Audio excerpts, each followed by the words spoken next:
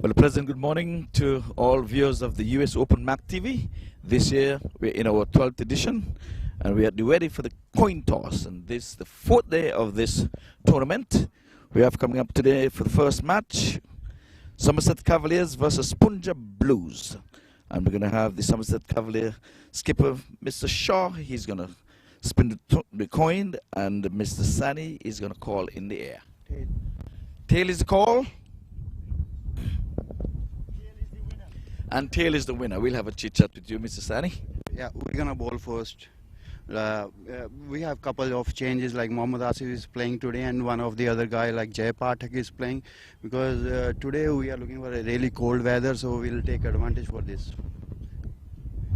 Okay, well, you know you're standing. You need a win today, and you know you're playing against the champions. So yeah, I'm sure you would have bore that in mind with all of your strategies and all of your stuff. Yeah, it's like 2020 game. You never know, like which day, like play a better team. So we'll try our best. Like we have good side for batting also. So we'll see. If they are like giving us target, we can chase the run rate. So we are good for chasing. You're good for chasing. Well, good luck in your play.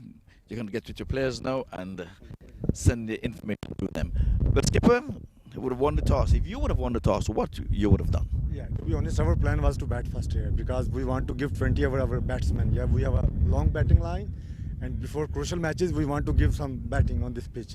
So luckily, I got the same thing. Yeah, what I wanted before the toss. So you got what you wanted.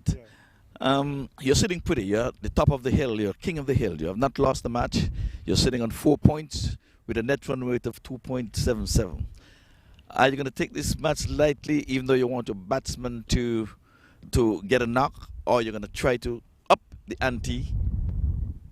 I mean, we will not take it lightly. You know, this is cricket, and cricket is a very funny game. You never know. So we will playing this game as important as like other games. Okay, so I will say this is the most important game for us. If we win today, we will finish on the top of our pool. So most important game, and I will take it. I mean, serious. I will say. Good answer. Any changes in your team? You played the same 11 in the first 2 matches. Any changes? Yes, so we are giving rest to our fast bowler Fiddle Edwards, and Asad Ghosh, US captain, is in basically, and also another guy, Vikas Salim, played yesterday. He's out, and Sean Finlay is in playing 11. Okay. Well, you've hit all the right notes. You've hit all the right answers, because millions of viewers are gonna looking at you today, and you're gonna give your best. That's the answer we were looking for. This is the US Open. I'm going to wish you good luck in your game today. You can go and have a word with your stuff.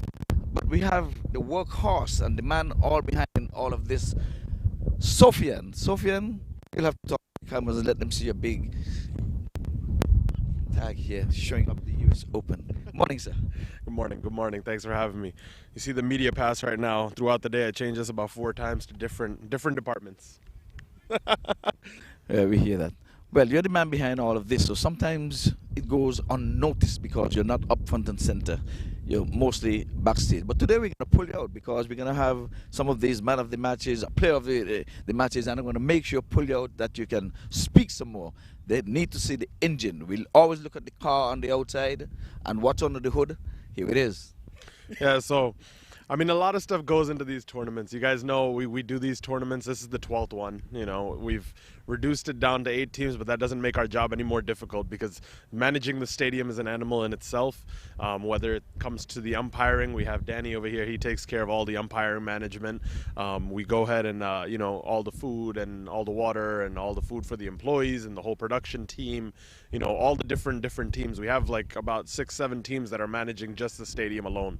So, you know, there's a lot of stuff going on behind the scenes that you guys don't see. And this year we've had nothing less than our fair share of problems with all the COVID and all that stuff. You know, we've had a lot of guys that were coming in to do the event that weren't able to make it because of, you know, either they found out they had COVID or they had to quarantine at the last moment. And we're short of hand, even with commentators. I'm sure you guys have heard Ivor's voice on the commentating, and, you know, wasn't scheduled for it, but we got to do what we got to do. We got to adapt and overcome, and that's what we've been doing for the last few days. So I've been watching the streams, making sure that everybody's enjoying the cricket. I've been watching consistently to make sure people are enjoying the cricket that we're bringing to them. And on average, we're averaging just on a few platforms. This isn't even all of them. About 200 to 300,000 views a day. So clearly people are enjoying what they're seeing. The commentary we've seen the reviews on it. We're working on it and we're taking care of it. And I'm sure from the comments I've seen yesterday, we've improved. So, at the end of the day, as long as we can continue improving, that's all we can hope for, and that's what we've been aiming for. So every day, as you can see, you're seeing me out here. Now it's the 4th day of the tournament, and the reason why you're seeing me out here is because everybody's improving, everybody's getting the groove of things. We still have 2 more days after this, and you'll probably see me more often because now everything's pretty much set. Whatever we had to do is done, and now we're just along for the ride. Well, you heard it from the big man, as we say, heard it from the horse's mouth, but he's human. He's not a horse.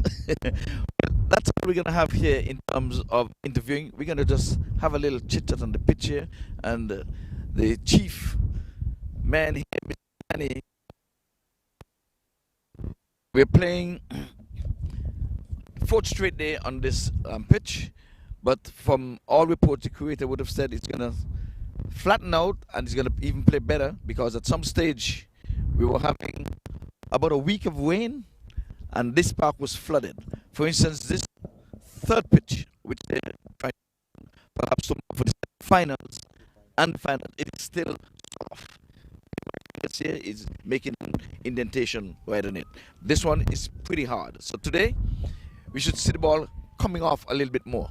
But if you put effort into your deliveries, you can get it. We would have witnessed a wide being called over the head already. So there's some pace in it. But who wants the wides? We need to know Fidel Edwards knocking over, I'm not going to say whom, first ball. Lights, camo action. Well, that's all we're going to have for you from the pitch report and the coin toss. We take you back upstairs.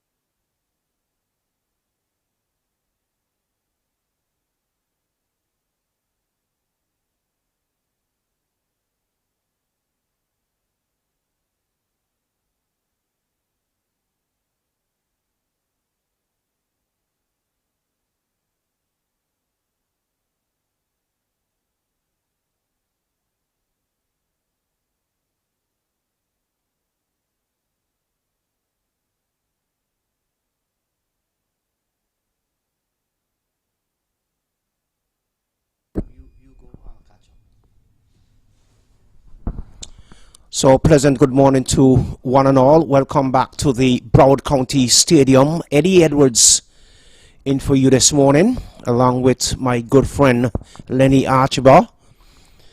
So the news out in the middle is that Punjabi would have won the toss and asked the Somerset Cavaliers to take first strike. And so the Cavaliers, they opening their innings with Kinar Lewis and Chandra Paul Hemraj, and the first ball was played out towards long on and into the boundary board for 4. So it is 4 without loss. Lenny. Thank you, Eddie. Good morning. Good morning wherever you are. Good evening, whatever time zone you're following. We want to say we're coming to you live from Lauderhill. It's 10:15 thereabout in South Florida. With the news.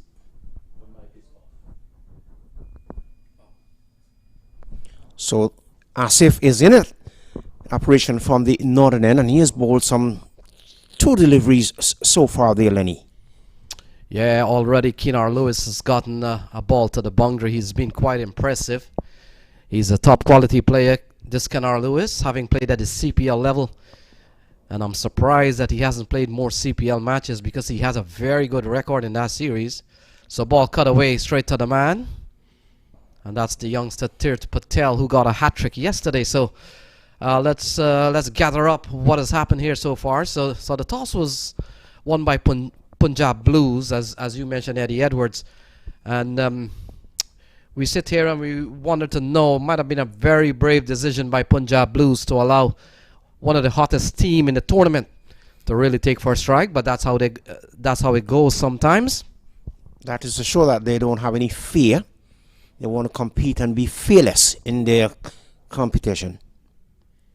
So Mohamed Asif, he would have played at the international level, Eddie Edwards, having represented Pakistan in 23 tests and 38 one-day international. And of course, along the way would have picked up 103 test wickets. So he's been a bowler of some bit of pedigree. And first of all, to have played at the international level, that is something. And then to have taken 103 test wicket, that also is a testament to the fact that the man is not an ordinary bowler. He's very impressive stats there too. I'm sure that he'll want to make inroads into this Somerset Cavaliers lineup very early. So Kinar Lewis have gotten a 6-1 in the series so far. Got 12 yesterday, with 3 crashing 4 yesterday, and so he'll be hoping that he can get among the runs again as we see Chandra Paul Hemraj comes into strike, and he's had a fabulous series so far. He got a 50 in the opening game, got 43 last night, and a 43 that really made a difference between a win and a loss against the US All-Stars, a game that came down to just about 9 runs difference. It certainly was a good performance by him. He held his own for quite some time, but when he lost his wicket and was caught off the bowling of young Sean Qureshi, certainly things went a little bit crazy, and one was thinking, well, is this where they're going to lose the game? But in the end, they came back and they fought brilliantly and came away with a win. Yes, Eddie, and the fact is, Kinar Lewis and Chandra Paul Hemraj, they're gonna be the real top order batsmen here for the Somerset Cavaliers. Essentially, what will happen, I suspect, is that once this opening pair prospers, Somerset Cavaliers is going to be on for a big total. Yes, indeed, and they put the 2 danger man, the most dangerous openers perhaps in this competition, out there in the middle. So they want to build not only a platform, but they want to build a huge platform to put the fielding team under some great deal amount of pressure.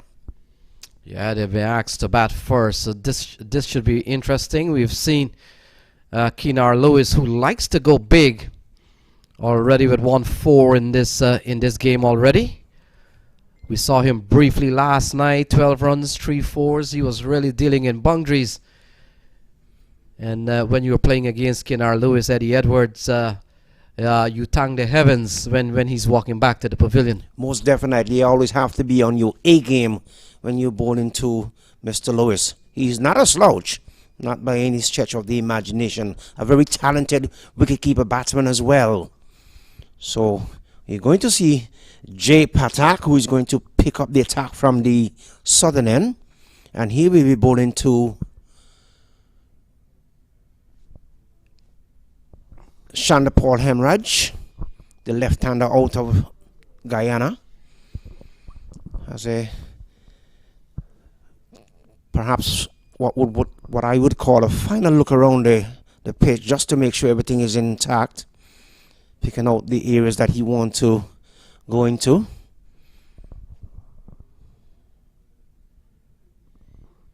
Yeah, good start here from Jay Patak. Anytime you can bowl deliveries and contain these two outstanding aggressive batsmen for Somerset Cavaliers, I think you're bowling something of worth. And so he's come through with a good dot ball pitched in line with the off stump. And they say that balls are like gold dust. So Patak is going to continue.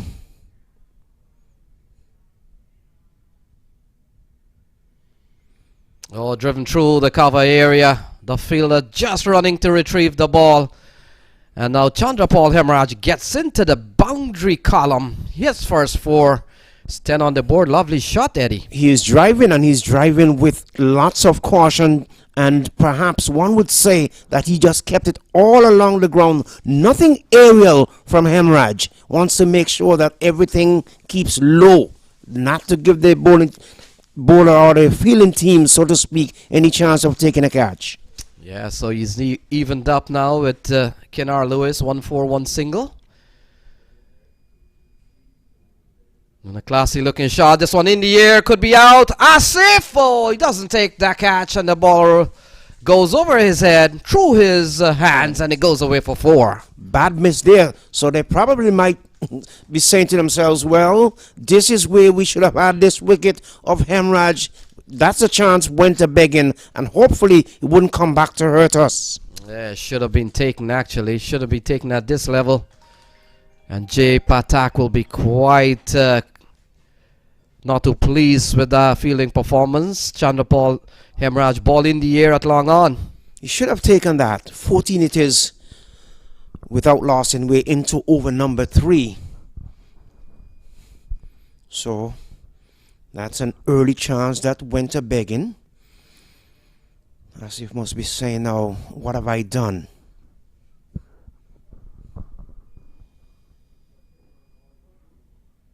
Oh, through. He's gotten a good slice on this one, running up towards the backward point boundary. And it crosses the rope now. So another 4 off the bat of Chandrapal Hemraj. A little bit more convincing shot, and he picks up another boundary. It's 18 on the board.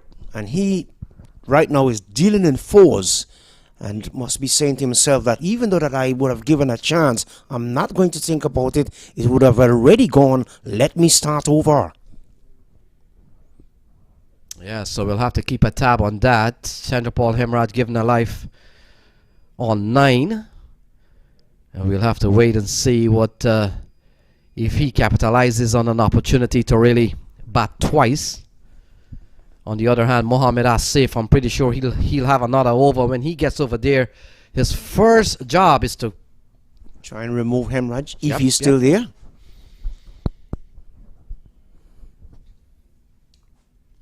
So playing a miss, 18 on the board. They're off to a rapid start here, 11 balls into the innings. With Hemraj on 13, Kenar Lewis on 5. We're into the second over. And for all our viewers out there, you're watching Punjab Blues and Somerset Cavaliers. Day number 4.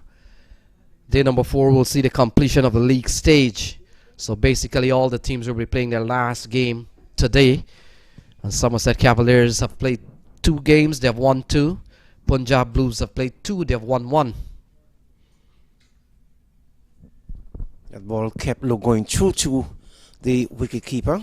Hemraj was driving outside the line of the off stump. The over comes to an end, and at the end of the over, at the end of it, the Somerset Cavaliers, they're 18 without loss after being asked to bat first by the Punjab Blues.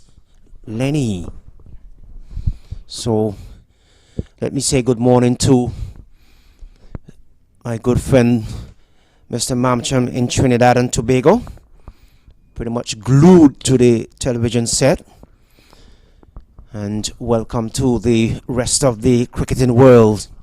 Yes, Eddie, we've seen a lot of big players in the tournament. I'm missing my good friend Timmy Suraj Bali, who's always been part of the setup here in the US Open. So I want to say good morning to Timmy Suraj Bali out there. He says you're sounding good, Eddie Edwards. Oh, thank you very much, dear Timmy. And it's in the air. Yes, he takes a catch. So big Kenar Lewis comes back to the pavilion of the bowling of Asif. So Asif, in a way, you can say he revived himself, even though he would have dropped the catch off of Hemraj out towards long on in the previous over. He came back and get the wicket of Lewis. Yeah, that's a well-judged catch. I got to tell you, the ball was in the air for a while. The fielder came, circled around it, and I think the ball made a little bit of deviation. In the end, the fielder still kept his eyes on the ball. A classic catch, and he comes up with a very, very good catch. So Kenar Lewis falls early again. It's 18 for 1. You're right on that. Mohammed Asif has done a little bit of redemption for himself, but he'll be targeting Chandrapal Hemraj, having dropped him on 9. But having taken the wicket of Kenar Lewis, I think he's halfway there. Yes, there is absolutely no question about that. Getting the wicket of Kenar Lewis, that's a big thing in his mind, and as he rightfully said, he'll be targeting Chandrapal Hemraj in this over, and let's see who will win the battle between these two. So Aaron Jones comes out to the middle, and Aaron Jones yesterday, Eddie Edwards, I was making the point. So in the US, towards the end of the summer, they had the minor league cricket that had different franchises around the country. And Aaron Jones was playing for Somerset Cavaliers, the New Jersey Somerset Cavaliers, and they had a doubleheader game in New York. And they had 2 games. Somerset Cavaliers had to play a doubleheader. Aaron Jones made 100 in the first game and got to 99 in the second game. Quite an amazing display on just one day of cricket. He batted really well, and had it not been for the fact that he got dismissed on 99, I'm pretty sure it would probably be some sort of a record. How often do you see a batsman in 2 back-to-back games in T20 matches scoring 100? That's an impressive pedigree in a situation like that. But I know how it feels to get out at 99. Been there. So, Asif. A bit of misfeeling here from Tirth Patel and the other fielder. They'll come back for a couple of runs. And so Aaron Jones gets off the mark with 2. Got 1 in the last game. Didn't bat in the first game. So he'll be wanting to get a good feel in the middle, as the tournament certainly will approach the playoff stage starting tomorrow. And it's today you're going to see players and teams put out their all. If they weren't doing it before, they must be saying to themselves, we have to give ourselves now that chance to get into the semis. So brilliant sunshine here in Lauderhill, Florida. And we certainly welcome all our viewers wherever you are, all across the globe. This is a global event. And so wherever you are, good morning, good evening. And I hope you're enjoying the broadcast. We're coming to you courtesy of MAQ TV and certainly Cricket Council USA. And you mentioned Timothy Suraj Ballet, and let me tell you about this guy here. He has some impressive record. Would you believe that he has over 40 centuries in sunny South Florida? Big bat he is. Yeah, and certainly Eddie Edwards, we're missing a lot of the players that usually comes to the Open, like we mentioned the other night. This is a truncated series. We used to see 32 teams. Now we're seeing usually 8? Yeah. So it's a big cut down because of the COVID situation. Yeah, the likes of Suraj Bali and a lot of the local Miami players, Masood Mohammed. And that's Ken a Wright, I'm not too talented sure player. if Ken Wright still plays, but we're not seeing these guys this year. Thanks to COVID. Everything these days is COVID. So 20 for 1 at the end of 3. Hemorrhage is on 13, Jones is on 2. They've lost Kennar Lewis for 5. So with the loss of Kennars now, they will have to make sure some sort of a readjustment to the batting lineup. They came out and they were going gung-ho from ball 1, which I believe that was a strategy to attack from ball 1 and see what you can do in a situation like that. It's either you get runs or they get you. And in a situation that developed, Kennar Lewis was going big and lost his wicket in the final analysis. Well, there's still a lot of batting to come. We've got Andre Russell in this lineup. We've got Sohaib Maksud. We've got the hero of yesterday, Ali Imran. He got a 49 that really made a difference between the two teams last night. Yes, indeed. And then, of course, we've got the likes of Waqas Salim, another first-class player out of Pakistan. So this is a long batting lineup, and even the bowlers can give it a whack. So they bat very deep, Somerset Cavaliers. So Patek to continue. And Hemorrhage is driving out towards long off and wide cover into the boundary board for 4. And he continues his explosive exploit of this bowling from the southern end. He exploited every bit of it from the onset. So he goes up now to some 17. It is 24 for 1. Yeah, his second cover drive of the innings so far. He's a classy player. He would love the conditions here at Lauderhill. He drives and drives well. Yeah, finding the gap, just beating a packed offside field. So now personnel being pushed around and moved around here. Man goes out to deep cover. And so they probably would figure out that Chandrapal Hemraj is very strong on the offside. Pushed out into the offside. That's towards point. And that's a dat ball. And as you said early on, Lenny, once you can bowl that ball to a player like Hemraj, it is like gold dust. It's good for you because normally he's an explosive player, a no-nonsense type of player, ones that like to attack the bowling.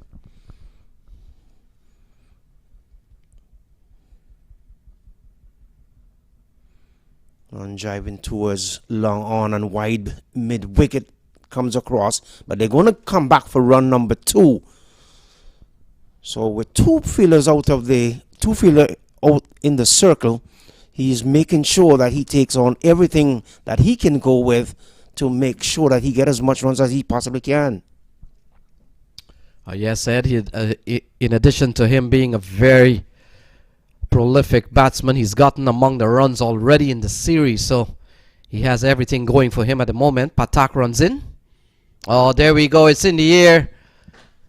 Long on will have a long way to go. In fact, it's cleared the long off area and it's gone for a maximum. And this is what he's dealing with, 6 and 4s. And he continues. He picked up from where he left off last night, or yesterday evening rather. He goes to 25. Yeah, quick fire 25 in just 11 balls. Given a chance at 9 when Mohammed Asif badly misjudged. A very easy chance considering the level of cricket at this point. And so that might have been quite disappointing for the Punjab Blues. And psychologically might be affecting some of the fielders out in the middle. Because every time you give a chance and the man that you're giving a chance gets a 4 or 6, it seems like it's a big deal. We should have had him. Yes, Eddie. Good feeling is contagious. It's an inspiration for the others to do well. And as they say, catches won matches. Yeah, certainly. So they're up to 33 for 1. Kennar Lewis is back in the hut, but the boys, Hemraj and Aaron Jones, have made sure Somerset Cavaliers play like a champion team. They are. They've won the US Open 2 times in 3 years. That's a big accomplishment. And we'll have to wait and see if they win this year. They will equal Trinidad and Tobago as the only team that have won 2 consecutive years back in 2010 and 2011. So a lot riding on the championship here for Somerset Cavaliers. And don't think that that's not in the back of their mind. Patak moves in. Aaron Jones plays that down towards the point region. And coming across to his right. Picks up.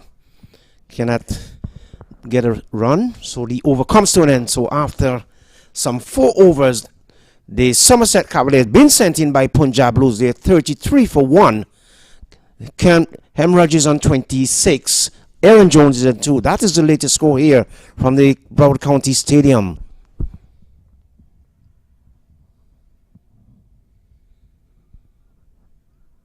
So we're going to see a change of bowling from the northern end.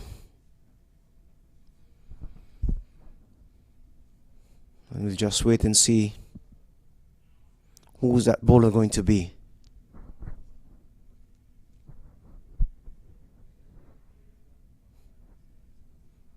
So Hemorrhage Singh,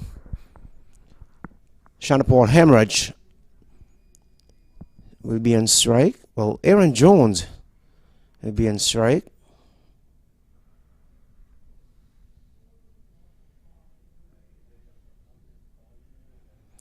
Bright sunshine.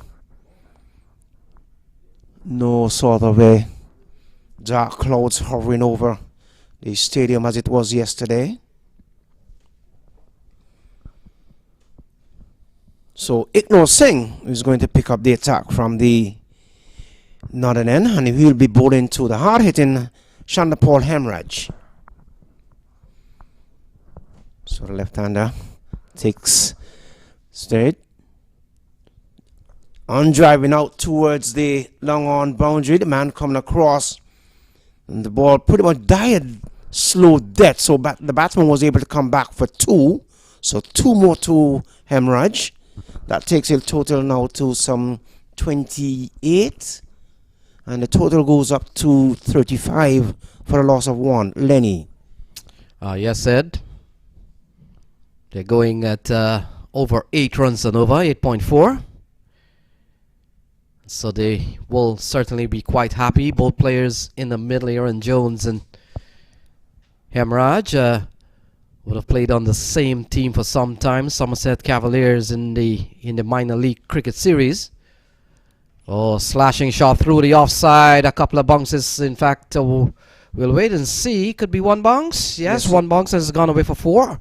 So that's another slashing shot from the left-hander. He picks up another boundary. And Somerset Cavaliers motors on. They certainly are motoring on. 32 is Hemorrhage. 39 for 1. Aaron Jones playing the supportive role. He's on 2. Yeah, good looking shot.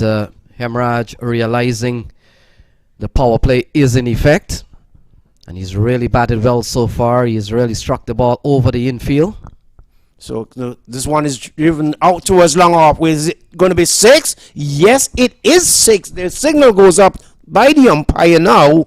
And Lenny, what else can you say about Hemorrhage so far this morning? A couple of 6s and 5 4s. That alone tells a story that he's come to dominate here. He's had a very good series. Scores of 50, 43, and now he's on 38 not out. You can't ask for a better showing here from Chandrapal Hemorrhage, and he's not done yet. And he is not targeting any particular bowler. He's targeting all bowlers that have bowled to him so far. Gone again, high and hard. The fielder out at long on. Just looking at it, it's another 6. It's another biggie for Hemorrhage. Saying for Hemorrhage, he goes up to now 44 from some 16 delivery, and the wicketkeeper's been pulled from behind the stump. He going down to talk to Ignore Singh. Yeah, not much you can do. You can't set field for 6. And so a couple of big 6s here off the bat of Chandrapal Hemorrhage. Quickly takes him up to 44 and brings the 50 up in quick time. We're just still in the power play. We're still in the 5th over. And look at that, 51 on the board. Oh my goodness, it's heated out there.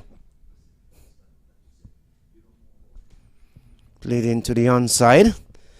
Gone for 1. So that's all they will settle for. Total goes up to 52 for 1. Hemorrhage is on 45 from 17. The over, well, they're changing over for the left and the right hand combination, and that always causes a problem. So Hemorrhage is on 45. Jones is on 2. And it is 52 for the Somerset Cavaliers after being asked to bat by the Punjab Blues. Lenny? Yes, Ed, might be wondering why you'd want Somerset Cavaliers to bat first with such a tall and strong batting lineup. Well, so far, 5 overs gone. They're posted 52 on the board, going at almost 10 runs and over. In fact, a little bit over 10 runs and over. So we'll have to wait and see if the decision to allow Cavaliers to bat first was probably really the smartest thing to do. We've seen in this series so far, this is day number 4. We've seen in the other 3 days that some of the lesser team, at least the team with not so much of the big names, when they win the toss, they quickly would bat first and just to make sure that they can put something on the board and then take it from there, as we saw in the Atlanta Param Veers match. How Brampton Pacers approached that bit of decision. So it's going to be Tirk Patel, the man that took the hat-trick yesterday and who has been bowling tremendously well throughout this tournament so far. Yeah, this is going to be a very good test how good Tirk Patel is. Tirk Patel got a hat-trick, as you mentioned yesterday, and got against Samp Army. But with respect to that, Eddie, you would have to say that Somerset Cavaliers is a sterner opposition than Samp Army. Yes, indeed, by far. That's a wide delivery. Call and signal wide by the umpire.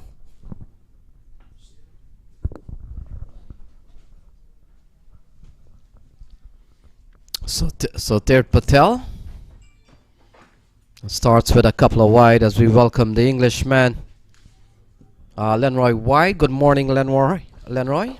Fantastic. Good morning. A pleasure to be back here.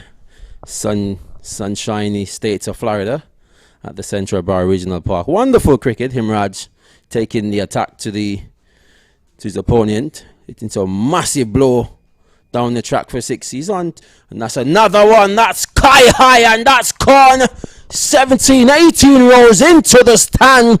Over long on, fantastic shot, and that takes him on to 50. Oh, well played 50 from Chandra Paul Himra. 4 6s and 5 4s. And Lenroy, he apparently waited until you got into the box to bring up that 6. Lovely shot. Fantastic introduction to the commentary box. He knows I'm about to come with some excitement, so let's get the party on the way. Himraj looking really superb at the minute. Yeah, nothing beats a stroke that as soon as you walk into the com box, it kind of lifts you up and it gets you a good start, even as a commentator. And it seems as if he's in a no-nonsense mood this morning. He's looking very elegant and prolific in his approach, and he has constructed his innings in a maturity way. Lenny. Yeah, today is going to be a good test for Tirk Patel. We know he's a quality bowler, but if you want to assess how good you are, this is an opportunity for you to really see how you're good against a franchise player. Cracked away through the offside, running up towards the point boundary, and the fielder just probably running to retrieve the ball. Another 4 for Chandra Paul Hemraj. Absolutely tremendous shot there, Lenny. Didn't hit it too hard, just the timing was perfect outside the off stump. Guided through the point region for 4. Very good shot. And it takes him on to 55 just from 19 delivery. Yeah, he was given a chance at 9. Badly missed by Mohammed Asif, but since then he's come back extremely well.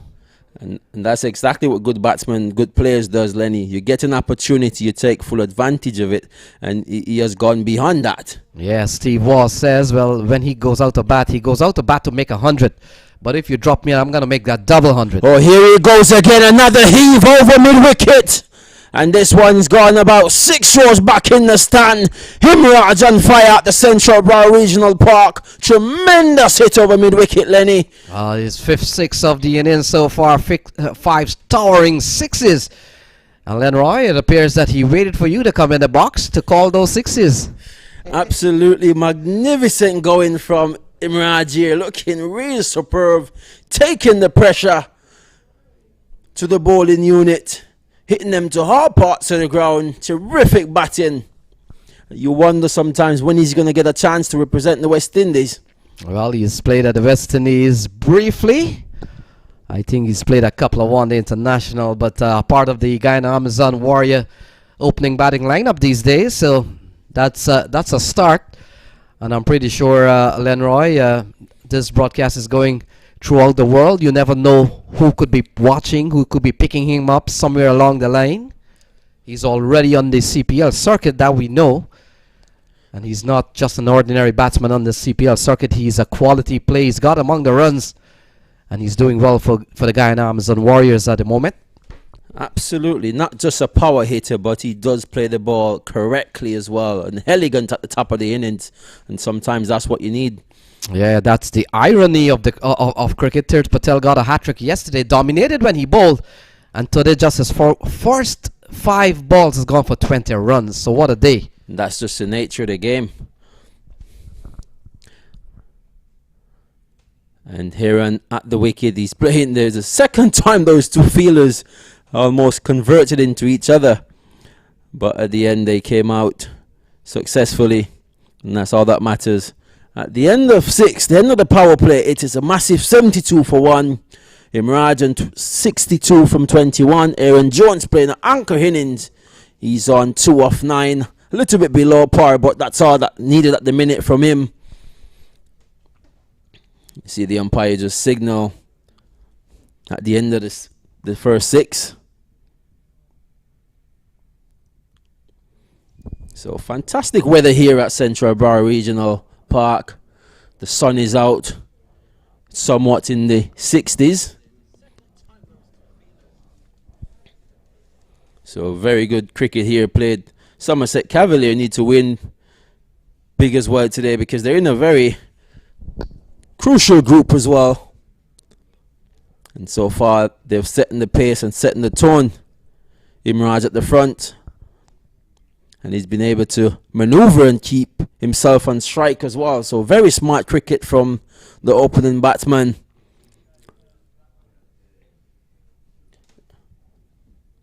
And we have a change of bowling from the West Palm Beach end. Singh to come in the attack. Yeah, Gurinder Saini replaces Ignore Singh. Ignore Singh would have gone for 19 in the previous over.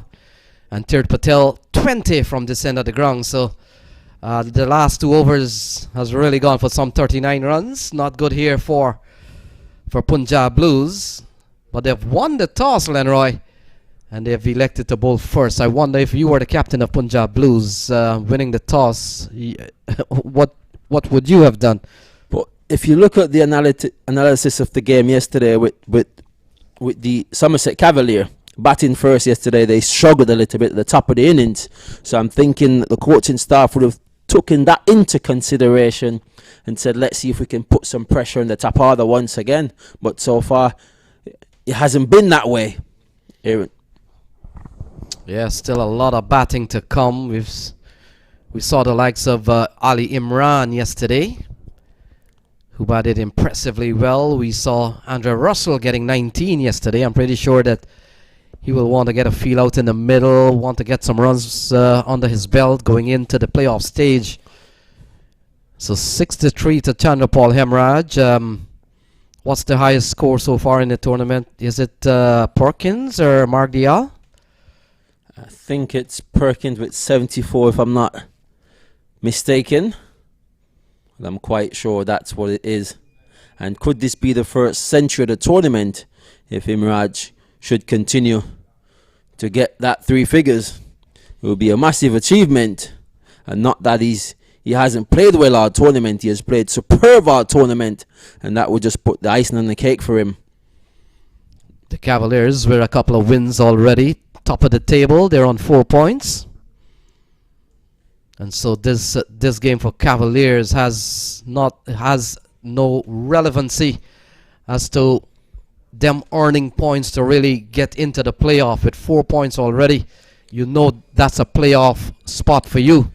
The question is how further they can advance that the points, and also to up their net run rate and to give the batsmen something under their belt going into the playoff games. Well, to look at it from a different direction, this could be a game to boost their confidence going into the semi-final and boost the momentum into that area. So I think they're going to take full advantage and try to score as much as possible and get the players in the dugout to get that energy going into the later stages of the tournament. And they would have been quite gracious with Punjab Blues, giving them the chance to bat first and to amass a very formidable score already. We're looking like it's gonna get there. 77 for 1 in just 7 overs, and so the math tells you that's exactly 11 runs and over.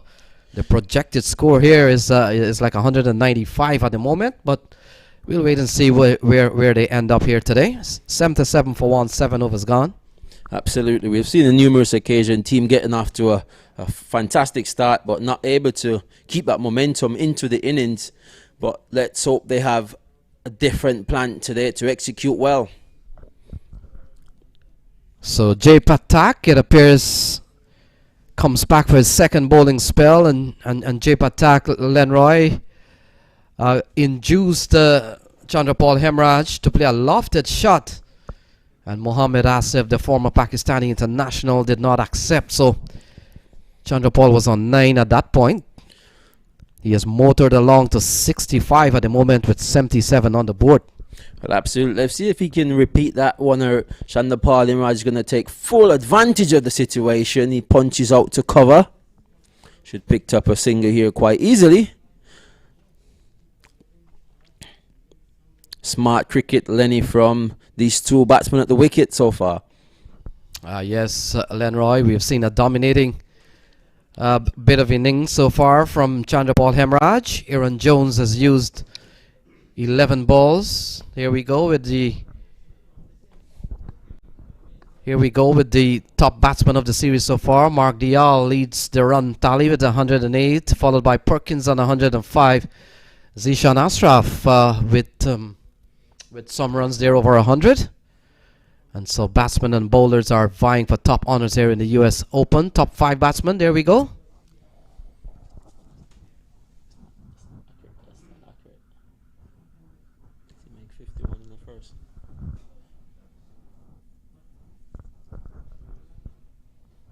Yeah, so that's the top 5 batsmen, 5 bowlers.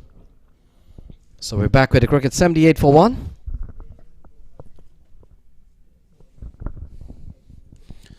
So Patik to continue from the commentary box end. Very good flick off the legs there from Aaron, running down to the square leg region. Should come back for 2 quite easily. Tick the total onto 80 for 1 wicket.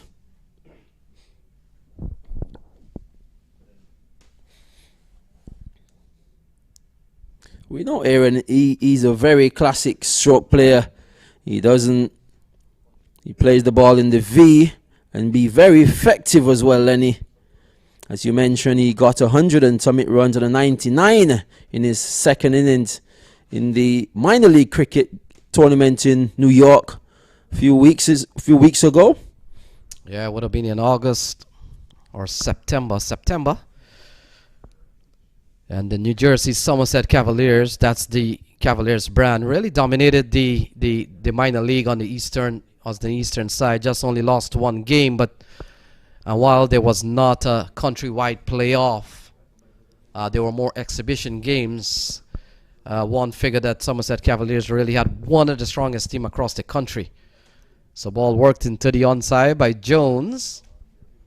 Picks up a single, 81 on the board. And you look at Jones and Chandrapal out in the middle. Contrasting style of batsmanship. Jones more of a stroke player. He forms part of the US national middle order batting lineup these days. And Chandrapal Hemraj is a little bit of both. But Chandrapal Hemraj likes to go a little bit more uppish. He likes to go over the infield quite early. And he's done it to great effect, even at the CPL level. Absolutely, and at the stage and what's going on in the middle there, that's all that required from these two batsmen. They don't need to go for a rush of blood. There he goes, drive elegantly out to cover. Very attacking force is Imraj. Never a dull moment when he's at the wicket. He's always looking to accelerate.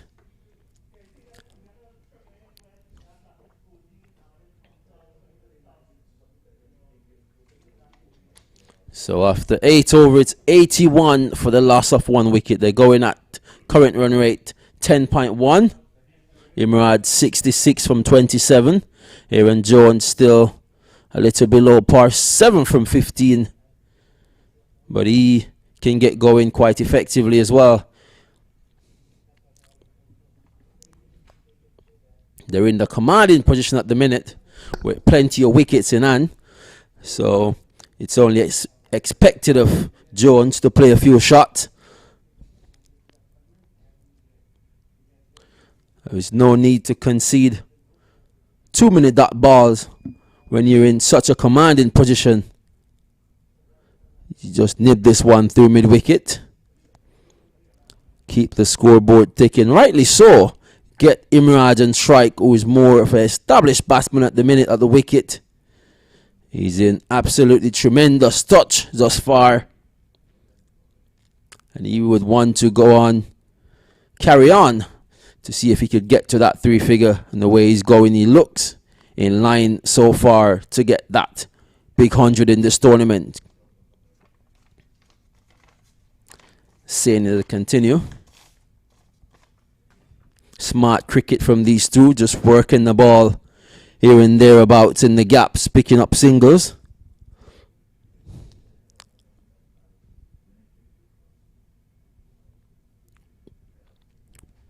We look in the Somerset Cavalier dugout. We see Andre Russell been padded up as well.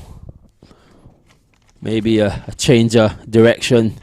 He could bat a little bit early and go get some fireworks on. Keep the momentum going.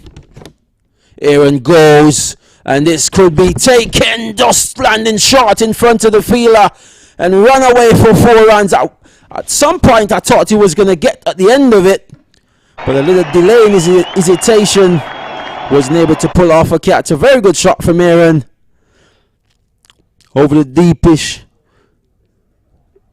cover region for 4, and that takes him on to 12 from 17. 87 for 1.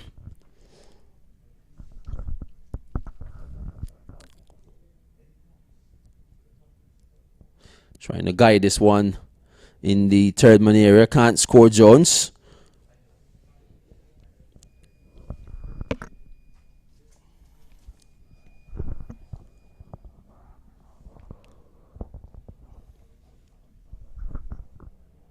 He goes once again down to the mid-wicket area. Should pick up a single quite easily. Thus far in the over. 7 runs from the over thus far. And we speak about the depth of the batting. We haven't seen Sean Finley as yet to bat for the Somerset Cavalier team in this tournament thus far.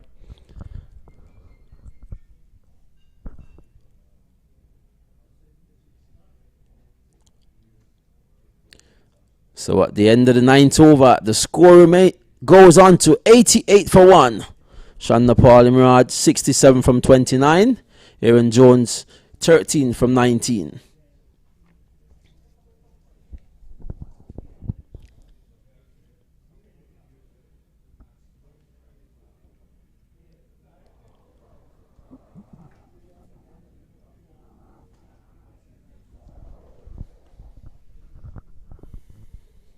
Just a little mid-wicket discussion between the two batsmen. They're probably saying we've got quite a few overs left. Let's see if we can up the tempo a little bit. And we know that these two players are well more than capable of doing such job.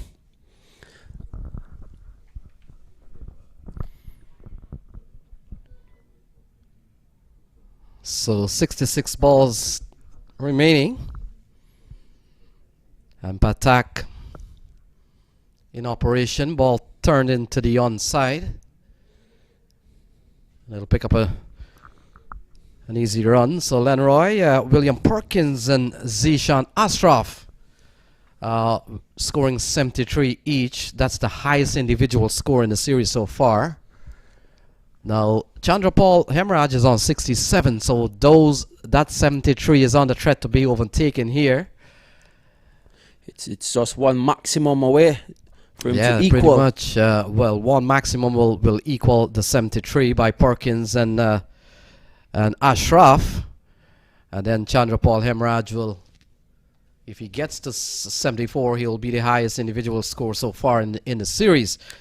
And what has happened during the course of this innings so far? Mark Dial, who was leading the most runs of the series with 108, that has now been overtaken by Chandrapal Hemraj. Chandrapal Hemraj came in this morning to the game with 93 runs in a couple of matches. So already you can do your math. 93 plus whatever he is today, 68. He's already overtaken and Mark Dial. That's a lovely shot from Aaron Jones. Gone a long way right under the come box. And first maximum for Aaron Jones. And that's a lovely shot. He picked it up well and struck it beautifully down the ground. And that's 6 more runs to Somerset Cavaliers. Absolutely. Very elegant looking shot. Just advances down the track a few steps, and execution was absolutely magnificent over long on for 6. So Aaron Jones, as we just mentioned, the mid wicket discussion probably would to accelerate the batting a little more, and that's exactly what they're doing. And I'm quite sure Chandrapal Hemraj won't be thinking about getting onto that 74. He'll be thinking about the milestone of 100 that would be the first of the tournament thus far. Yes, Lenroy, the partnership between the pair has gone up to 78. So that's a very big partnership. 96 for 1 at the moment. And Chandrapal Hemraj on 68, Jones on 20.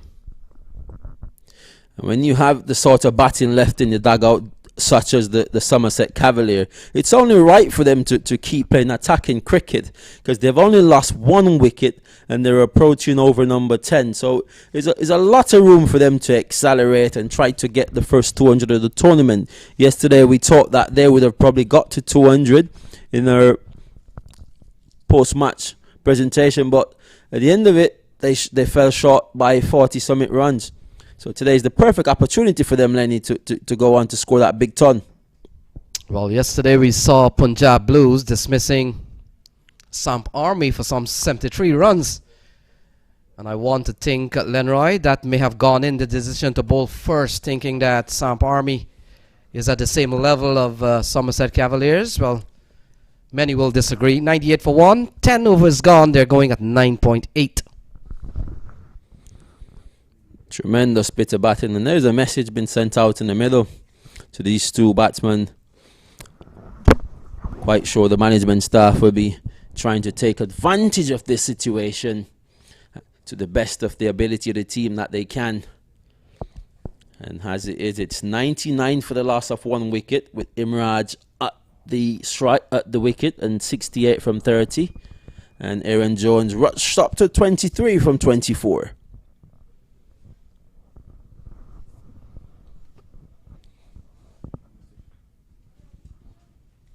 As we introduce Audley into the come box.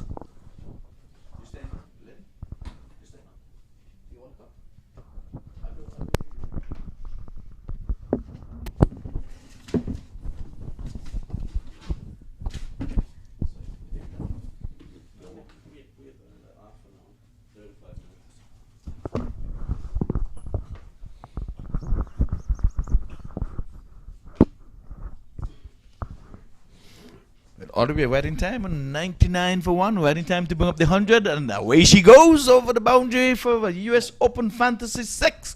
Good morning, Audley. Good morning, Iva. Good morning, good afternoon, good evening to our listeners from all over the world. And it's a beautiful sunny morning here in sunny South Florida. A little colder than usual, but very, very good weather. And yes, we're having the cricket is just as bright as the sun this morning. We have been having good cricket throughout, as a matter of fact, all 3 days so far, and today will be no exception. This one is playing it into the onside. The Ambles throw for a single. And over number 10 just completed. We're into over number 11. Remember, it's a 2020 encounter earlier in the proceedings. The Somerset were asked to bat, and they're now trying to set a target. They've gone undefeated so far. 2 matches, 2 up. And this has been the highest score at the 10 over mark so far. It seems that if they are gunning for 200 plus, should they go on at this rate, because at 10 overs they were 99 for 1, just short of the 100. Yes, indeed. And again, let's remind folks that this is an ICC approved tournament, and the only one, as a matter of fact, approved. This time he's going in the air. He has more than enough, as the fielder down in the deep mid-wicket area can only watch this one sail over his head, headed towards the giant electronic scoreboard, and yet another US Open Fantasy 6. Indeed, that was given the full force by Jones, and the player, the fielder down the bottom, they had absolutely no chance just to view that ball going overhead, and his time to jump the fence and get that ball, retrieve the ball. I can see 2 A's in his name, A-A-R-O-N. I wonder if it should have been A-I-R-O-N. Air run. He's headed for the air. And run should have been R-U-N. This guy is a run maker. He's a shot maker. And this one was another US Open Fantasy 6 over the boundary, over deep mid-wicket. One big shot by Aaron Jones. So 3 in the overs. He's drowning in honey as we speak. 119. Although we came in 99, quick and fast in a hurry. 20 has been added. 20 runs added in a matter of only 5 6 deliveries, as a matter of fact. One to go? There was 1 in the last over. Okay. So it was a 6. We came in on the 6th of the last delivery of the last over. This time he's getting back, and he's getting an inside edge that eludes the stumps, but he gets a bye. So he loses the wicket keeper as well, as that over comes to an end, and a good healthy one there for the Somerset Cavaliers, and they're batting Cavalierish. Indeed, batting in Cavalier fashion, and they are going at what we call a breakneck speed. And as I said before, when I came in first, they certainly look as if they are going to be putting on 200 plus. Punjab Blue would be hard pressed to contain them, to keep them below 200 right here in this MAQ T20 US Open. Well, 21 coming out of that over, and again we want to say thank you to the Broward County Stadium for at least providing us the opportunity here to have these matches and the facilities, to have the use of the facilities. And we have to say big up to the Broward County itself, the commissioners and all who would have come into play in the negotiation, because this is COVID-19 and it's a pandemic, and we have to take it serious. All protocols are in place here. No spectators allowed, so you can view all of this on MAQTV.com. So for you viewers, we hope that you go ahead and you spread the word. Yeah, last over was a pretty expensive one. 21 runs came off the 11th over. And just looking down below us, we can see the Somerset Cavaliers camp. Among them, of course, Superman himself, J. Ross. Earlier, they were doing their stretches, doing their warm-up, and, of course, going through some rigorous training. This time he's going in the air again, and he's going beyond the boundary ropes, and they're getting bigger and bigger. And Aaron Jones, I say, he moves quickly on to 48 from 30. And here he goes again. We're going to change his name oddly. Aaron. Yeah. Yeah, another US Open Fantasy Maximum. Yes, and he's getting up close to Chandrapal Hemraj, he is on 69 from 31. He has now become a spectator at the non-strikers end. He's sweeping, and he's sweeping well. He's getting 4 for this one. I think he has got a hot date and he wants to be over here, out of here in a hurry. So that's his 50. 50 comes up for the young man, and he's in a hurry. I know he doesn't have a plane to catch because he wants to be here on Sunday for the grand finale when the curtains will be coming down on Sunday. So Aaron Jones is into the act. We have 250s in the same match, and we have not seen a century scored as yet. And let us see, there's still time yet. We're just into the 12th over, oddly. Yes, and just to note that his 50 was brought up by another US Open Fantasy boundary 4. Yes, indeed, and we have to pick up the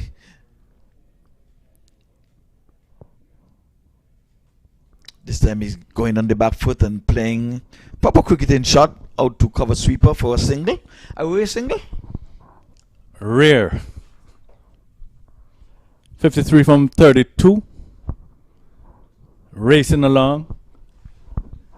Hemraj also, Chandrapal Hemraj, he is on 69 from 31. Only 31 runs, 31 deliveries. So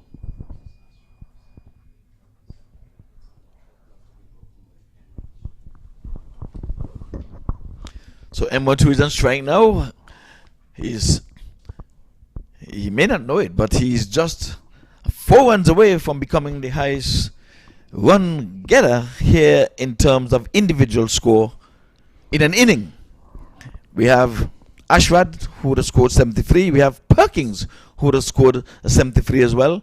And this time he's swatting this one over the bowler's head. He's getting very close to the boundary, and he goes across the boundary board now. And there it is. Mr. Hemraj has now gone to 73 and has equaled the highest individual score in this tournament, Ashrad and Perkins. But he's still there. He's on a not out. indeed, and of course we're talking about for the 12th edition. Yes, so, and it was done with another US Open Fantasy 4 runs. The winning boundaries here. So let us see. We were speaking 100, and Hemraj might be speaking Hemraj while and this time he's going big. And it's out of the playing area, as a matter of fact, and he's gone for another US Open Fantasy maximum 6, and he's racing away, and he's now gone to 79, so he's gone from being spectator to the man of action, and now he has made Aaron Jones the spectator. Hemraj is on fire. As a matter of fact, both batsmen are on fire, but particularly Hemraj, because so far he has hit 6 sixes and 7 fours in his knock of 79 in 34 balls, and he's still there, and there are more to come. Well, another 21 another 21 run over, but this time all of the runs going to Hemraj. 20 of the last 21 in the previous over went to Mr. Jones because there was a bye on the last delivery. Okay.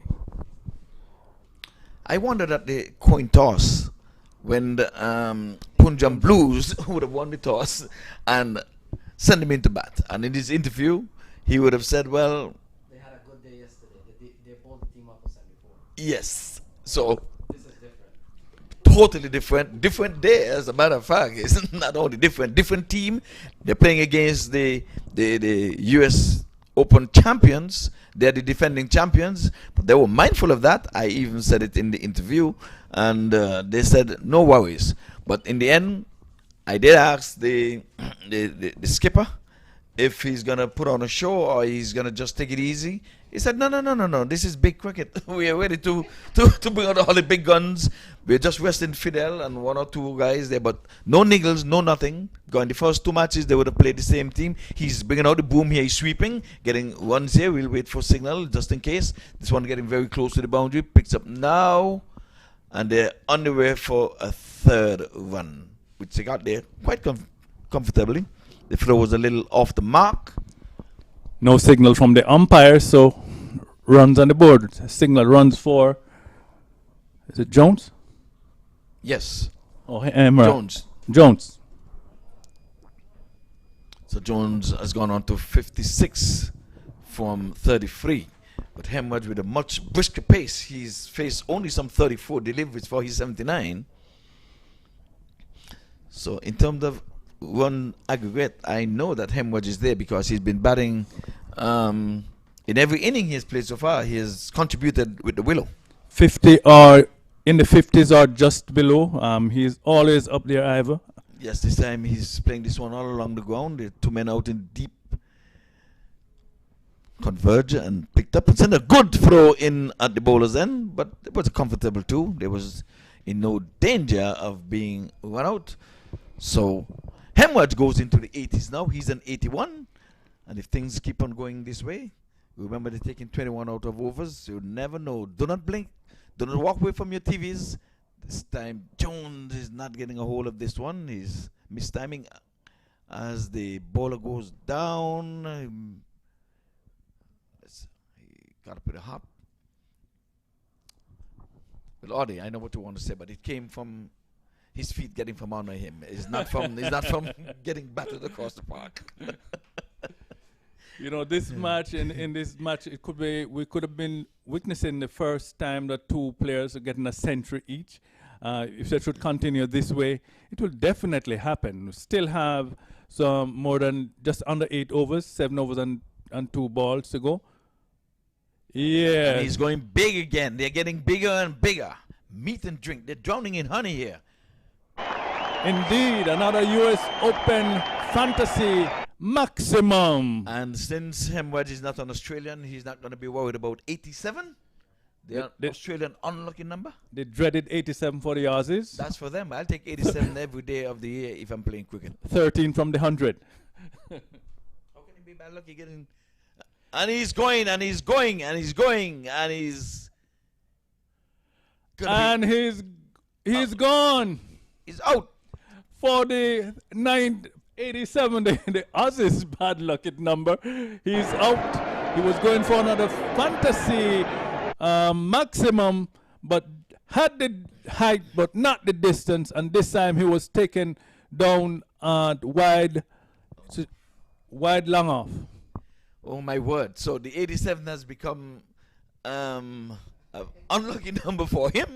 I did say he's not an Australian, but at least for the Somerset Cavaliers, that seemed to be a bad lucky number for him now. So he's gonna think about that. He had everything going for him, but oddly you're not gonna see it in this inning where two guys gonna make a century. But Jones is still there. He's batting well.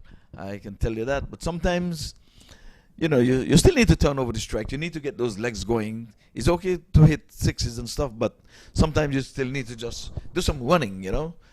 But this one, it was not nicely timed. He came out the middle, though, but he picked out the man in the deep. Let's put it that way. He took a comfortable catch, but some 11 runs already out of that over. Okay, so let's give the credit to the bowler. He was deceived somewhat. So the bowler picked up the big scalp of Chandapal Hemraj, of course, making 87. So will this be a calm after the storm that was going on, or will Jones pick up the slot and continue in the merry way for the Somerset Cavaliers? Well, Ollie was very cool this morning. I think Lenny would have brought some of that cold from New York down here and drove away some of our heat. But the sun is with us, and the wind is with us, and we are using pitch number 4 again today. It's holding up very nicely. And no threat of rain today. None. In the forecast. And here's the reverse sweep. He's pulling it out, and he's pulling and getting it down to the deep backward point area, and he earned himself 4. So Masood just strolled into the wicket, and straight away he's saying, I'm going to get into the act myself. So it's a US... No, that's Aaron Jones. The score didn't turn it over fast enough for me. I'm so sorry. So it's another US Open Fantasy 4. Yes, but it's the credit goes to Aaron Jones. He goes to 60, so he's into his 60. And he's 60 from 34. Just under room. Just under 200 strike rate. Just under 200% strike rate. Yes. So he has all the shots, and now he would have pulled out that reverse sweep shot. And this time he's playing the conventional cut shot, but there's a cover sweeper. They're going to take on the arm, and he made good his ground. As a weak throw came in, probably would have been advised to relay that throw in to the man on the point and get it in. But nonetheless, Aaron Jones is a man on a mission. 62 from 36, oddly. And you look at the strike rate, runs per And over. again, he's trying to pull out the reverse sweep, and it looks so ugly when you miss. But when it comes off, Beautiful. yes. But I don't think there's any need for that. I mean, he's been scoring all around the ground, so this one outside the leg stump. Now it's outside the leg stump. That one pitching outside the leg stump from our advantage point. And it seems as if he's toying with the bowlers, but he needs to continue playing proper cricket. Now we have, for the first time in our stint here in the come box, we have 2 dots in a row and 3 in the over so far. So things have quieted down since the departure of Hemorrhage for 87. Run per over at the moment is 11.4. Still very good. Still some 6 overs to go in this innings. So they're still gonna. I think they will still be over 200 runs should the partnership persist. And of course, we have Superman Andre Russell to come in afterwards. Well, he was padded up for a long time, but perhaps it was asked to just maybe take a break, relax, because the score would have advanced to over 150 when the wicket would have fell. The 150 came up, right? Yes, it did, because they just scored some 7 runs from that over. So it was 152 when the last wicket would have fell. So for all you know, Andrew Russell would have come out with his Superman coat and said, "Listen, no need for me to go down. I'll save it for my 4 overs." Put all the energy in the 4 overs. Well, here it is going in the air. There's a man down there, but he would have to take that beyond the boundary ropes. So there we go, another US Open Fantasy maximum. So it takes him on to 69 from 40. And that's what I'm saying. Those are the same shots that he was trying to play the reverse sweep to. So why not just keep going? It was an inside-out shot, and the long off has gone even wider. So I sure he have shots down the ground. And once he did down the ground, he's not going to have a chance. So Punjab Blues, and he's putting out the sweep again. Why? I don't know. But he knows best. He's in the middle. There's offside. He can square cut. He can square drive. It was a full delivery. Why not just hit it back past the border down the ground? Trying to pull off the element of surprise. He's not timing this one as he would have liked. So credit again goes to the bowler, as he just ambles through for a single. He's into the 70s now. He's on 70 from 42.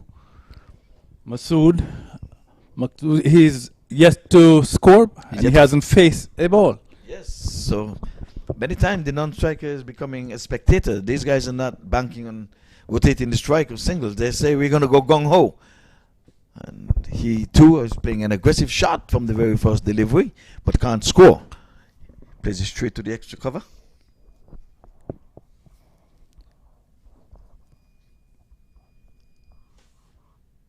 Outside the off stump, he's punching, but can't pass a point. So far, we have seen some great cricket here over the past 3 days. And today, of course, will be ranked right up there. Of course, I think it's already the highest score in all of the US Open for this year. And that's a good over. Just 7 coming from that, and we would have had some 4 dots. So just 2 scoring shots in that. We're gonna summon Lenny to come back in here. I enjoy hearing Lenny. He can finish this here. So I'm gonna make my leave, and probably he'll join oddly.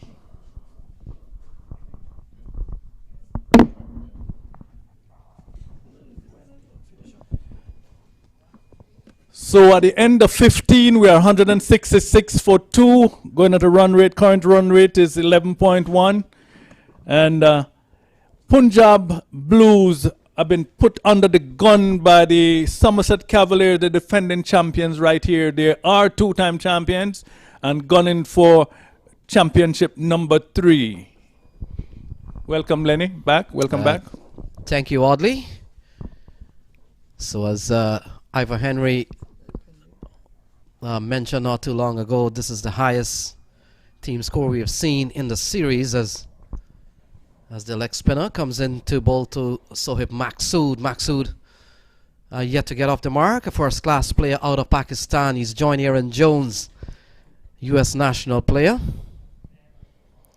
And so far they have piled on what you're seeing on your scoreboard. That's absolutely correct. It's 100 and make that 168 now. And so a run here to Sohaib Maqsood gets him off the mark, but you're watching at Aaron Jones. He's put on 71 of 43 balls. And records are tumbling here in the stadium. Oddly, we came in here this morning and the highest individual score was 73, held by Ashraf and William Perkins. And things have really moved on. We've seen that record being shattered by Chandrapal Hemraj first, and now Aaron Jones on the verge of even crossing that too. Well, of course, both batsmen had been in destructive mood, and they put their bowlers to the sword. And should they continue in that destructive mood, it's going to be more and more pummeling of the bowlers all over the boundaries. So inside out, the ball goes into the fielder hands. He doesn't accept the catch. A good attempt. But in the end, Aaron Jones picks up another run. Another spilled opportunity. 171 for 2. That one should have been taken at this level. This is top level cricket. Of course, the US Open is the top of the tops when it comes to cricket right here in North America, right here in Florida. And these players also are the best of the best. So we are expecting those catches to be taken, but it's a part of cricket. He did not take the catch, and Aaron Jones lived to fight on to perhaps surpass that record right now for this year of 87. Yeah, well, yeah, you're right on that. 73 doesn't become a record of any sort now. So Zishan Ashraf and William Perkins, their 73 has now been surpassed by Chandrapal Hemraj 87. So now the bar has been set to 87, and Aaron Jones undefeated on 73. Quality batsman, and he's piled on. He's batted nicely here this morning. And you look at the scorecard, it's 171 for 2. Might have been quite happy when the Punjab blue captain asked them to bat first, oddly. Yes, that could have been what they were waiting for. And then this one will definitely lift the par average for the tournament. The fact that they batted first means they are setting a target, and this is a huge target, so there's no small target they will have to chase. So now the Punjab Blues are going to be in trouble trying to chase this target down. The fact is, oddly, coming into this game, Somerset Cavaliers was never in danger of having to go to NRR, but they just want to make sure that just in case it rains from now until Sunday afternoon and the tournament is decided by NRR, this one is hoisted into the onside. It's gone for another maximum, this time off the bat of Sohaib Maqsood. He picks up his first maximum. And look at that, it's 177 for 2. So there goes another US Open fantasy maximum.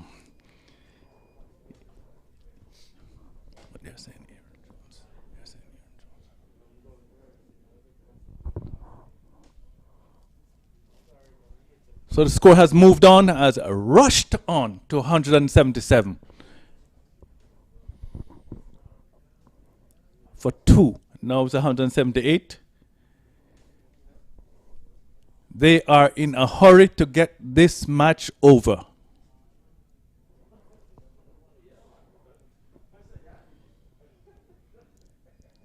And this morning, Lenny, it has been a little bit chilly, as I said before. Wide signal by the umpire. It has been a bit chilly before, so by being busy out there, the body got warm.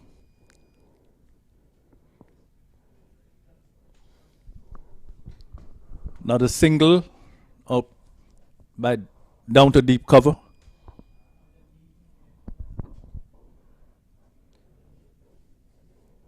$179 for 2. 16 overs and 3 balls. Current run rate 10.8.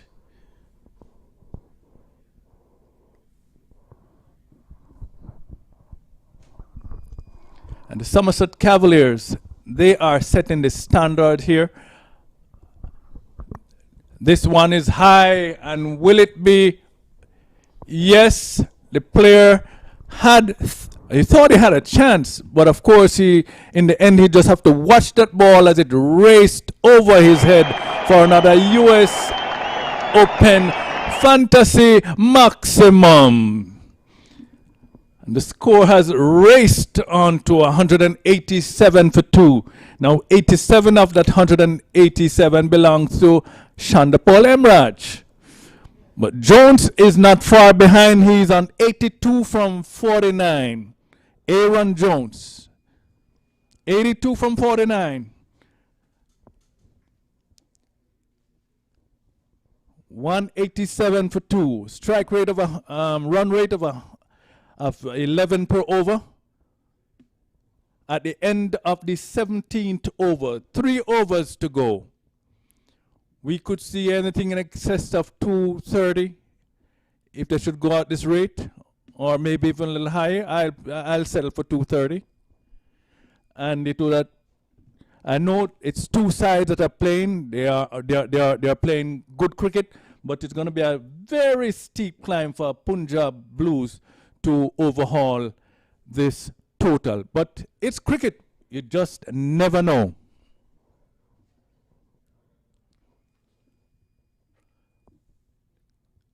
Not a single. Just a single this time. So the score has moved on to 188. And that was by Aaron Jones. So he has moved on to 83. So another 4 runs, he will draw a level with Shandapal Hemraj if he stayed there. And then he could even go on to be the highest scorer so far in this year's US Open.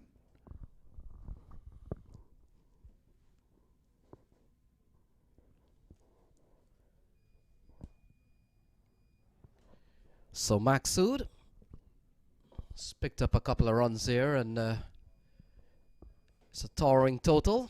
It's 190 for 2 still. We're still in the 18th over, so a couple of overs will remain after this one.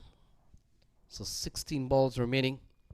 Mohammed Asif, having played at the international level, runs in and bowled to his fellow countryman. So with Maxud, a poor delivery, full toss and hammered into the onside. He helps himself with a maximum, and that's 196 on the board. What a shot there from Sohaib Maxud. Indeed, the ball got the treatment that it deserves. Full, just came out and give it a full swing of the arm, and it's over the fence for another US Open Maximum, US Open Fantasy Maximum.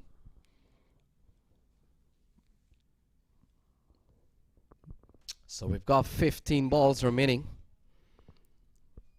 Cavaliers have posted 196. Very big score here, and oddly, yesterday Punjab Blues dismissed Samp Army for 73, and probably the thought going into having won the toss that they probably can effect a bit of a low score against Somerset Cavaliers, but Cavaliers is almost like a first-class team, a team laden with talent, and certainly some top players who have played at top-level cricketing, including the like of Andre Russell. No, I think the captain is in his mind is just saying precious memories. So another full toss from Mohammed Asif. And one of the reasons, oddly, probably you see the ball being delivered as a full toss. The aim is to really bowl one of those Yorker that doesn't go well. So Asif It's 197 for 2. Aaron Jones is on 83 off 50 balls. The question, will Aaron Jones get his century? There's enough balls if he's on strike.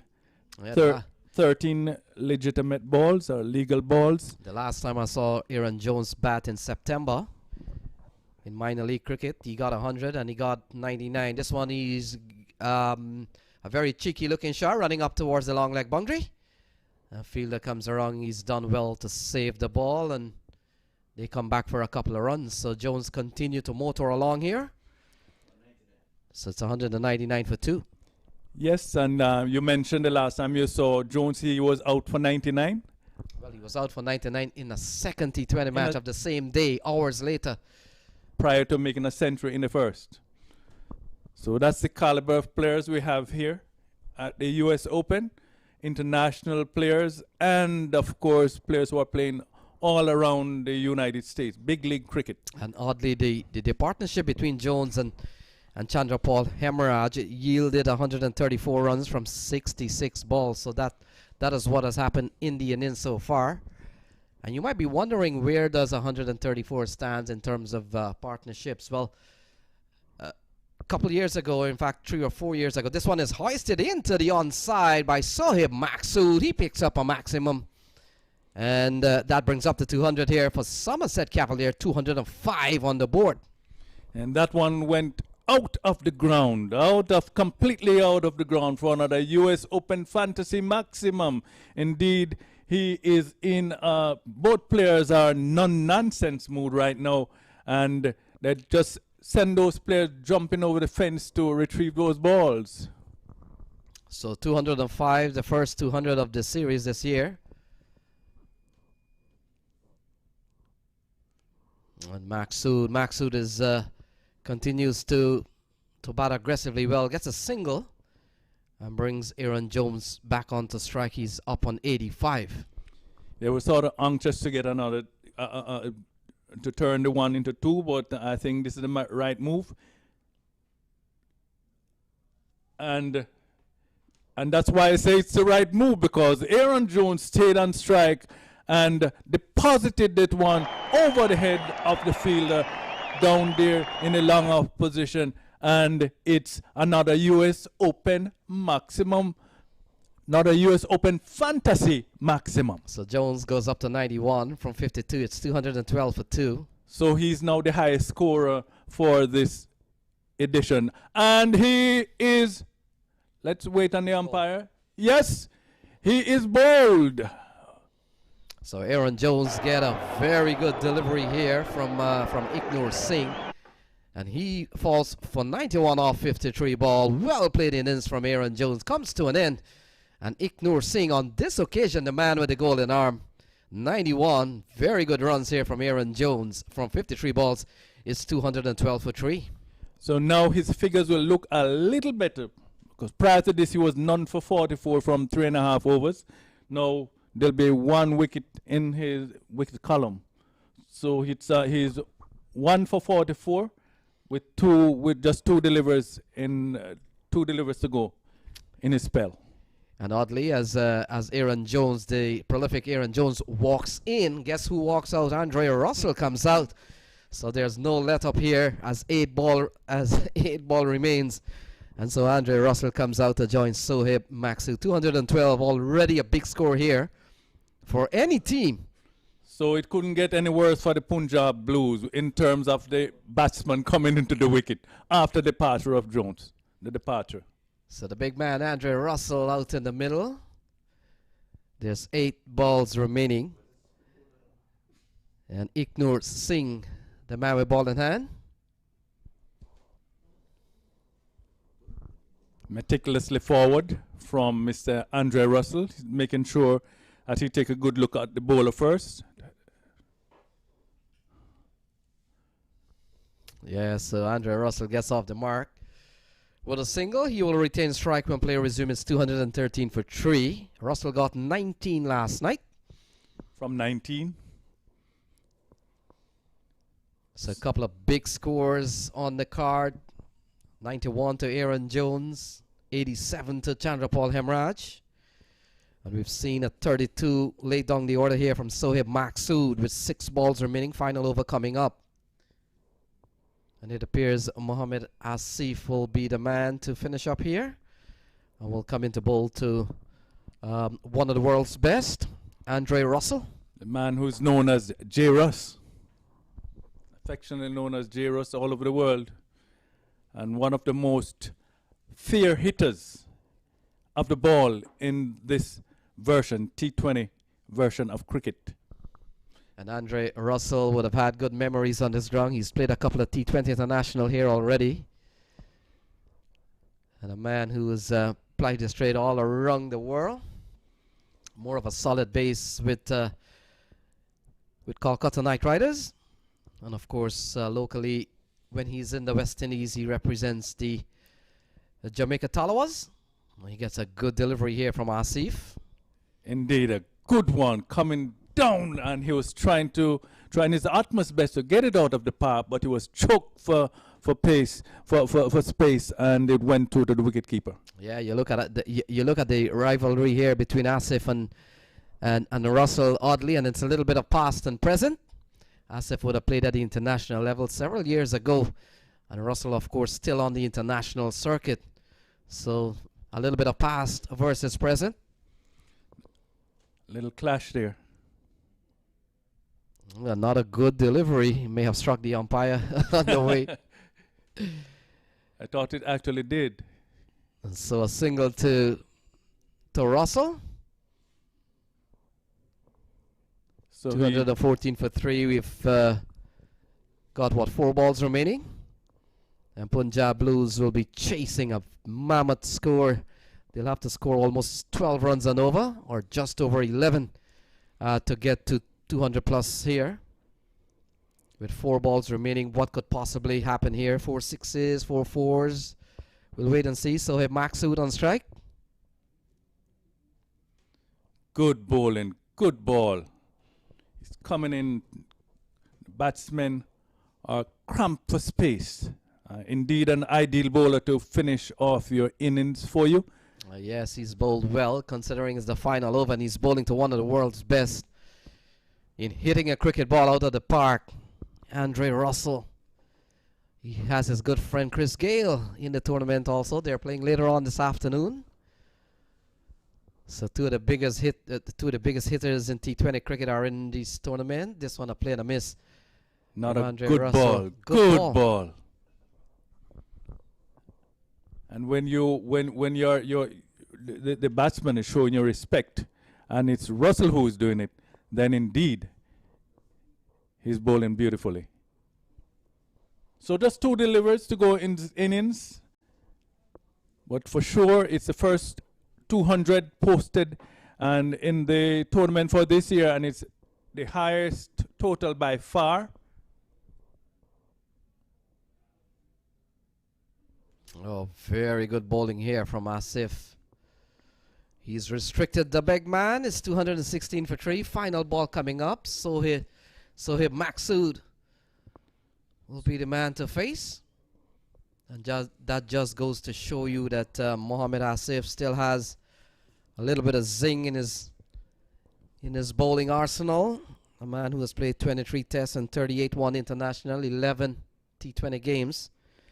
And would have taken 103 test wickets at the international level. So he's by no means just an ordinary bowler. Final ball coming up, 216.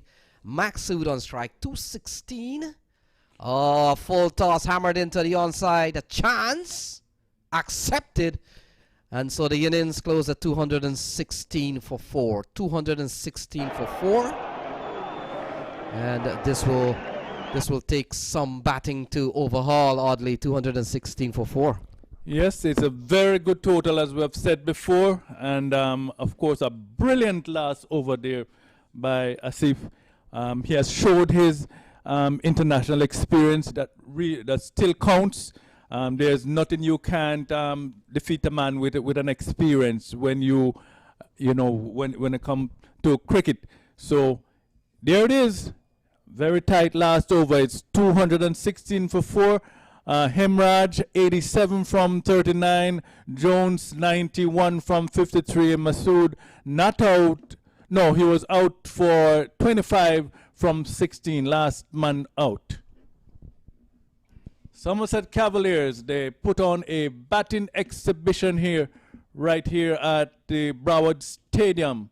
And Asif 2 for 23 from 4 overs, and Singh 1 for 45, and Trit Patel, he is 1 for 54. They were taken to the cleaners by Hemraj and Jones. So there we go. It's the end of this innings. So join us once again when the Punjab side will make their reply.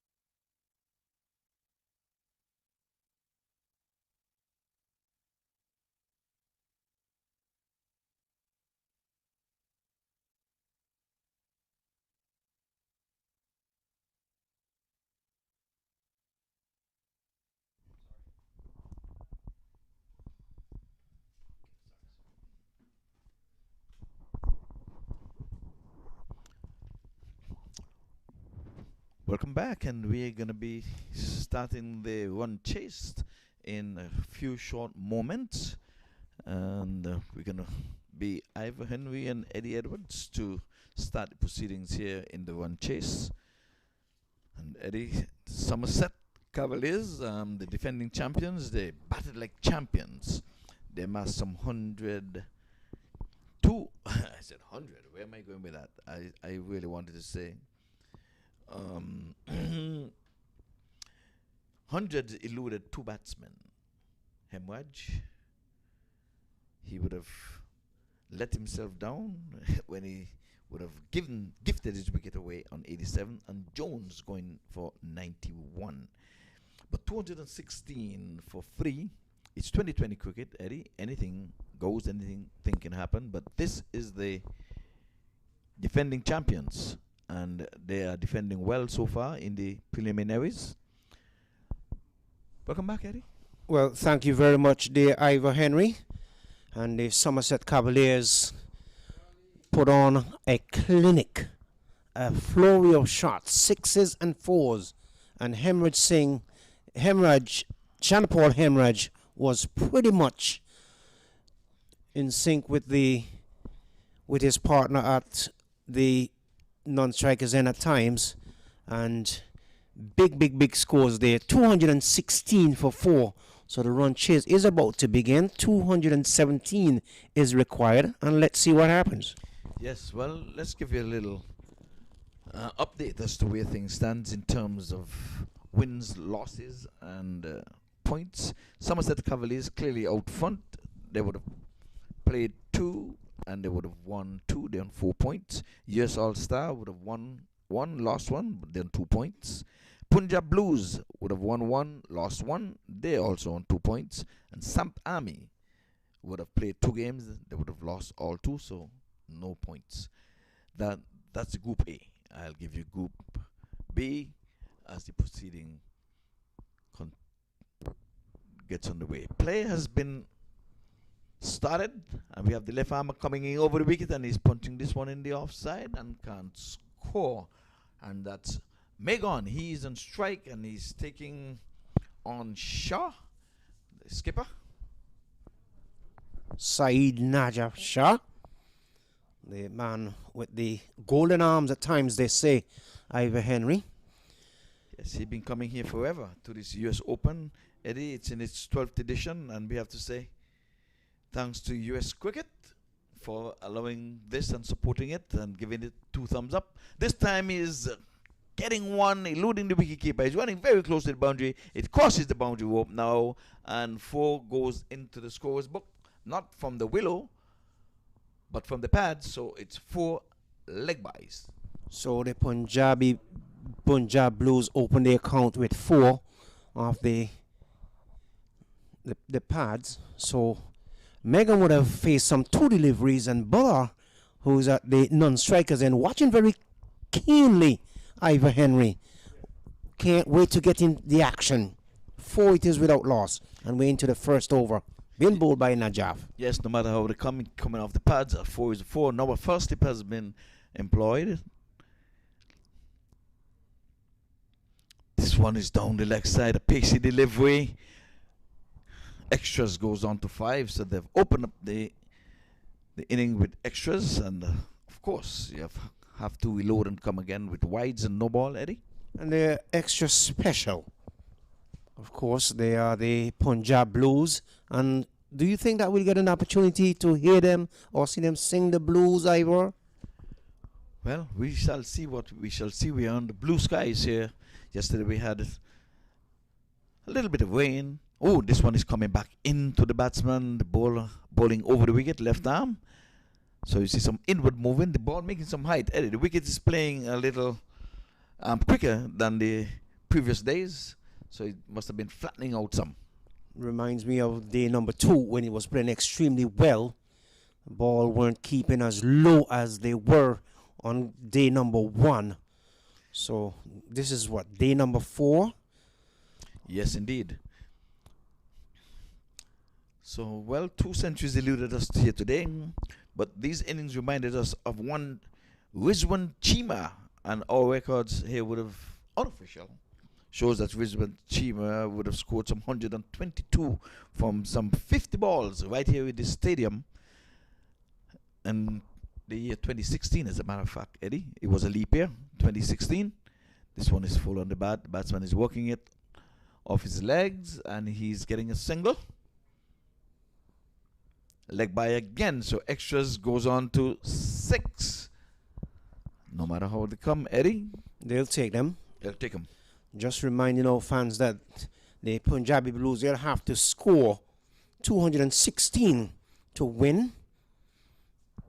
And Punjab, well, they're in the same zone, and Punjab would have won one, they would have lost one, and their net run rate, it's a minus 0.65. So they've got to really do a whole lot to overhaul the US All-Stars. So also, they too are on 2 points, but they have a net run rate of 1.56. So the US All-Stars are probably rooting for the Somerset Cavaliers, and they will be just a shooing for them. I can't see them getting below minus 0.65 in the next encounter. But in cricket, anything goes. Well, correction there, they're chasing 217 as we watch the ever-present Najab Shah in operation from the southern end.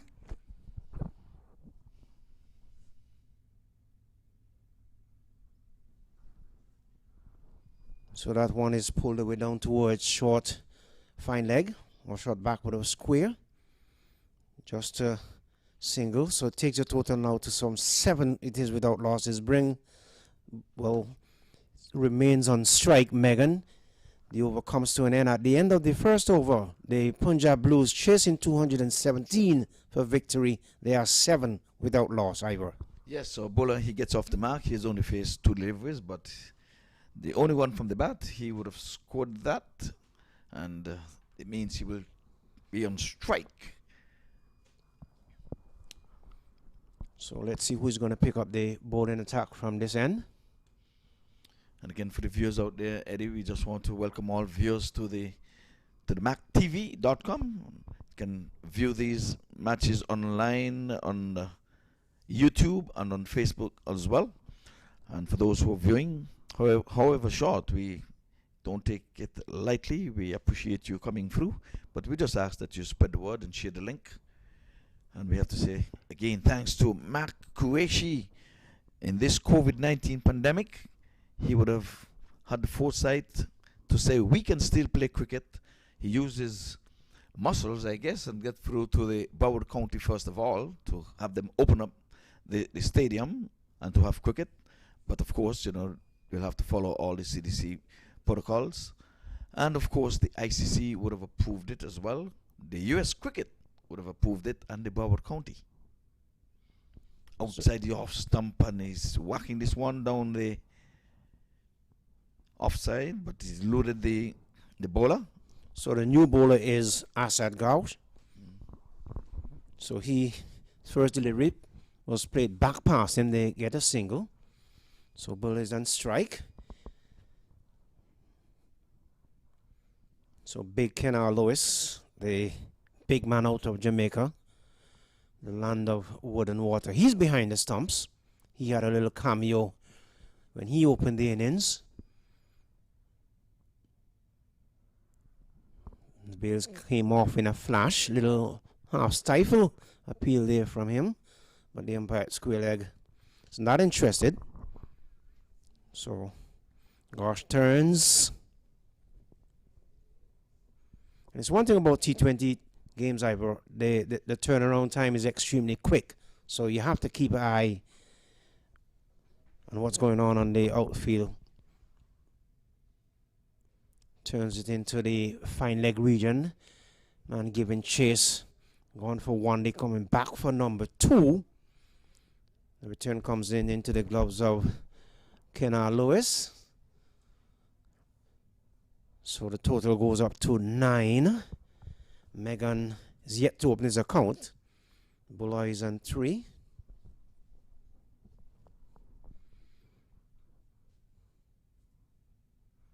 Pushing it into the onside to the short mid-on region. The Bowler going across and field to his own bowling.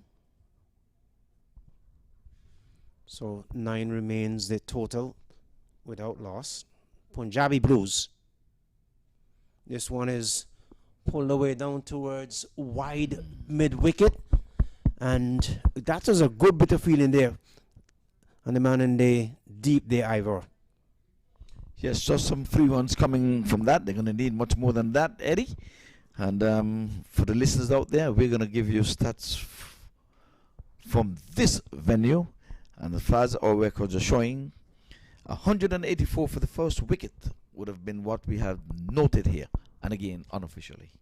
But from memory, and I have to say thanks to Lenny Archibald, he's a walking computer around here. 184 for the first wicket. But let me go ahead and let the listeners know out there. In Group B, we have 22 yards. They're leading the way. They're on 4 points. They would have won 2, lost 1. And they have a net run rate of 0.97. Then we have Brampton Pacers, 1-2, lost 1. And they also on 4 points, but they have a negative 0.15. Remember, the top 2 in each group is going to go forward. So Najaf to continue. So wide delivery outside the line of the off stump. And taken by wicketkeeper Kenar Lewis. And total remains on 10. So Harry Buller, he's on 4 from some 9 deliveries. Shashal Megan, he yet to open his account. And it is 10 without loss. The Punjabi Blues, they're chasing 217. And that's a big target. 217 for victory. And the field changing over now. So mid-wicket is going on.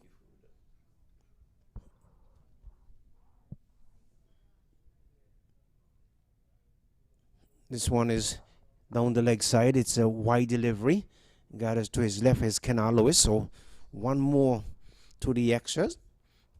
It goes up now to 11 without loss. That's good wicket keeping, Eddie. He would have saved 5 runs there. I can tell you that. The wicket keeper, he stands outside the off stump and had to go a long way down the leg side and pull that one in cleanly.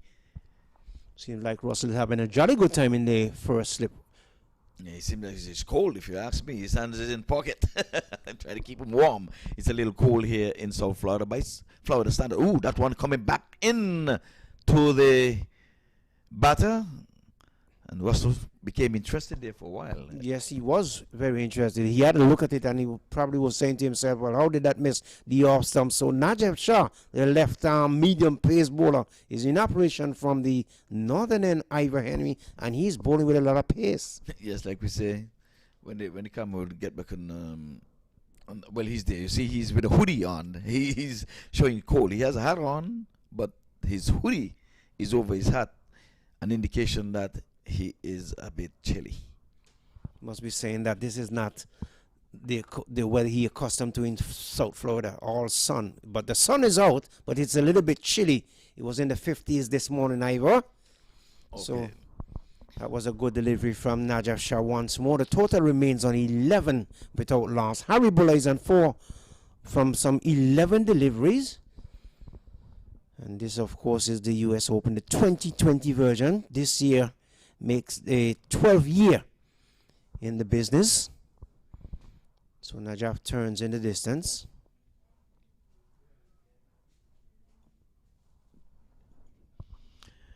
Comes in left arm over, down the leg side, and still going further away from the batsman. Again, a good bit of wicket keeping there by Lewis as the outstretched arm of the umpire signals that there's a wide.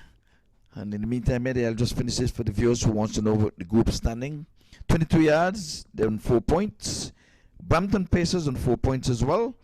Atlanta Param Veers, they're on 2 points. But they have 0.03 net run rate. They have the best run rate, even though they're only on 2 points. But they still have a game to go. This one outside the off stump, taken there by the wicket keeper.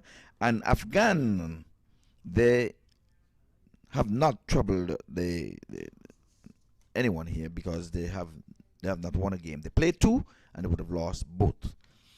So there you have it.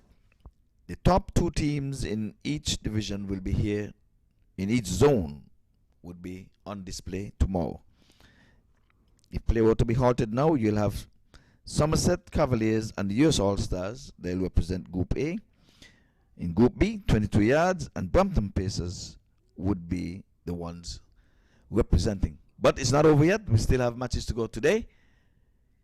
And I'm sure that the Atlanta Param Veers, in which Christopher Henry Gale is starring there, I know they're going to have to do something. A win would put them over the hump because, like I said, they are in the plus column in the net one weight. So just a win for them, and they will be on equal points with 22 yards and Brampton Pacers. Well, I'm so happy that you were able to share those information with our world audience, Ivor. So the Punjabi Blues, they're chasing 217, and they're 12 without loss as we watch Najar Shah from the northern end, and he'll be bowling to Bowler. He's looking to pull it down towards the backward square position. Might have just got it on the forearm. Now he's rubbing it just a little bit. So the over comes to an end. At the end of over number 3, the Punjabi Blues chasing 217 for victory. They are 12 without loss. Bowlers on 4, and Megan is yet to open his account. Igor. Yes, just some 2 runs coming from that over, and which there were just 2 wides, as a matter of fact. They haven't scored a run from the bat. But we still have 2 other matches to be played. So next up would be the US All-Stars. And they played last night, a really interesting game. Last night it came down to the wires. They would have lost, but I sure they're going to be on a high coming in here against Samp Army. And the last game going to be Atlanta Param Veers. They're coming up against Afghan, and Afghan has not scored a point. So I know that they're going to try to score heavily against the Afghans. Eddie, you're a betting man. Very much so, Ivor Henry. Do you think that the Atlanta Param Veers would have a chance to defeat Afghan?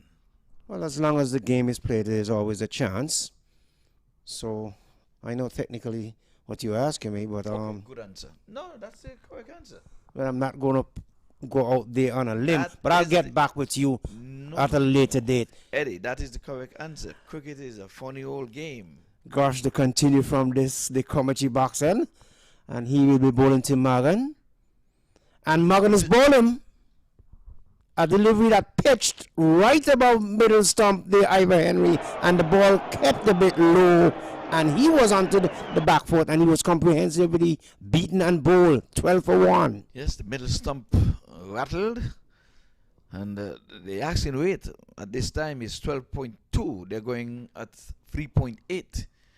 Still another 205 to win, but they have 101 balls. That's not make for good reading. But we just said it. Cricket is a funny old game, and you never know what can happen until it happens. The game is played in the middle. It's not played in the com box. It's not played on the radio. It's not played by wages. It's played in the middle. So 217, that's a insurmountable task, so to speak. And that, of course, what one would call, it's the scoreboard pressure, Ivor Henry, that probably will weigh on their mind psychologically. They believe they can do it, but then it is up to them to do that. Eddie, Punjab Blues would have won the toss. You're coming up against the defending champions, Somerset, who would have won 2 games. You need a win. Do you think it was the right decision for them to send in the Somerset Cavaliers? Well, the decision was made. That's the captain. He does what he feels is best let's for him. get to the cricket. You're struggling. So Lorinda Sani is in to replace the outgoing batter. So it's 12 for the loss of 1 wicket. I'll come back to Ivor Henry question in a minute. Push down towards the point region. Batsmen don't even think about getting a single. The turn comes in over the bails to Kenal Lewis. It's 12 for 1. Stands up straight and pushed out into the covers. Gets a single, so he's off the mark. Takes the total now to some 13 for 1. And yes, Ivor Henry, I would have batted myself. So just want to make sure that you understand that. Batsman withdraw at the last moment in bowler. He's on 14. Well, what I can tell you, the skipper looks good. That was a good looking shot off the back foot. More for test though, but he just got in. There's an aggressive shot, but he's going to only get 1 as they ambled it, as a matter of fact. Played out towards wide mid-wicket. So 1 more to the total, takes the total to 14. And very good slow going here. This, of course, is the first game on day 4. So between the Punjabi Blues and the Somerset Cavaliers, in behind it, pushing it back along on the inside. So Russell is at first slip, Ivor, doing a little bit. Looks like he's warming up. I'm not sure he's going to come into the attack anytime soon. Well, Russell is easy to spot. He has on 2 different color shoes. This one is played out into the cover region. The over comes to an end. So at the end of over number 4. Now the shoes. We're looking at the shoes. The Punjabi Blues, they're 14 for 1. And a target of 217 is on the board. So they haven't gotten anything of any substance yet. Haven't gone crazy. Haven't gone gung-ho. We haven't seen any aggression from any of the batsmen that would have gone out there either. Yes, well, I've had an interview with Russell yesterday, and he was so delighted to be here at this US Open, and he gave it a big thumbs up. He said it's a big competition, big players, decent players, and he's come to give it all his worth, and he promised that he will be back again, and that was good news to the ears. This US Open is the biggest tournament in all of North America, Eddie, believe it or not, and it's sanctioned by the ICC. You can't ask her. Ooh, and that's a good-looking shot outside the off stump. Seems as if the fielder on the point region actually tried to get out of the way. It was played a proper cricketing shot, Eddie. Exquisite. They must have heard me, because that was an aggressive shot, played down towards the deep point region and into the boundary board for 4. So it goes out. The score goes now to 18, and Buller is on 9 from some 16 delivery, and Sani is on 1 from some 4 deliveries. We're watching Najab Shah.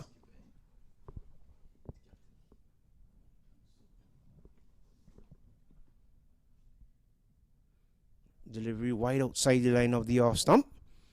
Batman had a flash at it. Almost either one would have said that he was flirting with danger.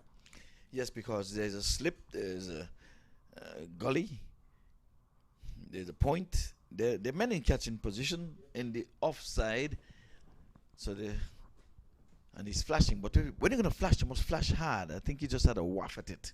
He needs to go a little harder than that. So, Najaf Shah. And again, he's beaten outside the line of the off stump. But good start there. He was driving, either perhaps driving without a license. Well, what I can say, let's say the wicketkeeper is down. That one was low. Okay, no sign of interest. I guess that one kept a little low. But this time he was hitting at this one with some more aggression. You're going to flash, you flash hard. There's no deep third man, and there's no one beyond the 30-yard circle in the offside, Eddie. So you must go it hard, and you're still in the power play. So I just want you to know, Ivor, that was a pretty good interview that you had last night with Andre Russell. Had an opportunity to look on camera while you were interviewing the talented player. This delivery is outside the line of the off stump, taken by Kenal Lewis, and again that delivery kept a bit low. So ball continue to hang low here, Ivor. Yes, a hat-trick of dots, I can tell you, 3 in a row. And after that good-looking shot, he would have, as the skipper Shaw, he would have come back into his own. Partnership is only 6 at this time, but it's early days yet. It is very early. We're into over number 5. Some 4 deliveries ball. So let's see what will happen now with Najaf Shah from the far end, left arm medium. And again, but this time well fielded there. So the man at the point moving to his left just a trifle and knocks it down and prevent the batsman from getting any runs at all. So good feeling, good looking cricket shot as well. All around cricket. Eddie, I at the coin toss interview, you know, I like to put these skippers under a little bit of pressure. Nothing that you wouldn't do. They came up with some good answers. So 4.5 overs gone. Just about time for me to take a leave and bring in Audley Watson. This it's a little bouncer over the head of over the back of the batter. It's a wide delivery. It's signaled and called by the umpire. So somewhat of a late signal, Ivor. Yes, and the keeper is probably asking what's going on here, and not the skipper. What's going on? The skipper is going to square leg saying something. And even Russell throw his hands akimbo as if to say, explain to us what's going on. So something is happening here out in the middle that we don't. Was the white call from the square leg umpire? Say he was over his head or something? Because the skipper would have advanced the square leg umpire and had some choice words, I would imagine, from here. Yeah, so Najaf Shah is beside himself. He could not be saying good afternoon, how are you, thank you, ma'am, how's your mom? Maybe he would have said that on his approach, and then among other things. Okay, well. But he just didn't end there, good afternoon, how are you? I can guarantee you that. And after all that, a white goes into the scorer's book, and he has got to reload and come again. So let's see. This time he's going for the Yorker length. That one was a quicker delivery too. So you can see he's still talking to the square leg umpire. So something must have been going on there. A little mad with the square leg umpire. So and as that over comes to an end, Eddie, a very interesting banter here. 5 overs. And I like this, Eddie. You know why I like it? Because these guys are in no danger of not getting into the playoff. And they're fighting for everyone not to be scored against them. Fighting so with every muscle in their body. Come in here, and Ollie is going to be coming in the hot box, because what just went on there is good for cricket. It's nothing where, you know, it's a non-contact sport. So at least we could have seen Skipper Shaw. He was upset about something. I'm hoping he didn't say anything that he could be written up, because, like I said, this is the biggest tournament in all of North America. And again, we want to say thanks to Cricket Council USA, US Open especially, and MAQ Qureshi. And I'm going to tell you the hardest working man in this tournament, believe it or not.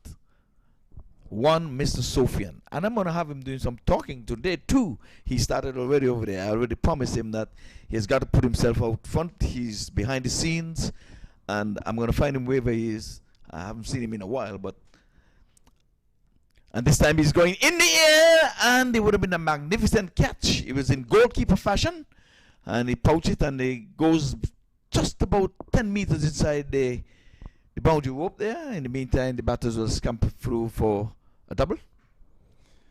Yes, Ivor, good to be back. Yes, it's Punjab Blues. I think they're feeling a bit of the blues right now because of the mammoth total that was put on by the Somerset Cavaliers. It's always going to be a stiff uphill climb for them, and it is no surprise right now that the defending champions, they are stamping their authority on this game. Well, I can tell you the required runs is still under 200, and that's a good-looking shot, playing it over the infield. The skipper, Zaini, and he looks the part in terms of playing, you know, in the V, in playing good, proper cricketing shot. And this time he just purposefully just hit it over the man in the mid-off position. There was a chance given in that over in the same direction. He would have learnt his lesson and hit it way over his head. He had no chance of putting that one in, and he earned himself a boundary. The first one for him. Another US Open fantasy. And again, oddly, he's going inside out. He didn't time it as well as he would have liked, but I think he's going to stroll for a double. Good batting 4 and a double. Of course, they are not going down playing dead, because they are fighting. They are an experienced team also. So they are not frightened because of the defending champions, but they might. But indeed, they are climbing a very steep hill. Yes, indeed. Again, he plays a proper cricketing shot, turns it around the corner. He's just going to get one for this now. By the way, a partnership of 18 so far, and now he goes into double figures. He's 10 from 10. Could it be that he's farming the strike? Are they? This early, no. Or maybe he's seen something that he liked about the other bowler. But at this moment, I don't think there's no farming up the strike. Okay, well, early. Okay, well, this has been the most productive over for them. They scored some 9 rounds out of it. So the power play signal is now coming in there. Coming in from the far away. Yes, power play number 2. That's where you can have no more than 5 fielders outside of the 30-yard circle for the rest of the way. And there's going to be a bowling change.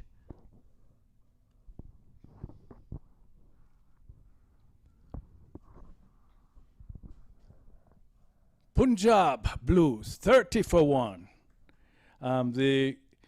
At this stage, I think the Cavaliers, Somerset, the Somerset Cavaliers, the other way around, they were 15 in 4 overs.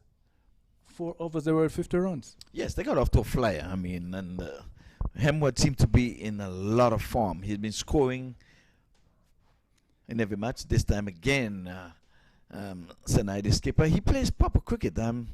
You know, a lot of time we think that 2020 is suited for the hard hitters. This time it's needed though, because you know it's like climbing Mount Everest. You need to just get the ball off the square. But I think he's just going to enjoy his batting. I think he's telling himself, what I have in the tank is not enough to take me long distance, so I might as well just enjoy the short one.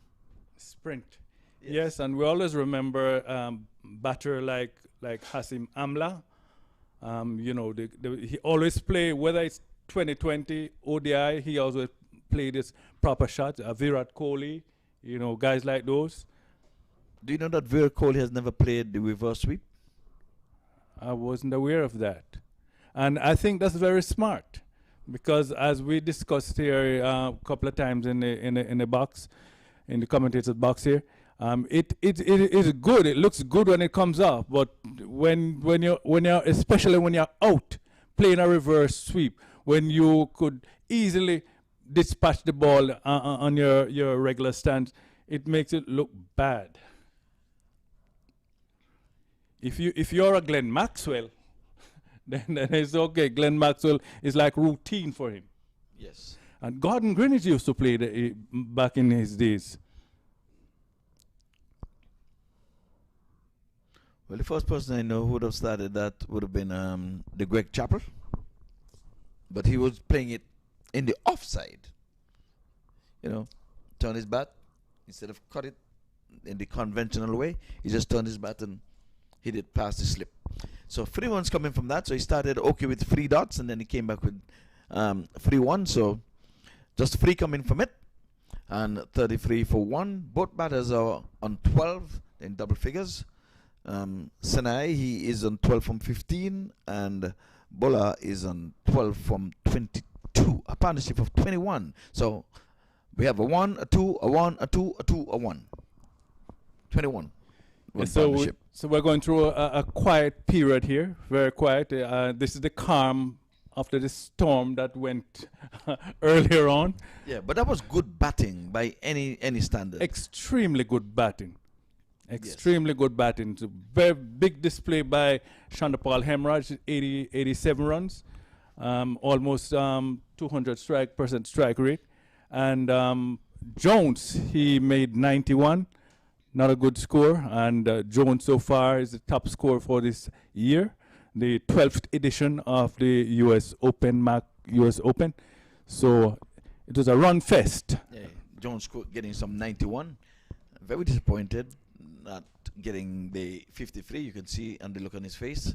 A single goes to Seni.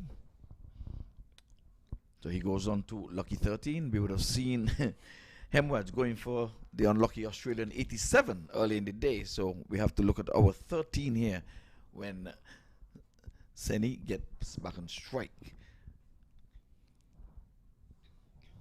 It's all just a number. Yeah, Russell is still there in the slips, waiting for something to come his way.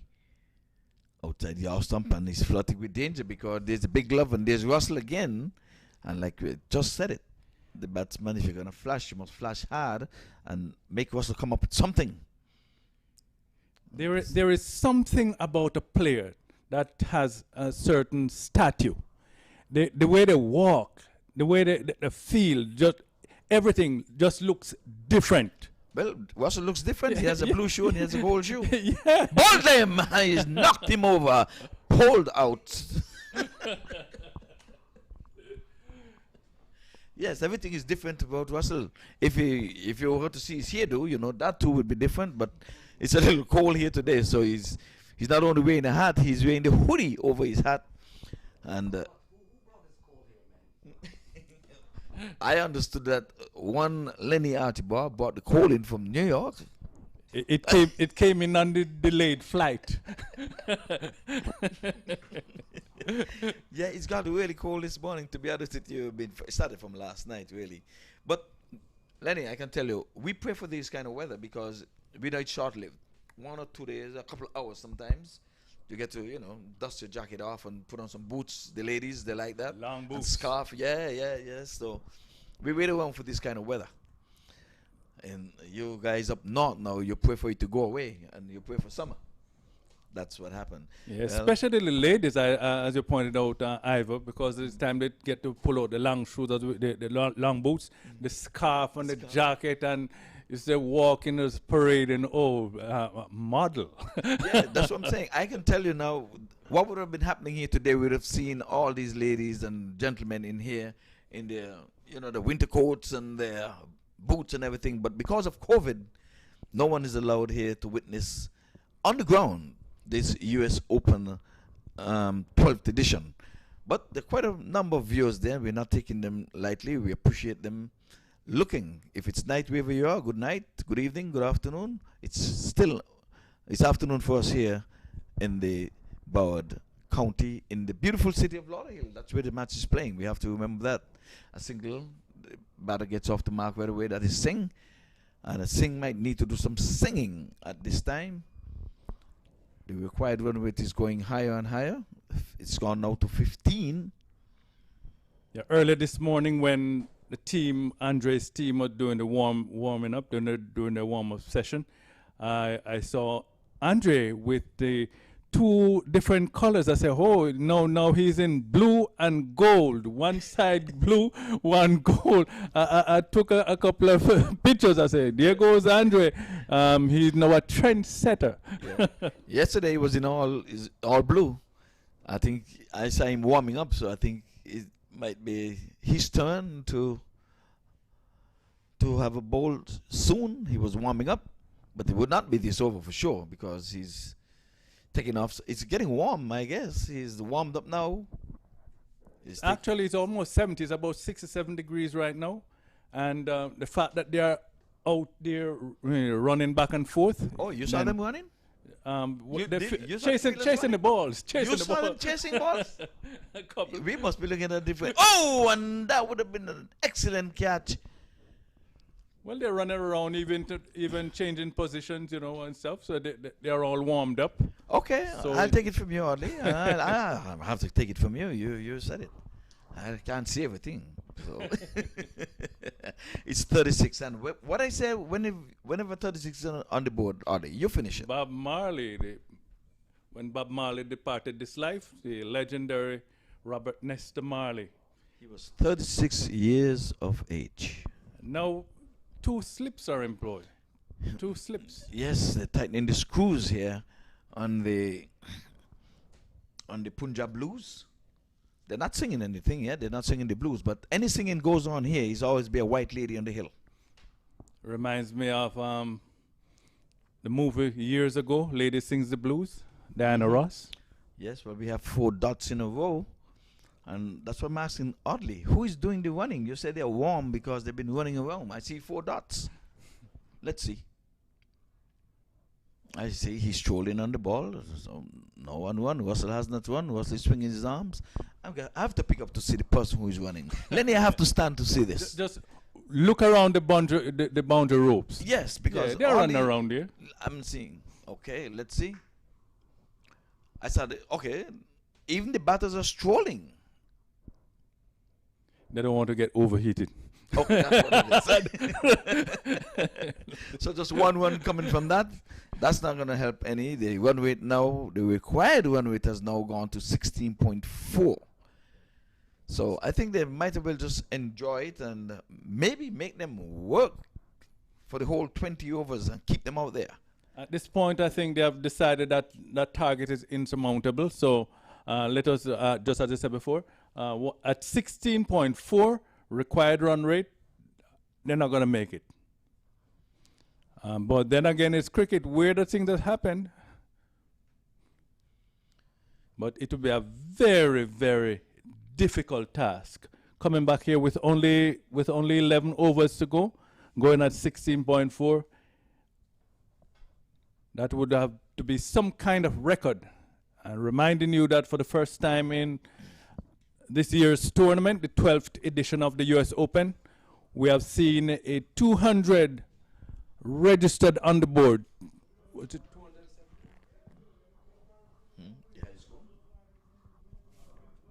216 for 4. Right here, and the US Open. For 3. 214 for 3.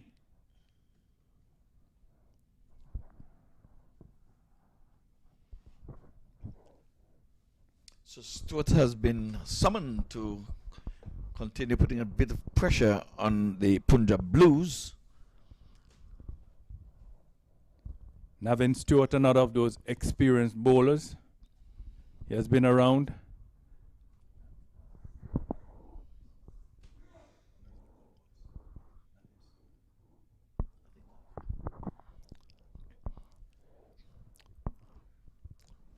And I think that Saini, he's a good cricketer. You can see that he shapes up the way he shapes up. He's not the gung-ho 2020 cricketer, but he's a textbook cricketer, a batter. Look the way how he plays his strokes. I don't know if he has given up in terms of trying, to get there another 178. He's only 65 deliveries left.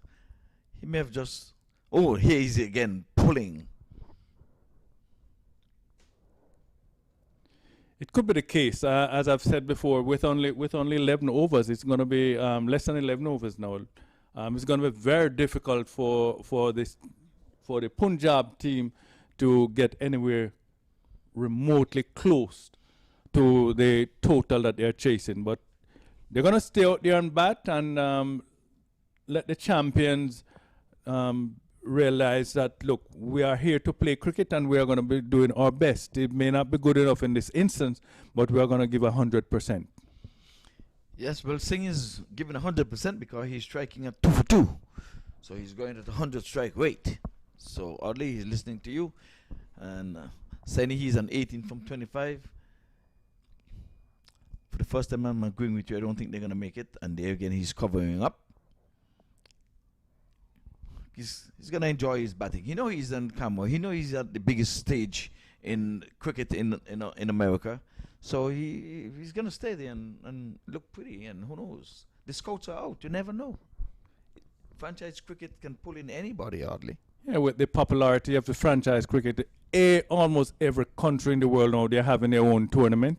Andrew Russell himself has just returned from the LPL, Sri Lanka Premier League, and South Africa. Just name it. The Big Bash is going on right now in Australia. So everybody, scouts, as I said, the scouts are out watching for those potential candidates that could be added to their roster. Yes, indeed. We're still having the slip in place. So a lot of ones to play with outside the off stump. He's on the back foot punching, getting a single. And they are looking for more Andre Russells, more Chris Gales, more Boom Boom Afridi, Said Afridi, more Sunil Narain, and Pollard, of course. Those are some of the big names that we talk about in international cricket. And they're all, I think, I'm not sure if Afridi has played here in the US Open. Let me bid my farewell. I'm going to let the master come on in and take up the proceedings here in the com box. That's Mr. Lenny Algebra.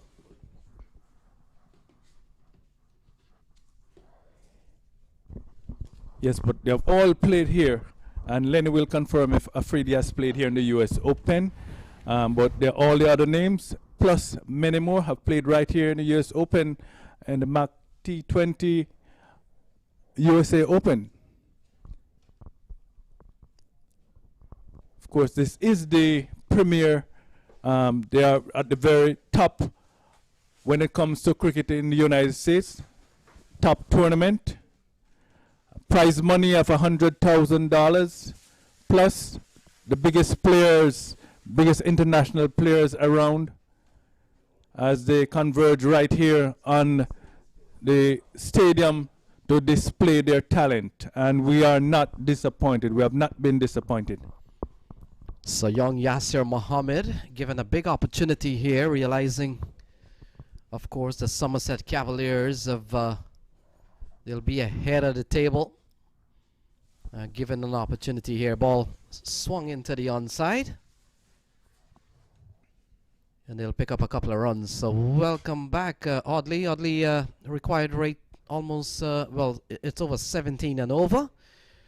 And this is going to be a tough one here for Punjab Blues, having won the toss and electing to bowl first. They've really paid the price, and many buzz going around the ground why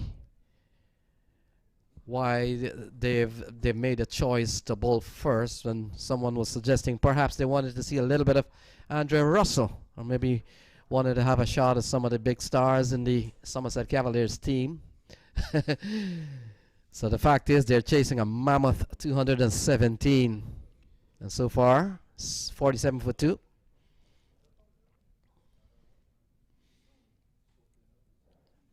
This one was hit high in the air over the bowler's head, and fielder ran around from in the long off area, tried desperately to hold on to the catch, got his hand to it, but it came out again.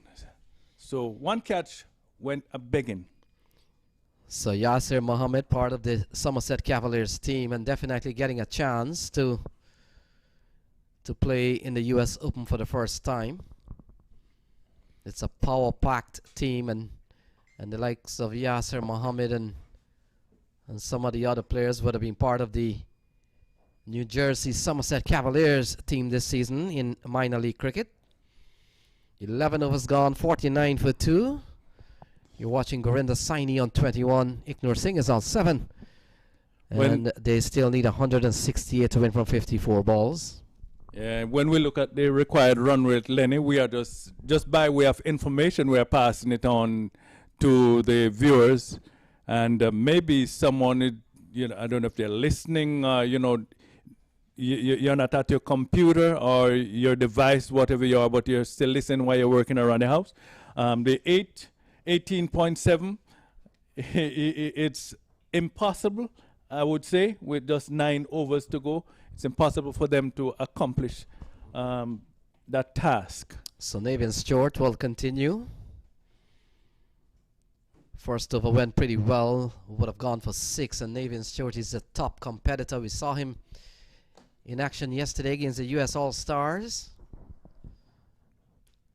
and may have caused when he got the breakthrough yesterday and then picked up another wicket, the important wicket of Rizwan Chima. All of a sudden, the Somerset Cavaliers got some ascendancy in the clash yesterday. He's a top competitor, Navin Stewart, and certainly plies his trade in several states in this country. So runs coming by single as Navin Stewart comes in, bowling his second over. And the fact is, oddly, Navin Stewart would have had a brief stint with the Guyana Amazon Warriors at one time, and then the following year would have played for Barbados Trident. So he has had some exposure at the CPL level and considered a top all-rounder. And of course, the CPL is one of the top T20 leagues in the world. When it comes to parties, called what is the happiest? I forgot right now what the phrase that's been used or the sentence, but they are the top of the tops when it comes to partying. And biggest party. Thank you, Ivor. Biggest party in sports, the CPL.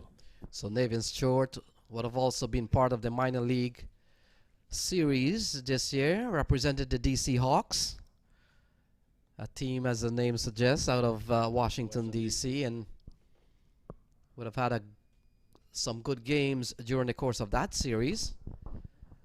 And their series were cut short because one of the players were tested positive for COVID-19, and so the DC Hawks, their cricket was halted a little bit, as this one is another quality delivery here from Navin Stewart. So he continues to bowl well. No pressure at all on the bowler. On any bowler here with a required rate saying some 20 plus runs to get.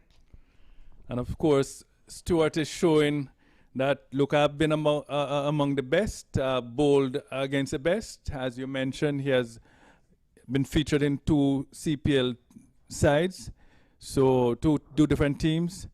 So he's showing what he has here today. So that'll complete. Over number 12 is 53 for 2. They still require 164 from 48 balls. Only 20.5 per over needed. A small matter of 20.5.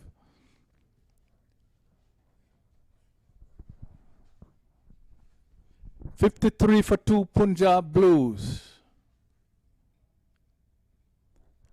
Somerset Cavaliers, to remind you, they are the defending champions.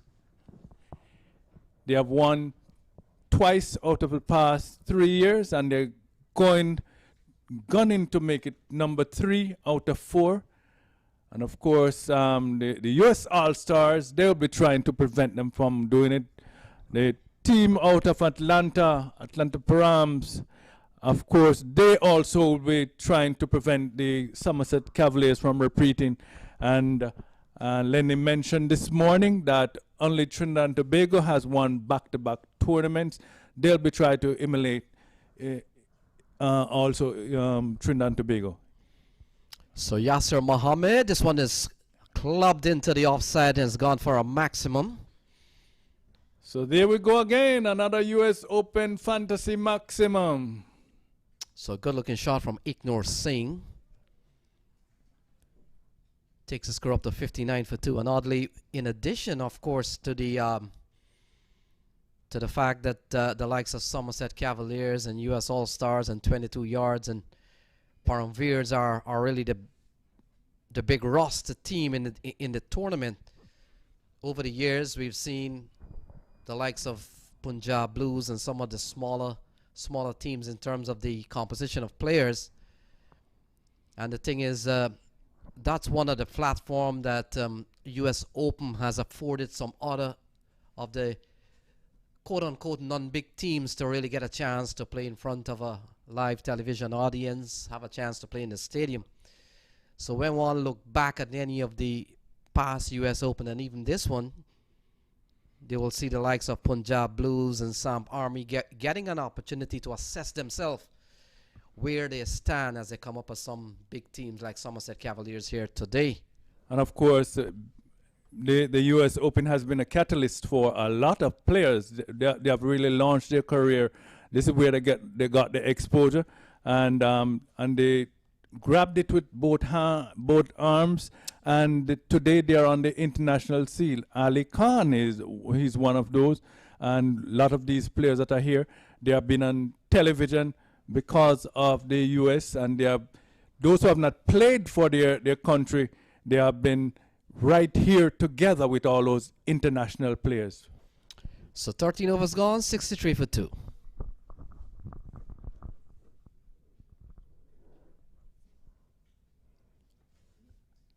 Run rate required 21.9. Last over 6, 2, 1, 1, 1, and a dot. So we had some 11 runs in the last over, the previous over. To win 153 from 42 deliveries.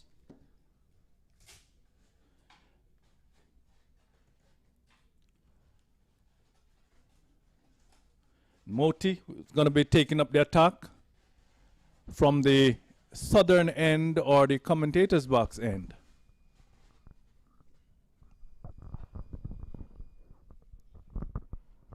So Gudakesh Moti comes out of Guyana.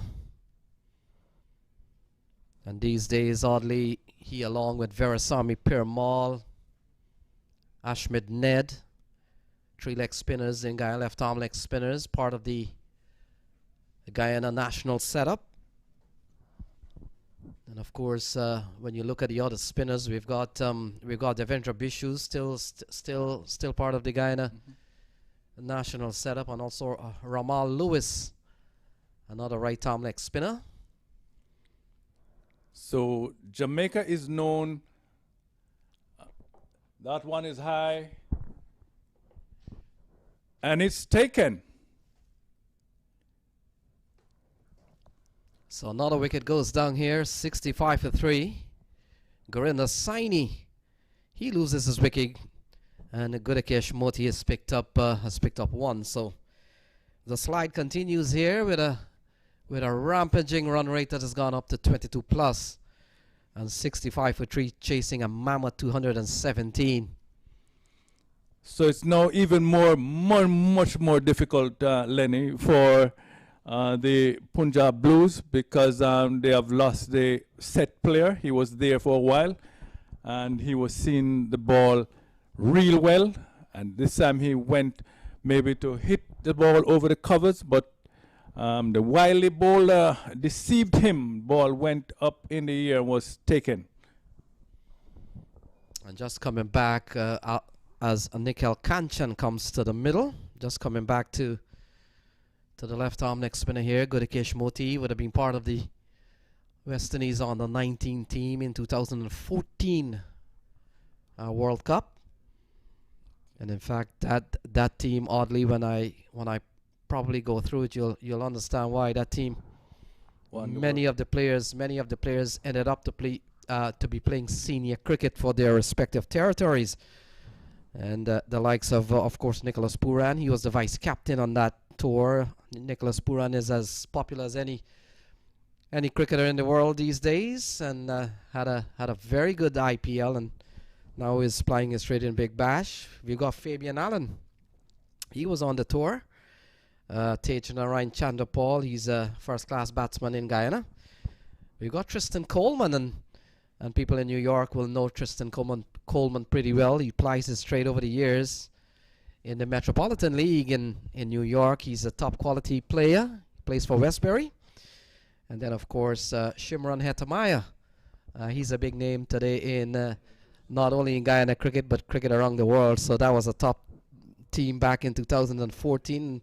Brandon King, here's another name that has made it quite impressively well into the international stage. And then of course from Trinidad and Tobago we've got Jeremy Solorzano.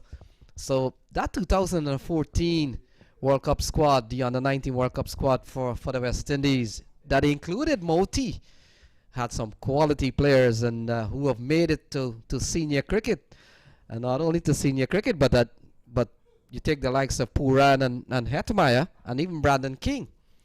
They have gone on beyond CPL to play franchise cricket around the world. So we have often heard the argument that, look, our guys are good at certain level, under 19 and so forth. But once they get over into the senior level, you don't hear much about them. But this team is certainly an exception. Yeah, it was a very good team. Kudikish Moti played on that team. So we're watching Yasir Mohammed. And the point we were making that this is really a big stage for a lot of the players who are really enjoying their time playing in the stadium, being on live television and that sort. And you look at Yasir Mohammed, he's gonna savor this moment. I'm pretty sure he's gonna rewatch this video. And better yet, if he gets a wicket or two, you never know. But he's been part of the Somerset Cavaliers team. But when you look at the big squad here, the senior squad, it's going to be tough for him to break into this side at the moment. But he does have a lot of potential to be a quality leg spinner in a couple of years. Indeed, indeed. And I just want to remind the viewers that not only will you be able to watch on MAQ TV.com, you can also download the app from your App Store, and you can download it on your device. And I have it on my iPhone. I have it on my my iPad. So anywhere I am, because MAQ runs 24/7 cricket, and a lot of these matches are going to be replayed. So at various times you'll be watching these matches as they continue to be replayed over a period of time. So a lot of work has gone into the US Open again, and let's talk about the boots on the ground so far. So Shah Zafar out in Toronto, Canada, who is usually the competition's the tournament committee head man. He wasn't able to make it here, but I think he's doing a lot of remote work, still getting the work done. We've seen the work of Danny Khan, and Danny Khan has done a tremendous job. Oh, he's been working tirelessly in coordinating from the umpires to getting the players ready for toss at certain time and stuff. So he's been tight on the schedule, and so Danny Khan has really mobilized and get the umpires going. And then of course we've got Sophie and Kamar with the media crew. And if you work with media production, they've done a lot of work. Media production work is not very easy, and it gets a little bit challenging when every night you've got to pack up the equipment and then come back and then set them up again and make sure everything goes well. So a big shout out to the media crew. A wicket falls here, and it could be Ignor Singh. So another wicket goes down, 70 for 4. Yes, as Moti has picked up his second wicket. He's bowling at 2 for 7. Great bowling. And then Singh, the other settled player, he has been there for 18 deliveries, and he's now gone for 21 runs. So it's further hard going, more difficult. It's going to be more difficult for the Punjab Blues.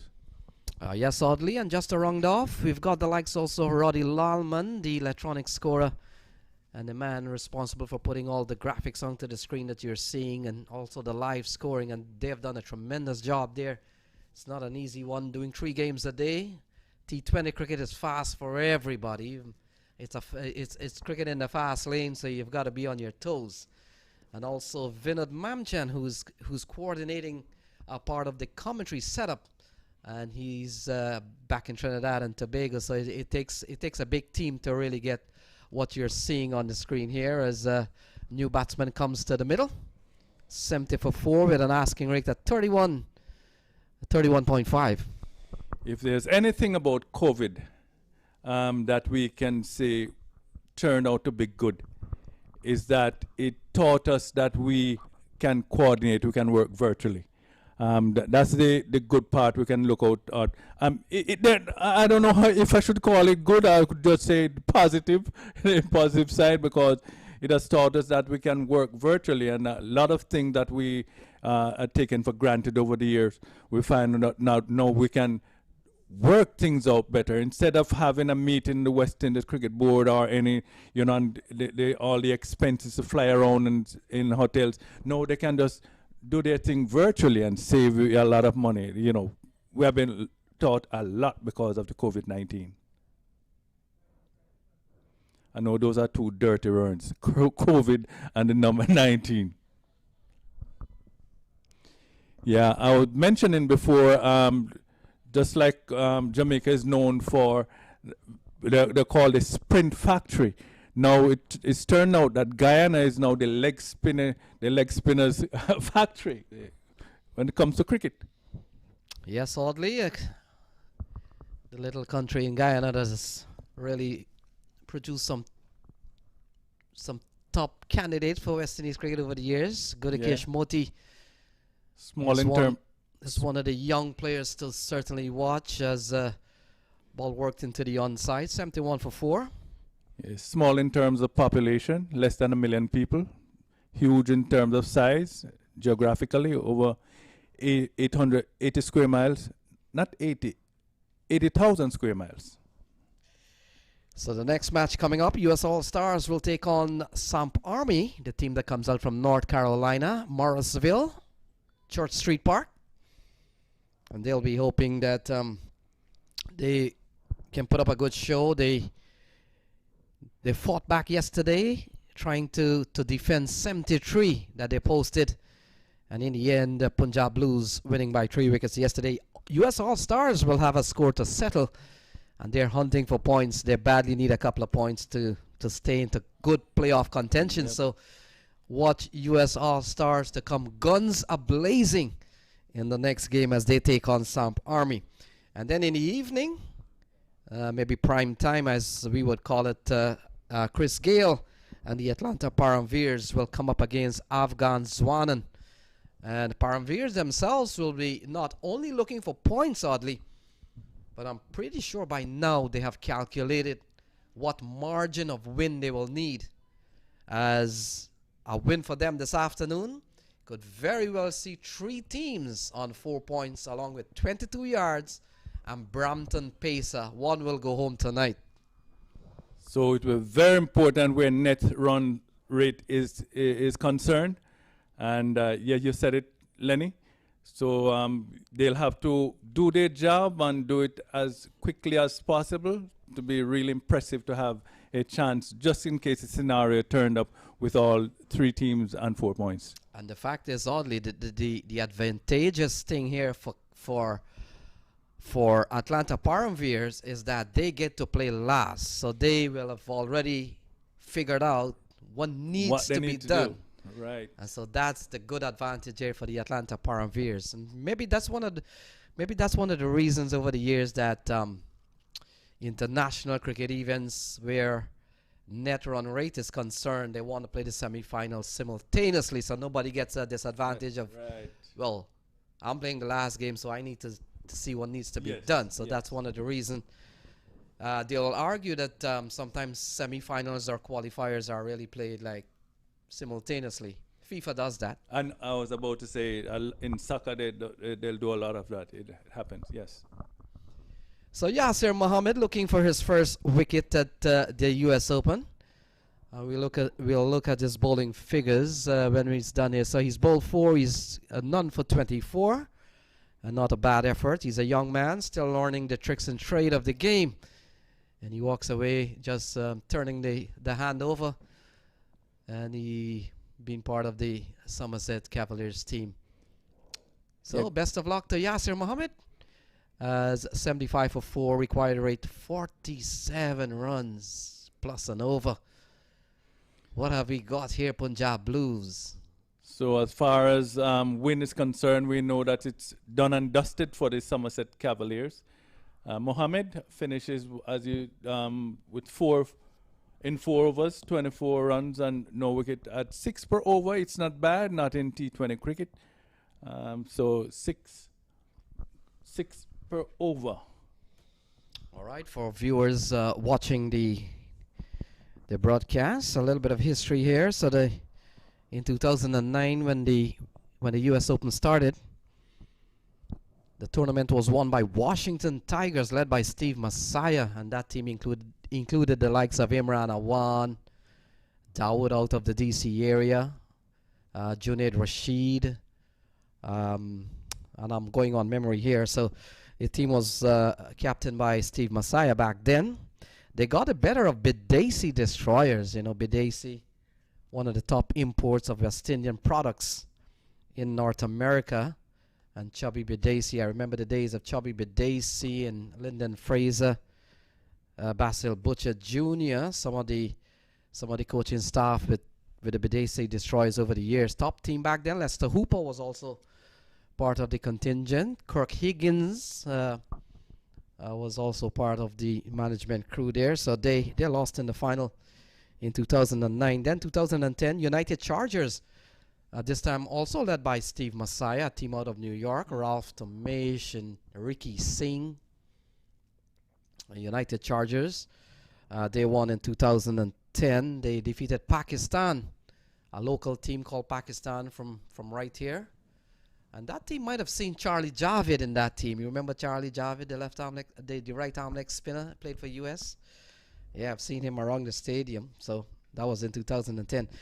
Then 2011 and 2012, the Trinidadian team came. The Trinis. Yeah, the likes of William Perkins and Shazam Babwa. Shazam Babwa was the leader back then. We saw Mangali, one of the Trinidadian batsmen, scoring 100 in the final here. And so Shazam Babwa led the Trinidad and Tobago team back then. William Perkins was on that squad. I remember, let's see who else. Varun Samaru was part of that team. Mangali, Adrian Ali. Adrian Ali was the wicketkeeper batsman on that tour. And just let me tell the viewers, because I know we are not featured on a camera right now, that Lenny is not reading from a book. He's just reeling off those names at the top of his head. And then, so the Trinidad Tobago team won twice in 2 years, in 11 and 12. In 2012, they got the better of US All-Stars. That was US All-Stars first time in the final. In fact, in 2012, Shoaib Akhtar visited here. You remember him? And he picked up a hat-trick. Yeah. Yeah, remember? I don't know if that was the year he did it, but I know he picked up a hat-trick here. Well, it had to be. He only came 1 year. Well, that's the year. I remember that final was played late into the night because we had rain interruptions for several hours. 84 for 4. You're not missing too much. We've got a couple of overs to finish here. And the target is 217. If you want to stick around, we'll tell you a little bit more history on US Open over the years in terms of the winners. So then in 2013, Smart Choice, led by Steve Messiah again. And by the way, Steve Messiah has good record as a captain in the US Open over the years. So Steve Messiah led the Smart Choice in 2013. They won against Miami Power, that included the likes of Lennox Cush and some other local players here. It was a low-scoring game. 108 won the championship that year, right in the stadium. I want to say special good evening to Saki Mohammed. He was a Smart Choice, and he is still the Smart Choice boss man there. In 2014, U.S. Tigers, Sunju Patel and company, they won in 2014. 2015, it was rained out. 2016, U.S. All-Stars won from Al Masafi, the Afghan team. Yes. 2017, Somerset Cavaliers winning from U.S. All-Stars. 2018, California Veers. Yes, they came out of hibernation. Yeah, Zwanan Narayan and the crew. California Veers won in 2018. And then in 2019, Somerset Cavaliers won from the Atlanta Fire, led by Shazam Babwa. They returned in this tournament as the Atlanta Param Veers, but it's the same brand. And in 2020, I'll ask Audley to make a prediction. Well, it's going to be the Somerset Cavaliers. They are looking real good right now. So they are on the road to repeat. But of course, in their way will be the Atlanta Param Veers and of course the US All-Stars. So it's going to be touch and go, but I think they should be considered favorite now to repeat. They have very good odds. Yeah, so in terms of captain, Steve Messiah has led 3 teams to championship. He has led Washington Tigers, He has led United Chargers and he has led Smart Choice. Now, Najaf Shaw, who is the captain of Somerset Cavaliers, does have a chance this year to equal Steve Messiah. With 3 different No, well, teams not are just necessarily as 3 captain. different- 3 wins as captain. Oh, wow.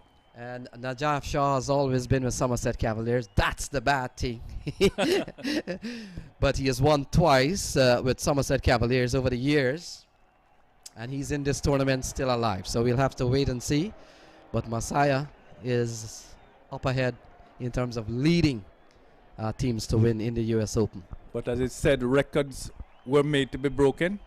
And but before you can break the record, it has to be equaled. So another wicket goes down, and this time Kanchan goes. And so 86 for 5 is the score here at Lauderhill Stadium. Just about 15 balls, there's about 9 balls to go. And for viewers, of course, you're listening to the stats being rolled off by Lenny Archibald. We call him Mr. US Open himself. And you are viewing what's going on here. It's a foregone conclusion that the Punjab Blues will lose the match because it's insurmountable. Right now, the run rate required is 98.3, and it just can't happen. So we already know the winners will be Somerset Cavaliers. Only thing is, how much will they win by? Yet to be determined. So already I got a text that reminded me that the Atlanta Param Veer and Atlanta Fire are not the same brand. So my apologies for that. I thought they compose the same players from time to time. So that's one bit of putting the record straight. And thanks to Shaw Faisal out in the Atlanta region, who was supposed to be here, but because of circumstances, he has opted to stay back. Wish you were here, Shaw Faisal. So thanks for picking that one up. And he's telling me that Atlanta Fire and the Param Veers are 2 different brand out of the Atlanta region. But a wide is sent down here as umpire Aditya Gajar. He signals a wide. And we're going through some formalities here. Big day certainly for Punjab Blues, oddly. Getting a chance to play in front of a live audience, and of course playing on a ICC International accredited ground that has already hosted several T20 internationals. And Oh, that's a good looking shot here from Aditya Joshi. He doesn't get better than that, and it races away for 4. Yes, oddly, this facility has hosted 1 international that included the US, and of course a lot of List A games and many on the 19 series, whether men, whether junior, whether women series. We've seen a lot of cricket here played at the Broward Stadium. So I'll put it this way: when it comes to cricket, this stadium and this ground has been the mecca when it comes to USA cricket. Yeah, well, so far, another good facility in the country is the facility in Morrisville, North Carolina. And in fact, the next team that comes up, Samp Army, comes out of that facility. So a couple of great facilities in the U.S. I assume you have been there? I've not gone to Morrisville. I know there was there is a field in Indianapolis that they say it's a very, very good field too. I haven't been there too. And then of course we've got California, the Woodley Park. And I've heard about one good venue in Texas as well. Yeah, it's a complex there. In fact, speaking of that, there is a tournament playing there right as we speak, and a lot of the players who are not in the U.S. Open this year are way up in Houston, Texas, and they're playing a series there that I've seen on social media. So ball driven out towards the offside. He'll pick up a couple of runs.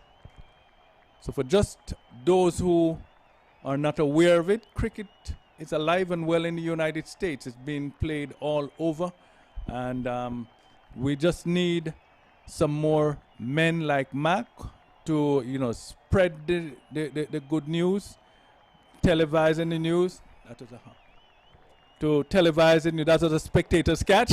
Looking right. A diving stop from yes. A diving stop from Sean Finley, and oddly, not to interrupt, but Sean Finley, he's part of the Somerset Cavaliers group, and so strong is the Somerset Cavaliers team that everyone is asking, why is Sean Finley not playing? But the selectors have made their choice here and there, and Sean Finley, and that just goes to show the bench strength of the Somerset Cavaliers team. Of course, Sean Finley would have played briefly at the international level. Yes. So in that case, in their case, they're having problems to leave out at of that 11. So that's a good situation to find yourself in. So ball driven into the offside, and while of course Punjab Blues will certainly go down with a heavy defeat here against Somerset Cavaliers, I'm pretty sure they'll enjoy their day out in the park. Yes. They were able to make MAQ television today. It's a big moment for some of the players here, and certainly another one goes in the bag in the win column for the Somerset Cavaliers. They continue to have impressive tournaments, and US Open is none better than for them to exercise their strength, and they're here in full force. So Punjab, they have failed to make the 100, but they have also only lost 5 wickets. So that's the end of the match. 96 for 5 at the end of 20 overs. So Punjab has lost to the Somerset Cavaliers, and it was already on the books by the first 5 overs. So the top scorer, Bulla, 12. No, Saimi with 24 from 36, and Singh with 21 from 19.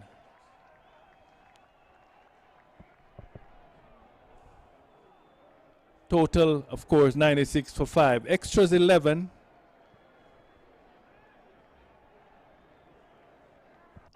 The bowling. Moti has 2 for 8 from 2 overs. And Imran has 1 for 7. Assad 2 for 17 from his 4 overs. So that's just about it as we wrap up here. And stay with us because we are going to be having 2 more games later on. Stay with us.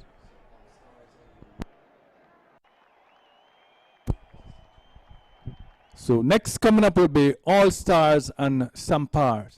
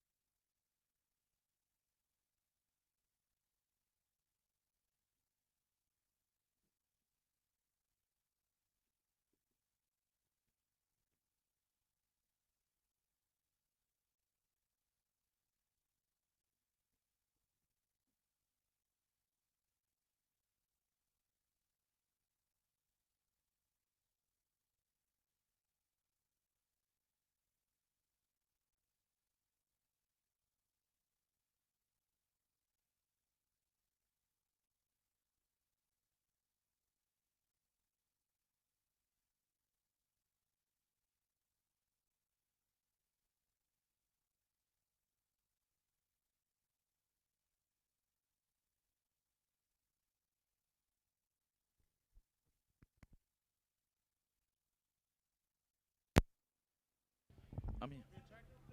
Check.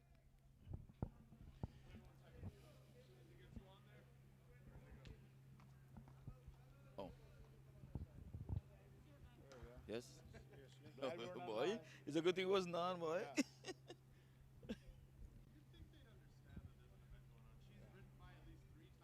Really? She wants to be a movie star. All right.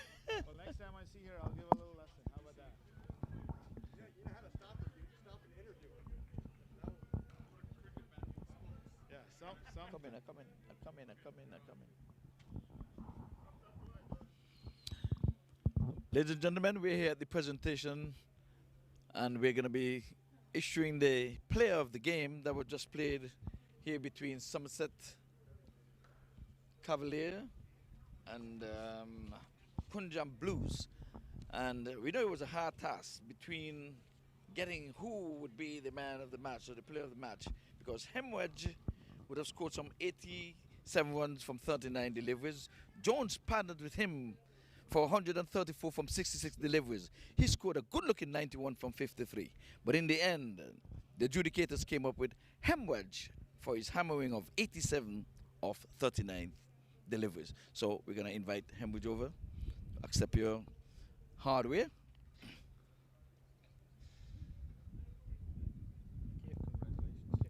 Okay, I'll have one quick word with you. 87, it's an Australian individual bad-looking number.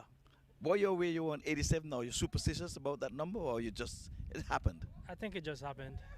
It just happened? Yeah. So, well, I want to welcome you to the US Open. And is it your first, second time around?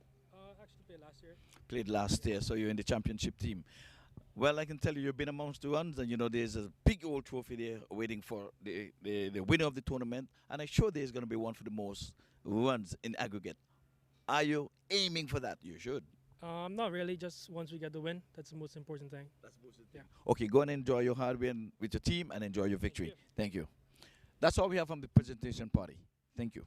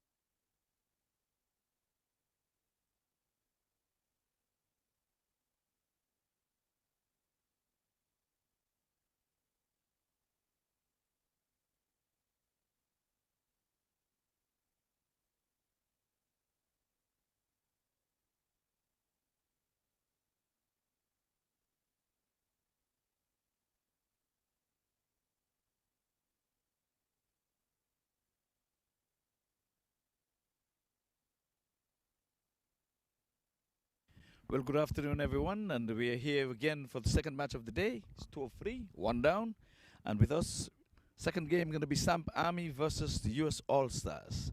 We're here for the coin toss. We have US All-Star. We're going to call in here. Heads is the call. Head is the winner. We'll have a bat first. You'll have a bat first. Any change in your team from your last match? Yeah, we have a couple of changes. We have 2 guys coming in. We have Zwanan and Akko coming in. You have reinforced your batting or your bowling or your all-around performance? All-round performance. Okay. We're going to wish you all the best. Go and enjoy your teammate and let them know what you intend to do. We'll have a chit-chat with you. You would have lost. If you would have won the toss, what you would have done? We probably would have batted first. You know, we've chased the last 2 games and we're just looking to have practice batting first before hopefully going on to the semifinals. But no worries, we have a strong bowling lineup. We've bowled well the previous 2 games, so we'll look to restrict them low and just chase quickly. Okay, well, you're standing in a good position in your group. You're at second. Tomorrow starts the semi-final. A win here will definitely. We know you have to think about this game first. Yeah. You know, you have to take it one game at a time. But the plan is, you know, just stick to what we've been doing the last 2 games and take our team through to the semis. So looking forward to tomorrow. Okay, well, good luck in this game, and you can go ahead and let you folks know and have your last chit chat before you come on. Thank you very much. Well, that's all we have here from the coin toss. But just before that, we're going to have a quick word with CEO and founder of Cricket Council USA, Mr. MAQ. How are you guys? Great tournaments going. Is during the pandemic, we trying to organize that thing up. This is the only wonderful players I seen. They're coming down to play, and all the team cooperatively working together and protecting each other for the pandemic code violations and all. They be very strict on this tournament, and very hard to put things together this tournament. So we explained to all the teams, our organizations working very hard, and they did the great job so far, I see. And we have international umpires, qualified umpires, ICC sanctioned. This is the only tournament, ICC sanctioned tournament in USA has been playing, and there's no other tournament has been sanctioned entire whole year, and US has been on the book for USA Cricket is a roadmap for the youngsters and international players. So this is the foundation is for the USA Cricket players, and we give them opportunity to all the local players, international players come get together, play US Open, give you performance, get opportunity to play big leagues, and get selected to another leagues internationally, nationally. So hopefully we can find many other youngster talented on this US Open, and they will be playing, looking after to see in all year around different countries. And we have some young teams came, Swamp Army who's here, just win the toss, elect the batting, and US All-Star has been playing for all this years since day 1 the tournament start. And we have many owners. They are not able to come in and made the teams this year because limited teams. So we invite them to join one of the teams to be part of them US Open. So they are, some of them like 4 owners on the teams, and some is 3, some is the new. So we invited every one of them, but during the pandemic, traveling instructions and rules is getting harder and harder. Hopefully all they went good, and hopefully we will be starting the next games, and tomorrow and semi-final and finals. So all go well, and good luck for the US Open. All the players and teams and management have done wonderful jobs so far, and hopefully all go well, and we'll see best finals. Yes, and while we're at it, we just want to say thank you to the ICC who would have sanctioned this tournament, the US Cricket who would have been in on the act as well, the Broward County, you yourself, Mark, because this is COVID time, and we know most of the parks are closed, and I know you would have to go above and beyond to make sure that cricket is being played. It went from 32 teams down to 8 teams. But having 8 teams, we have a mixture of experienced players like the Russells, the Bishu, and I had a talk with a Pakistani test cricketer who's here. I don't remember his name right now. He's here. He's playing in the championship team here. He didn't play today too, but he has come out and had a chit-chat with him. He wants to give some of his experience to some of these younger guys. Some of these teams having some young players. So the owners and whoever are selecting these players, we have to say kudos to them as well. Yes, it's look easy on the TVs and all. It's very hard work behind this.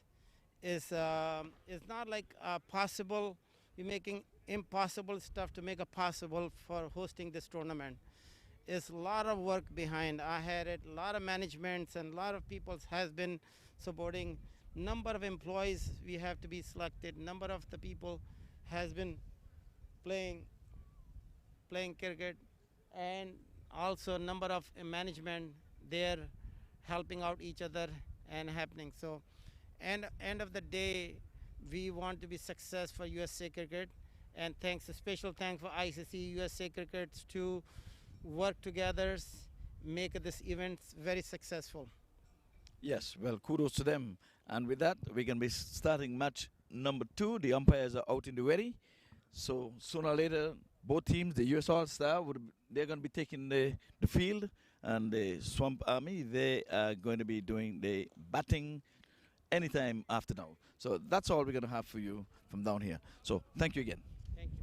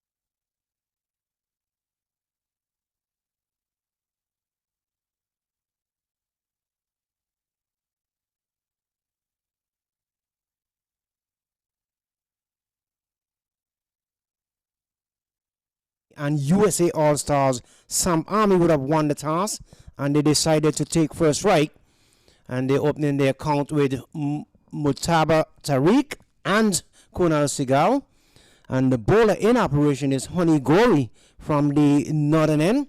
That first delivery from Gori down the leg side, and it is none without loss. Would have clipped the outer portion of the pad on its way through to the wicketkeeper. So we're into the first over, and I'm excited. I'm happy to be joined by my good friend out of Guyana, Mr. Lenny Archibald. So here is Gori. Delivery is cutting back into the batsman. In behind it, pushing up towards the short mid-off position, gets a single. So Tariq goes to 1. And the first one is on the board. So it's good sunshine. The temperature has gone up to some 69 degrees now, warming up slowly but surely. Early on this morning it was in the 50s. And it brings Seagal into strike.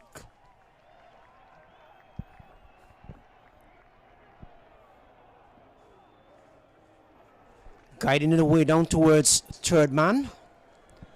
They get a single, that's all it will be. So the score is 2 without loss. And both batsmen are off the mark. Mutaba Tariq and Kunal Seagal.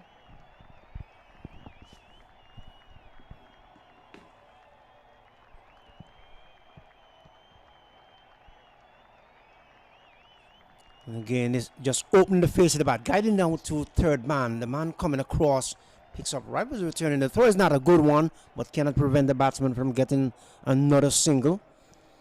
So they're dealing in singles thus far, and it is 3 without loss.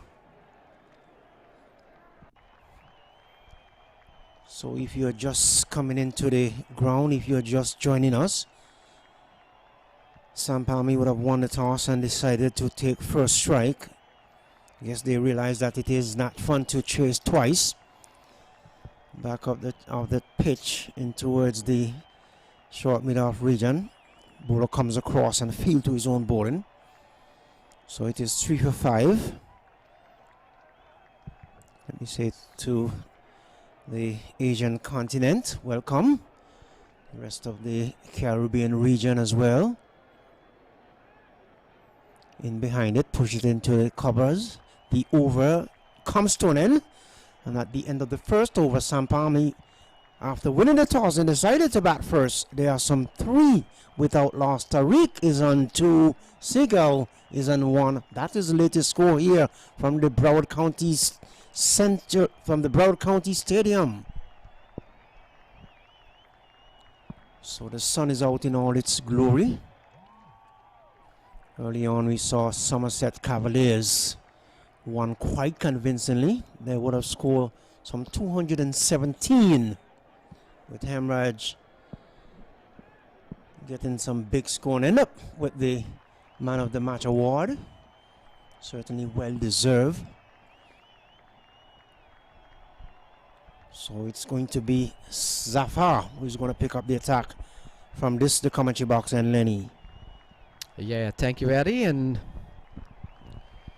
this match, for all intent and purpose, will have a lot more interest for the US All-Stars. They're looking for playoff contention, and a win here will certainly push them closer to playing on playoff day, which starts tomorrow. So ball worked into the onside as Saad Zafar, man out of the Canadian national team, comes into the attack, and Saad Zafar, Eddie Edwards, would have played this year in the CPL, limited opportunity, but still was able to represent the Zooks in a couple of games.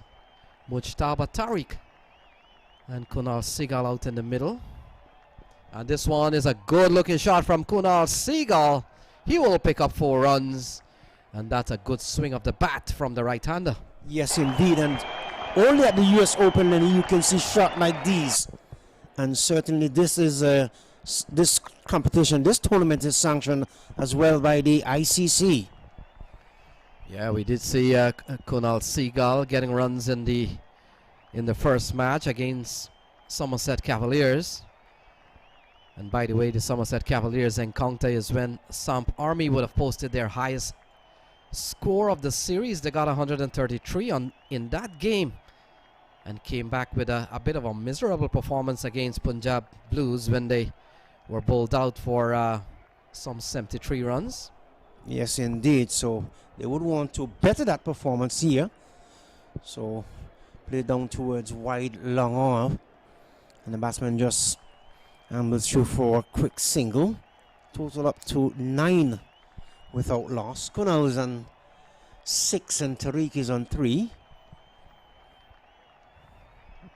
Slapped it over cover. This will run away for 4. There's absolutely no question about it. No doubt about it. That had 4 written all over it from the moment it came off the bat. Yeah, we've seen a bit of Tariq yesterday in the park. He's a capable batsman, and he's picked up another boundary. In fact, he's picked up his first boundary. He goes up to 7. It's 13 on the board. Good start here from the Samp Army boys. Yes, indeed. I'm pretty much sure that they will want to continue this kind of performance.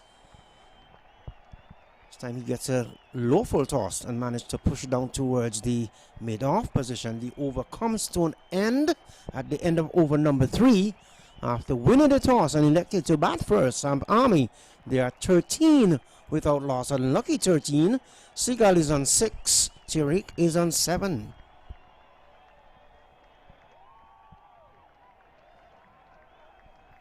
So the Samp Army team reads Bataba Tariq, Kunal Seagal, Abraham Balesiti, Aditya Gupta, Ayan Shaw, Rav Khanna, Hitesh Patel, Prit Patel, Sanjay Stanley, Saman Patel, Akash Joshi. And the All-Stars, Zishan Qureshi leads there, Zishan Ashraf, Ali Shafiq, Jaskar Malhotra, Rizwan Chima, Ravinder Paul Singh, Saad Zafar, Rajesh Sharma, Honey Gori, Ramiz Ahmad, and it is Honey Gori who gets a second over, starts with a wide. Yes, it is. That's a bad habit. Needs to get out of that quickly. Wants to keep it in front of the batsman and let the batsman play. I'm sure that he is very mindful of the attack that the Samp Army has in their arsenal. Pushing it back into the offside. And Eddie Edwards, we've been making the point that we've seen cricketers from all around the world. We've seen a vast majority from the West Indies, and of course we've seen a lot of first class / international players from Pakistan.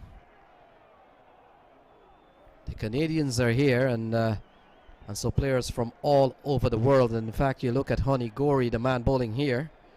He comes from the Czech Republic. Yeah, he comes from the Czech Republic. He's played 11 T20 internationals for them.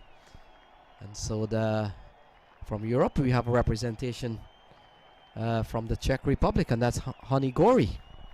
Yes, indeed. I'm pretty much sure that he's excited to be in the US Open this year. This one is pushed away down towards point. Return comes in.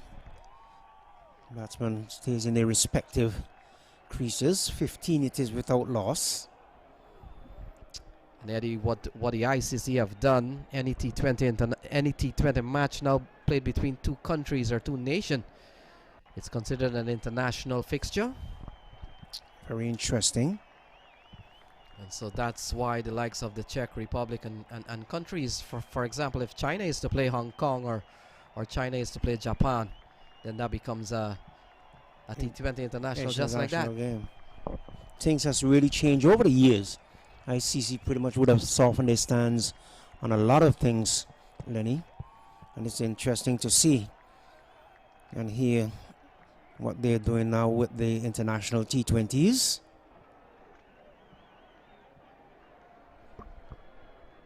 Just one is pushed away into the covers.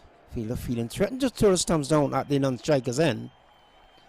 Certainly had a very serious look on his face, as if to say, don't test my arm. So US All-Stars going down to the Somerset Cavaliers last night. Was a very good game. They fell short by 9 runs. We saw good batting from Jaskaran Malhotra. And now they're up against Samp Army, looking for points that will push them deeper into the tournament. The playoff stage starts tomorrow.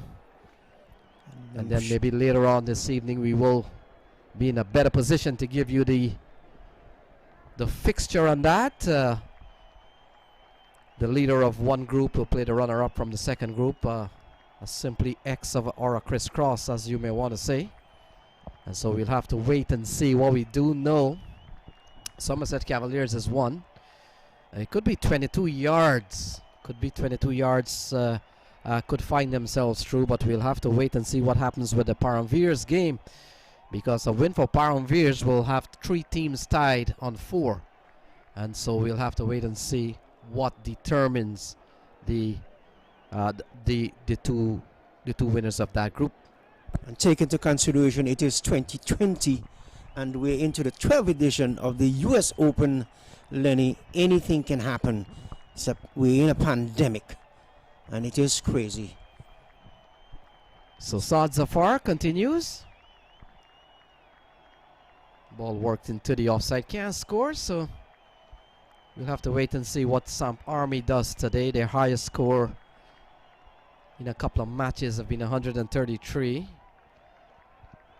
And this one is played away or flicked off the pad. Let's see what the umpire signal, if it actually made connection with the, indeed it made connection with the pad. So it's a leg by down towards the fine leg region.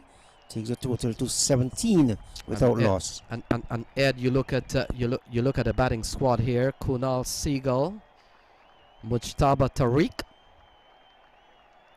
and Sanjay Stanley is really 3 of their best batsmen. So the runs will have to come at the opening here, or maybe when Sanjay Stanley, if he comes. And so those will be the 3 men to watch here for Samp Army, and they will have to really post a good score here for the US All-Stars. I agree with you, Lenny.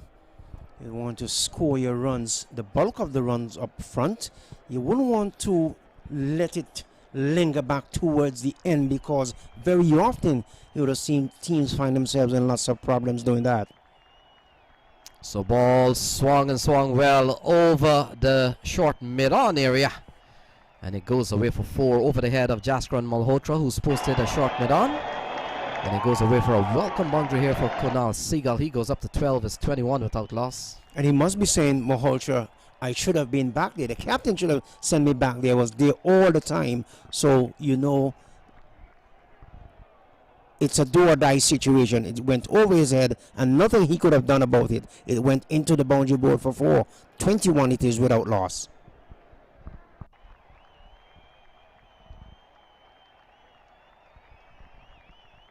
So Seagal, they're scampering for a single. Successful in the end, and a charging fielder coming in from the square. So that completes over number 4. It's 22 without loss. And they're going through the overs real fast, Lenny. So we'll have to keep an eye on the USA All-Stars. They're just rumbling through the overs. 4 overs. It's only 22 runs on the board. Tariq is on 8 from 12 delivery. Seagal is on 12 from 12.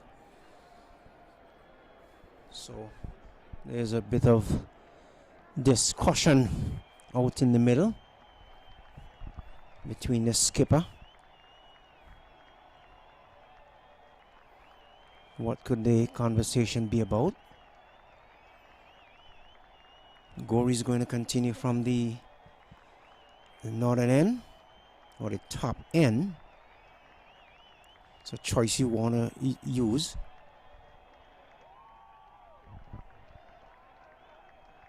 And that one is swinging the way out towards wide long on and just past the outstretched hand of the fielder out there. Lennon, that was a lame attempt there, so to speak. Yeah, the ball eluding the fielder. Kunal Seagal in the meantime has picked up another boundary. He's gone up to 6. He's gone up to 16. He's a top batsman, this Kunal Seagull. We saw him in the first game, got among the runs.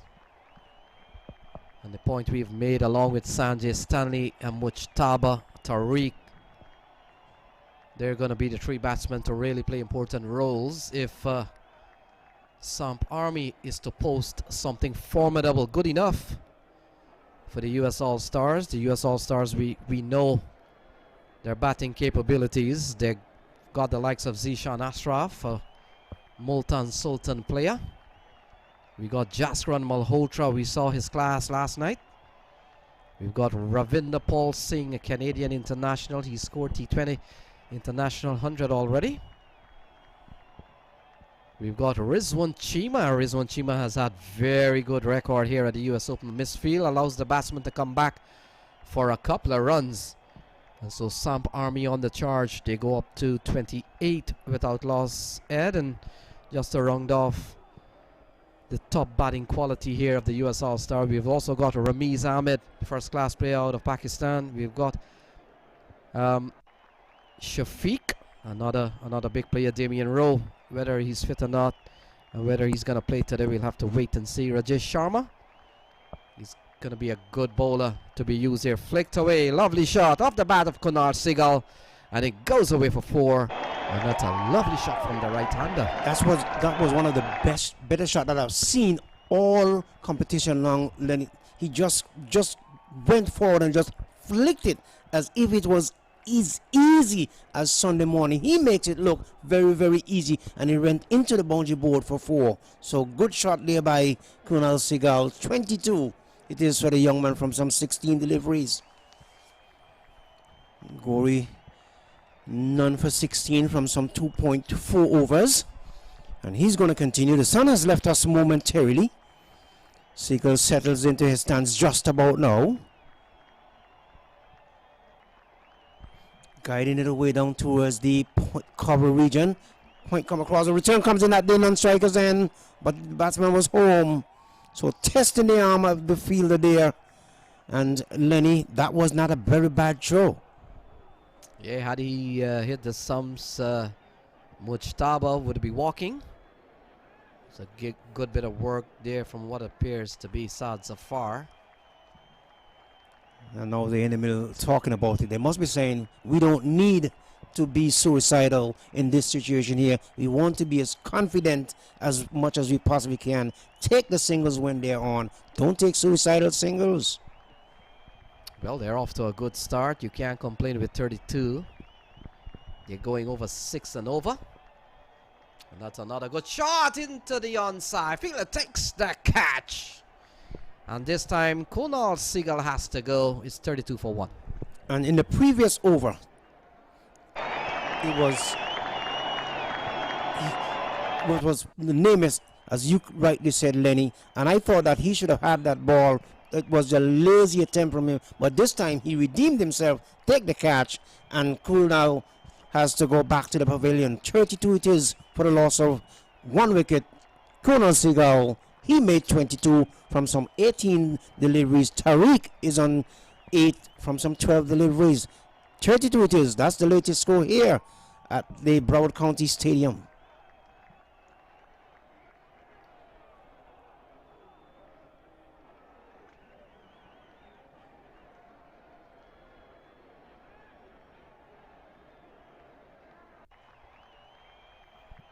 So Sanan Patel is the incoming batsman, and he replacing Kunal Seagull. Out for 22 of the bowling of Gori. 32 for 1. Samp Army winning the toss and decided to bat first. So let's see what Patel and Tariq will do. If they're going to rebuild this innings and rebuild it fast, we're going to have a bowling change from the commentary box end. We'll see who that will be. It's going to be Ali Shafiq. Very talented Shafiq. Saw him here a couple of nights ago. bowled extremely well.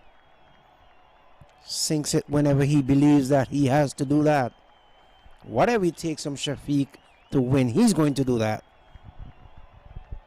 Yes, Eddie, he comes out of Multan Sultan.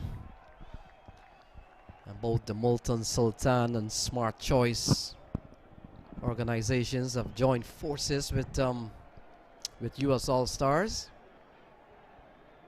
And the US All-Stars already a strong team, now further strengthened by the alliances of Smart Choice in Texas and Multan Sultan in Pakistan. We saw last year a Multan Sultan, a contingent making their way to the US Open. And this year we've seen the likes of Zishan Ashraf, he's the man with the glove here today. And the man with the ball in hand, Ali Shafiq.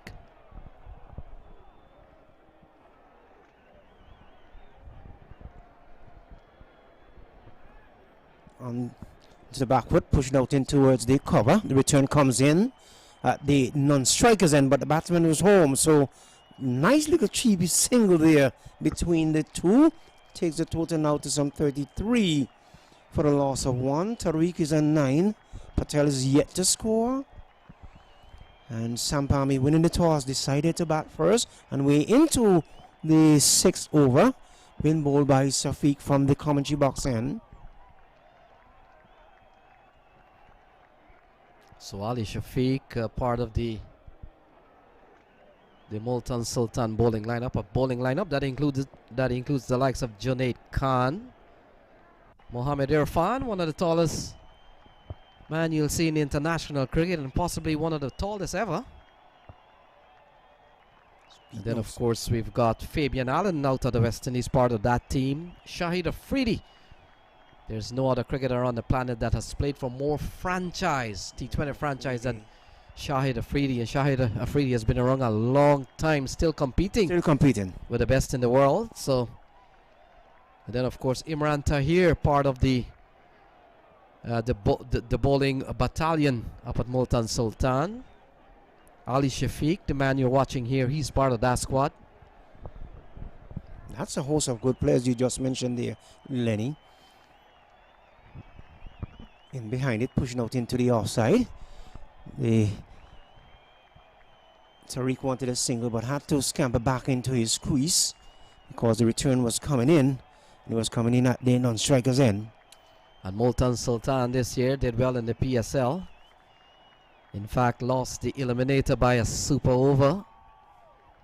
So you can't complain. Sometimes super over is anybody's game. It doesn't mean that you're the best team. It's many will argue and say it's not a fair way to separate two top teams.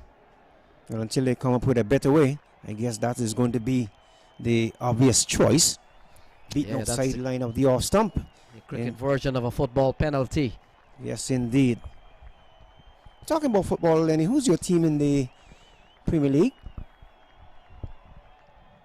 Yeah, my son follows it more more than I do, but none of the Manchester though. Okay. Yeah, I think Leicester. I've kind of like Leicester. The reason being is that I've gone a few times to Leicestershire, so it's a little bit. I'm kind of like I like that team a little bit. So Leicester, but I think my son likes Chelsea. That's not a bad choice. The over comes to an end. Seeing 6 overs completed. Samp Army 33 for 1 after winning the toss and decided to bat first. And Lenny, you said that they made a smart choice of winning and batting first. Can you tell our listeners why? Yeah, I thought they learned their lessons from the previous game in Punjab Blue, won the toss and asked the powerful Somerset Cavaliers to bat first, and we saw what happened. So they would have learned from that. And I reckon that when US All-Stars, when it's their turn to bat, they'll probably calculate what they need to do, how quick they need to get these runs just to stay ahead of the NRR, just in case it comes up for play, which I'm pretty sure it will. Normally, that's what happens in situations like these. Competition is tight. So many teams are winning, so many teams are losing, and it comes down to the net run rate. So we're going to have a change of bowling from the northern end, and it's going to be the man Patel is, well, Tariq is going to be on strike. So Raja Sharma is going to pick up the attack from the northern end. Lenny, I'm pretty much sure that you have lots of information about Sharma.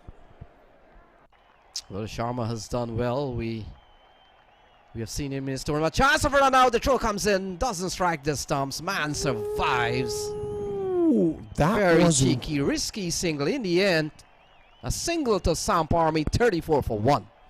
He just made it home, and he just missed by a whisker, as my good friend Ivor Henry would say. So good cricket all around. It brings Patel on strike. Sanam Patel, the left-hander. So Sarnam Patel yet to get off the mark. He's used up 4 already. And just coming back to Rajesh Sharma, you were asking me about him. Well, the fact is he's leading the wickets in the tournament so far. He's picked up 6, which leads the tally. And so that's one of the good things with this year's tournament. So Rajesh Sharma right up there. And followed by quite a few players on 5 wickets. The likes of Damian E. Banks, Junaid Siddiqui, Devendra Bishu, Mark Dial. And so here is the opportunity for Rajesh Sharma to advance his tally of 6 wickets in the tournament so far. Swept away. That's a good looking shot. Will pick up runs. Going out to the man out at square leg. Only a single run to Mujtaba. He continues to bat well. He's played well so far. They're batting at 36 for 1. They lost one of the top batsmen, Kunal Seagal. I think he got some 22 runs. So there's the first slip now being posted. Don't know if it's a psychological move, but is he out? No. There's a loud appeal from the bowler and the wicketkeeper, and the man at first slip has both hands on head as if to say he did get an edge to that, but the umpire had no interest whatsoever. Not outside the umpire. 36 it is for the loss of 1 wicket. Sharma looking to sweep it down towards the back of the square fine leg area. Didn't make, but let's see if contact was made. Not at all. It's byes, so 4 byes. The signal comes in from the umpire. So it takes the total now to some 40 without loss. Patel is on 1. Tariq, he's on 10 from some 16 deliveries. And Samp Army, they're really marching along there, Lenny. Yes, Eddie, they're having a better day batting wise. And should they get up to past 73, they will have a better batting day. We saw them crumble yesterday. But the fact is, we've got to be fair. What we also saw, they almost won with 73 on the board. It was pretty tense in the stadium here, Eddie. It was. Sitting in the commentary box and looking at the action, certainly I thought that they would have come away with the W, so they did not. The over comes to an end, and at the end of over number 7, Samp Army, they are 40 for the loss of 1 wicket after winning the toss and elected to bat first. Patel is on 1 and Tariq is on 10. That is the latest score here from the Broward County Stadium.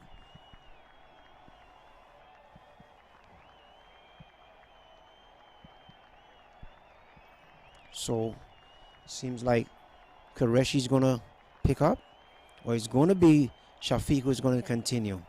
The discussion continues, and Qureshi says, I'm going to bowl from this commentary box, and let me see if I can get a breakthrough. His score is 40 for 1. So all kinds of direction discussions while the field being set. Qureshi marking out his run.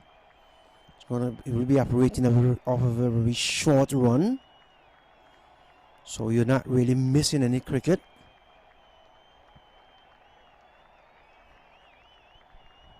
So let me say good afternoon to Vinod down there in Trinidad and Tobago.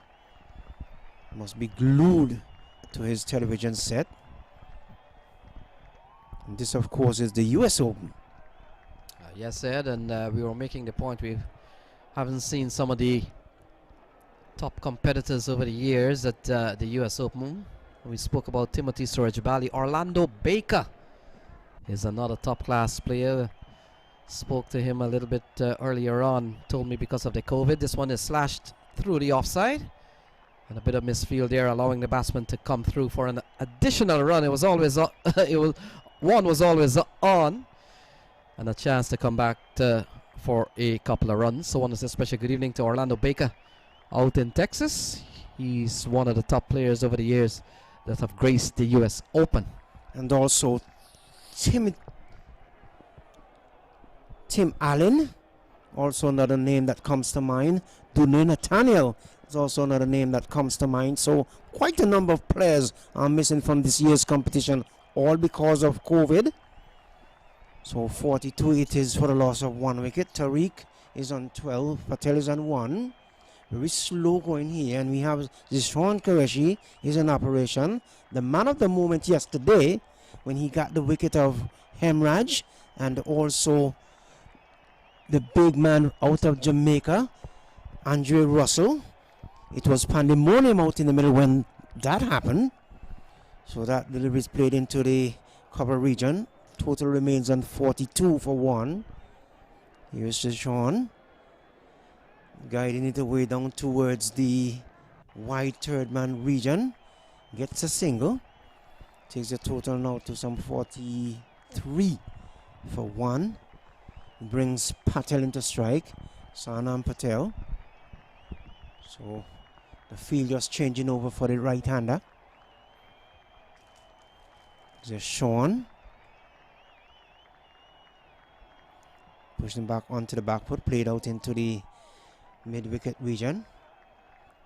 The batsman just ambushed through for a sweet single. 44 it is for 1. Samp winning the toss and decided to bat first. Patel is on strike now. Pulls it way down towards, just turns it off the pads down towards the mid-wicket region. Gets a single. 45, well 42 it is for 1. So US All-Stars at the end of the over, is it? So it's 43 for 1 at the end of what, over number 3? Over number 8. So good bit of bowling there by Zwanan Qureshi for his first over. None for 3. Tarek is on 13 and Patel is on 2 from some 10 deliveries. That's the latest score here from the Broward County Stadium. So out of the couple of teams here engaged, US All-Stars, the couple of points will make a whole lot of difference for Samp Army, even if they win this match, Eddie. The numbers and certainly the point system does not favor them going forward after this match here. So this is going to be a dead end for them, even if they win. On the other hand, All-Stars will need points here to really get a chance to advance. So this match it's of considerable interest for the US All-Stars, having lost to the powerful Somerset Cavaliers last night. One of the marquee game we've seen in the tournament so far. 45, in fact 48 on the board. It was 40, what, 42?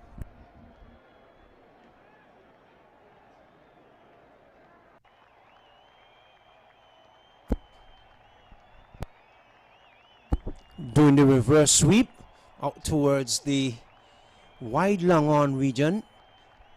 So gets a single. So Patel is on 4. Tariq is on 15.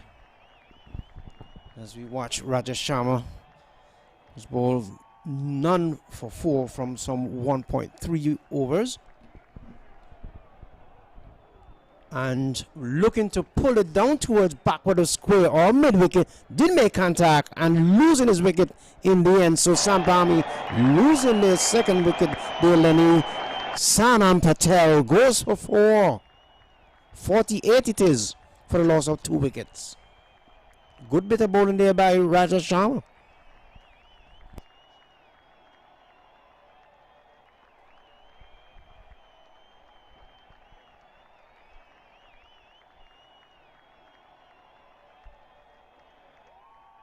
So not much is going on in the middle out there.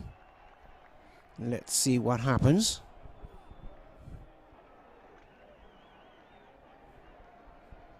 So we might have to make a little bit of correction here, Lenny. Just wait on the score to see what happens. So in the meantime, Sanjay Stanley comes to the middle. And he comes in at 49 for 2. So they've lost a couple of wickets here. They've lost the wicket of Kunal Seagal. And just a few seconds ago, they've lost the wicket of Mujtaba Tariq. Sanjay Stanley, one of their top batsmen, comes to the middle. And Sanjay has played at the under-19 level for the US already. And so he's a quality player, Eddie.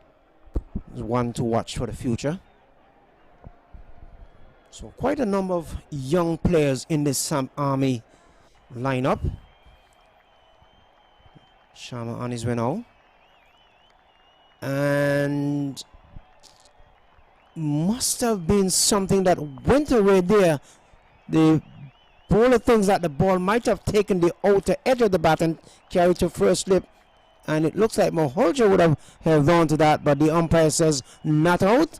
And the umpire decision is final. You may not like it, but you just have to deal with it. 49 it is for the loss of 2 wickets. 9 overs completed.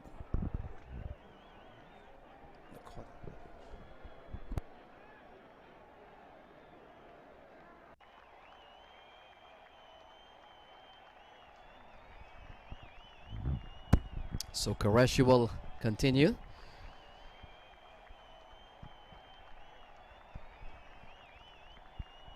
First over went for 6, so the left arm leg spinner.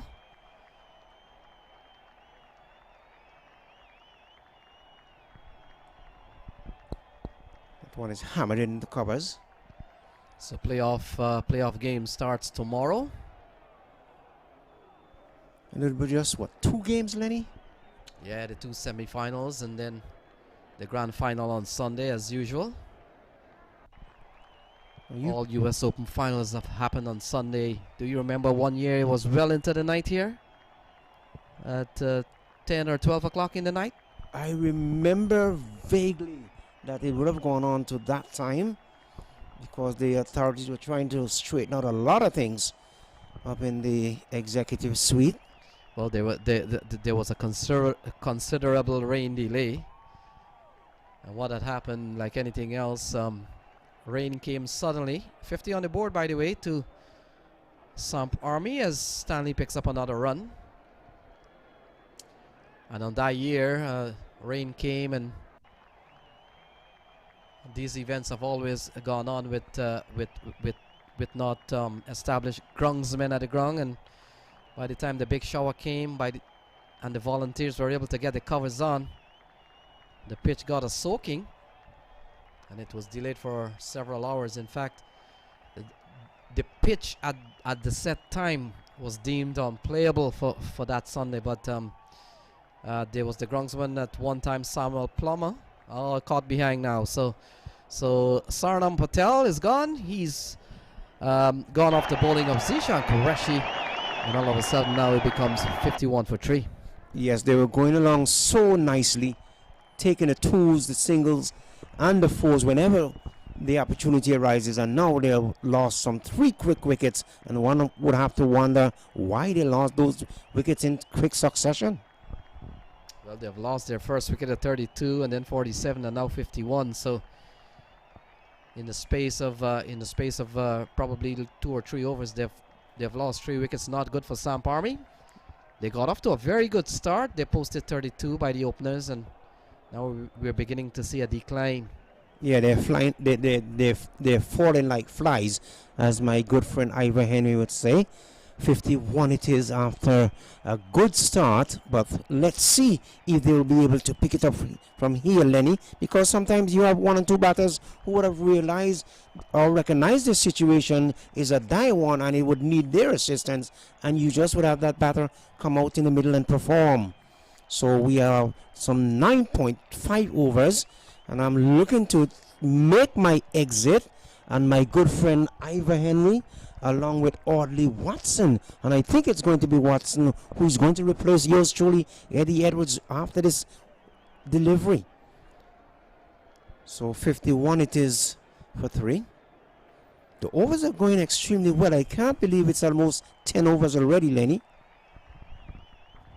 Yeah, they've gone quickly through their overs, and part of the reason is that the ball has not traveled to the deep areas of the field, so the ball was always within the square. So Qureshi, one final ball here as Akash Joshi, the new man, comes in. 51 for 3.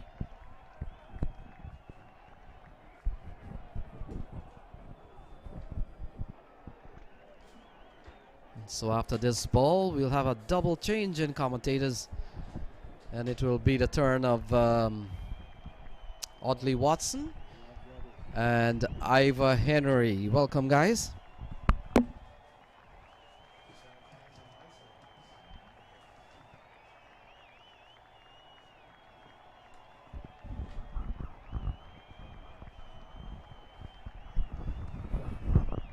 So, or do we meet again? That's all I can say. And a pleasant good afternoon to you. We're coming in with the score at 51 for 3. Samp Army won the toss earlier in the proceedings and decided to have first knock, trying to set a target. Yes. Well, Ivor, once were known as the War Brothers, and we're called the War Brothers by someone. So maybe that's why we're here together again. Well, Orly, I'm for peace. I'm not in no war with you. So he's telling me Steve War and Mark War, but it sounds like you're talking about war. You know, we're at the US Open, man. We're here for cricket and we're here for peace. So good afternoon. It's the US Open, the 12th edition. We want to say good afternoon to each and every one of you who are viewing the MAQ TV at this time. And as usual, we're asking you to share the link. We're coming down to the wires. Tomorrow we're going to be into the semi-final phase of this tournament. And on Sunday we're going to bring the curtain down with the two outstanding teams. And this time he's going high, he's going hard, but he's not going to be far enough. He goes straight into the hands of the deep mid-wicket. So another one bites the dust, number 4. The very first delivery, Audley. You have a habit of doing this, Ivor. You have that's a very bad habit, taking a wicket just as you enter the commentary box. That is so true. I am so serious. You remember one year?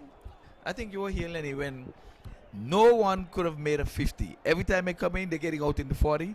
Then I said, you know, let me stand this time and let's see if you'll make a 50. I had to stand up for the first 50 of the tournament because every time I come in the comeback, somebody in 40, they get out. I said, my word. But anyway, wicket number 4. Just want to say good afternoon. We have the mayor of North Carolina who came in to support his boys. And as far as he's concerned, cricket is the winner. And he said he's just coming in for moral support, just to be here. He would have viewed the happenings and everything that's nice. It was like sugar and spice. He said, I had to be here. I just flew in from North Carolina just for this. So we want to welcome him. Isn't that good, Ivor? That's the spirit. That's the spirit we're talking about. Not only that he is the mayor of North Carolina, but he is present right here because his team is playing out of North Carolina. Yes. Yeah. So the new batter is Prit Patel. So Ahmed would have taken the wicket with his first delivery. And I like to tell people that he's on a hat-trick, because a hat-trick has to start from the first wicket. Then if you get the second wicket, to me, then that's the hat-trick ball. But he's not going to get that because the batsman is on the back foot playing into the deep. He's off the mark. That is Joshi. Yes, he's off the mark. But so we have two relative new batsmen. We're now coming into the com box and trying to catch up with things. But the sun is out in all its glory. Oddly, this morning was, should I say, by Florida sun, that it was bone chilling. Was very chilly. I think now it's gonna be maybe in the high 60s. And yeah, this morning was really chilly. A lot of, yeah, it's as a matter of fact, it's 71 at the moment. 71 at the moment. Far cry from this morning, early this morning, 6 o'clock. And it's breezy too. So I know as when the sun would go down, and in our party it goes down like after 5 o'clock there, about 5:30. I think we're gonna be in for cold because the wind is picking up. If we can, sooner or later we'll see it on the screen. I hope the cameraman will pick it up and show those flags that are blowing in the wind. There was an appeal for stumping, but not out. Umpire square legs unmoved. He's playing this one back along the track. The bowler threatens. Yeah, he's a happy bowler. Of course, getting a wicket with your first delivery.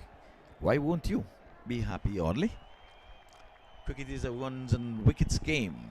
And when you're a bowler, you're looking for wickets. When you're a batter, you're looking for runs. Oh, this is going to be a suicidal run. It was always run out on the card. The dreaded fire of the umpire said, look, you gotta go. So you gotta go. So another wicket went down. You can see from the scoreboard, things are a bit fuzzy over here at the moment. Yeah, 5 is gone. Our screen here has gone blacked out. I hope that they notice it over there, the technical guys. So we're going to apologize to you viewers out there. We have a little snowy screen. We were talking about cool Audley, and now you're bringing a snowy screen. I'm wondering how many inches are falling there. So I think Josh is the one that's out.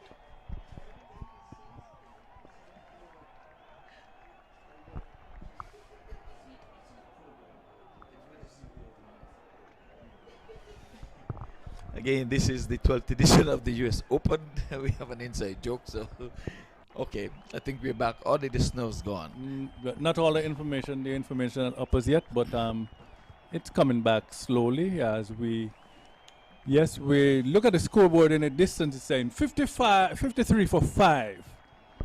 Yes, well, we know the man behind the scene who you're not hearing much about or seeing. We would have seen him on camera earlier today, Sofian. We're going to make sure that he's on sooner or later. Again, after this match, we're going to have a chit-chat with the mayor, maybe mid-inning.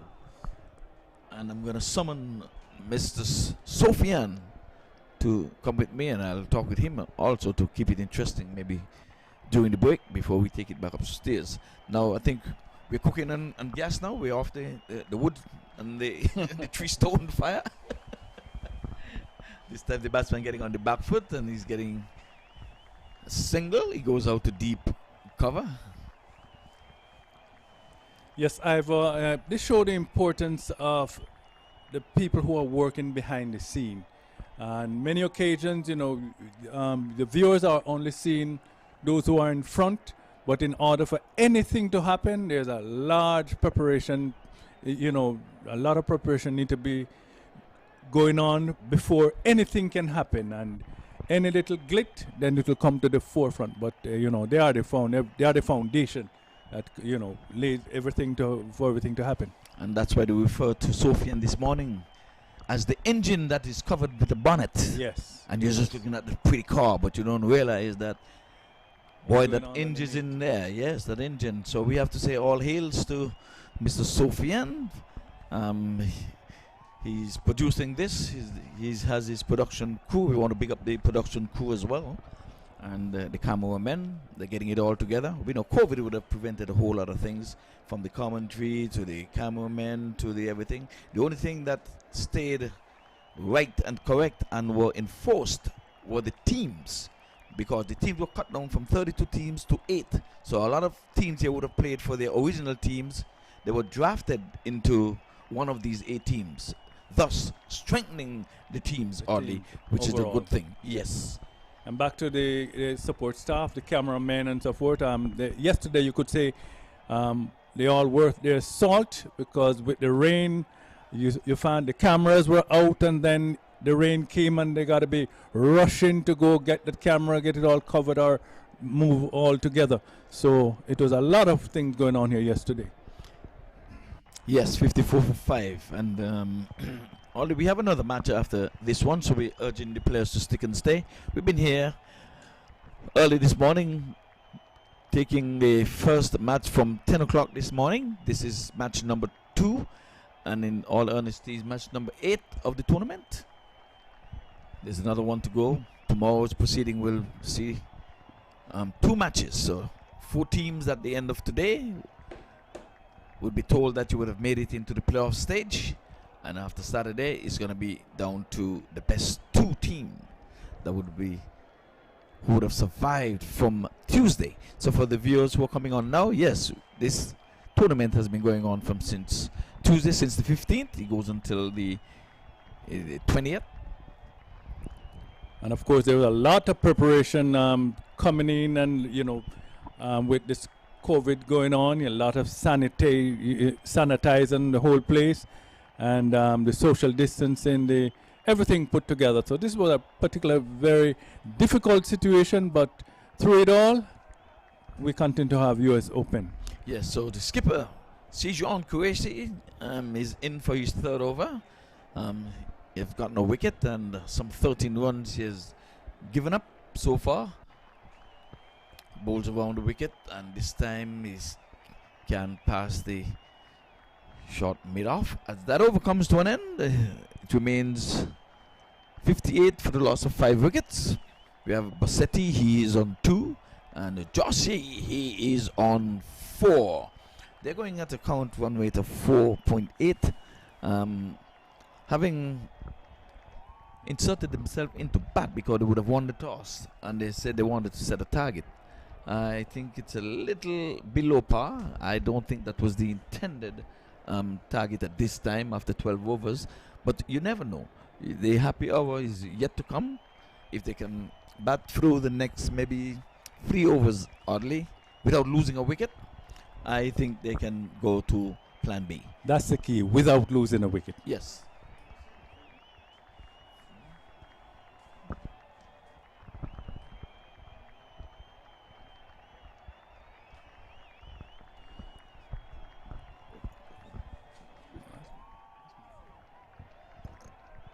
So the score has moved on to 59 for 5. Ahmed, the bowler. Ahmed struck powerfully back to Ahmed. Field back to his own bowling, of course. Yeah, he seemed to be bowling that back of the hand. Some spin was in that delivery, you can see it here. So let's see if he's going to try to get some purchase off the wicket.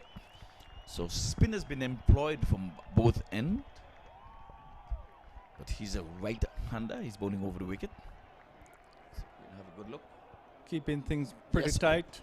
Outside the off, some punching out to extra cover. Yes, he's bowling his leg spinners. That one didn't get much turn out of that one, but was on a good length. The batsman was punching off the back foot, but they're going to need some boundaries early. But they've gone into the 60s. It's 60 for 5. So far, they have only scored 2 runs of this over. And 5 balls so far. Partnership of 7. Yes, so all these games have been sponsored by the MAQ Group, the US Open Fantasy. We have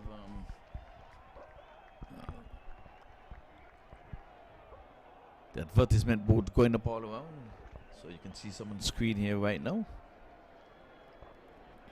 Batsman on the back foot again and punching into the offside and going for a single. The batter is asking for a bat. That one is not doing him justice early. Well, let's see if there'll be any difference. It is said that the tradesman always blame his tool. So let's see if a different bat is going to bring different fortune. Hopefully it will. because at the moment it's needed. They are 61 for 5. Well, I don't think that he's blaming his tool because he's using a bat. So let's see. The bat you could be is referring his to tool. him. That is his tool. Yes. Okay, Ollie, I'm a student of the game. If you say so, then I'll have to believe you. I know we refer to that as a bat. Lenny would say he's wheeling the willow. Okay. Chichon comes in down the leg side. Batsman sweeping, not getting bat on it. So he's going to be rewarded 2 wides for his team.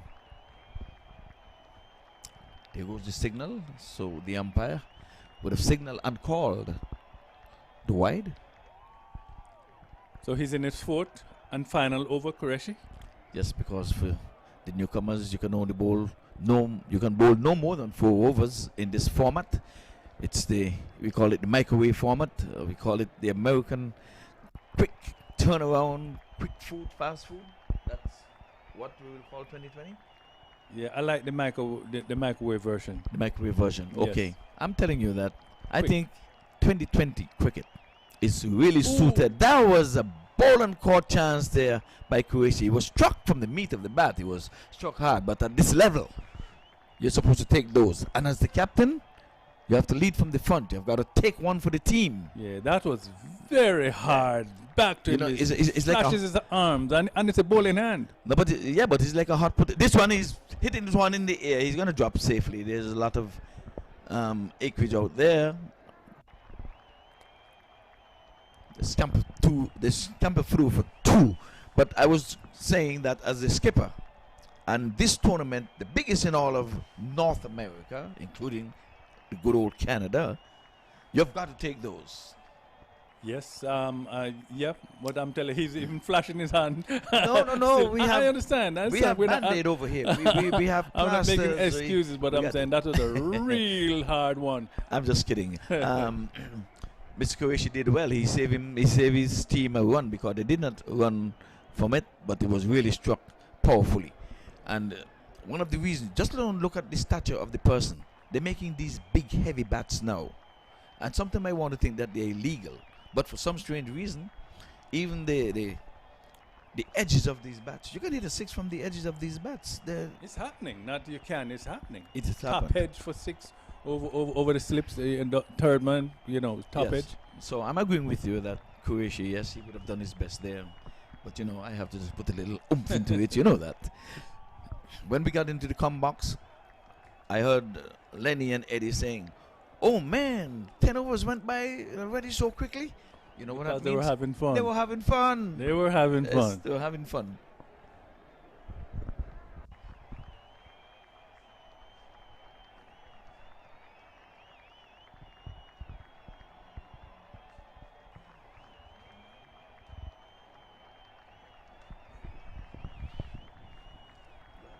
Okay, so we are in the 14th over. It's 13 overs and 4 balls. And Qureshi distracted a moment ago. I'm just trying to catch up on what's happening. Well, following the screen, it says it's 13 overs and 5 balls. And a wicket went down. That's what happened. It's 68 for 6. So Qureshi has picked up his 2nd wicket. He has just 1 legal delivery to bowl, and his figures are currently will be 2 for 20. 2 for 20. So good bowling yesterday. I think he had 3 wickets. So he has been having a good series so far.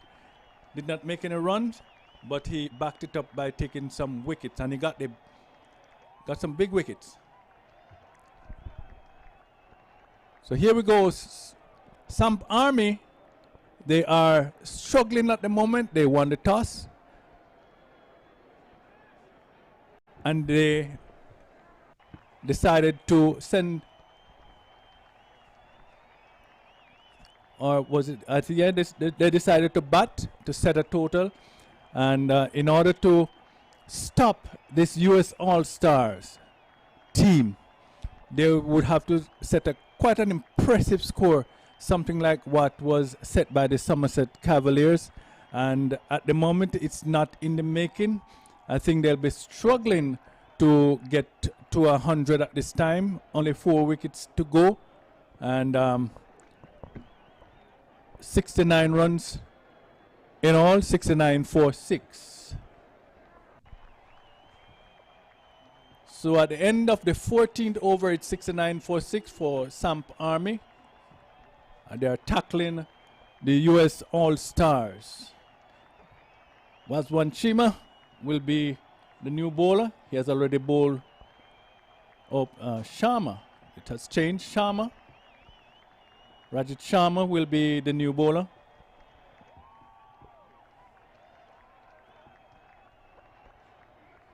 And he has already bowled 2 overs, 1 for 5.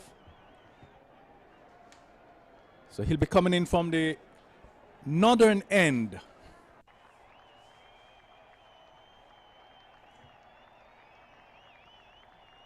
Take us around the leg side down to the fine leg area. They run 2, and that's just about all they'll get from this one. Yes, I think the skipper got injured there with that bowling caught, and the over had to be finished by Sharma. He bowled at one delivery. That was what's happening. I know there was a bit of distraction, so yes. So okay. So that's all cleared up.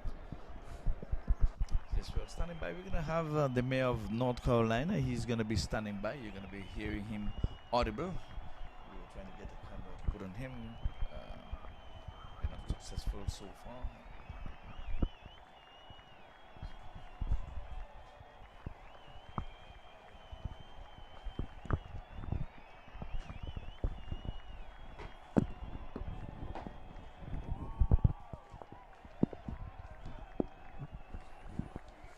So the cricket continues, 72 for 6. We're in the 15th over. And we're watching Samp Army taking on US All-Stars. Samp Army, their first trip to the US Open. They come in the year 2020. What a year we've had. So Rajesh Sharma, we'll pick up some cricket here, and then we'll get to talk to the mayor of North Carolina in just a second or so. But let's finish up this over here. 73 for 6. And the Samp Army been put under pressure in this tournament. They've a very young team comes out of North Carolina, and they've had to work very hard to stay afloat of what's happening here. So it is indeed my privilege to welcome to the U.S. Cricket Open the mayor of North Carolina, Mr. Mark Stallman. Mark, welcome to Florida. Welcome to the U.S. Open. Glad to have you here. Well, I'm awfully glad to be here. I just flew in this morning, took an early bird flight from Raleigh, North Carolina, and made it down here today. I couldn't wait to come down here, though. It's been, I wish I was able to come earlier in the week, but this has been a fantastic tournament so far. A lot of good action. I've watched most of it on MAQ TV, and I tell you, you guys have done a tremendous job at covering all of the action so far.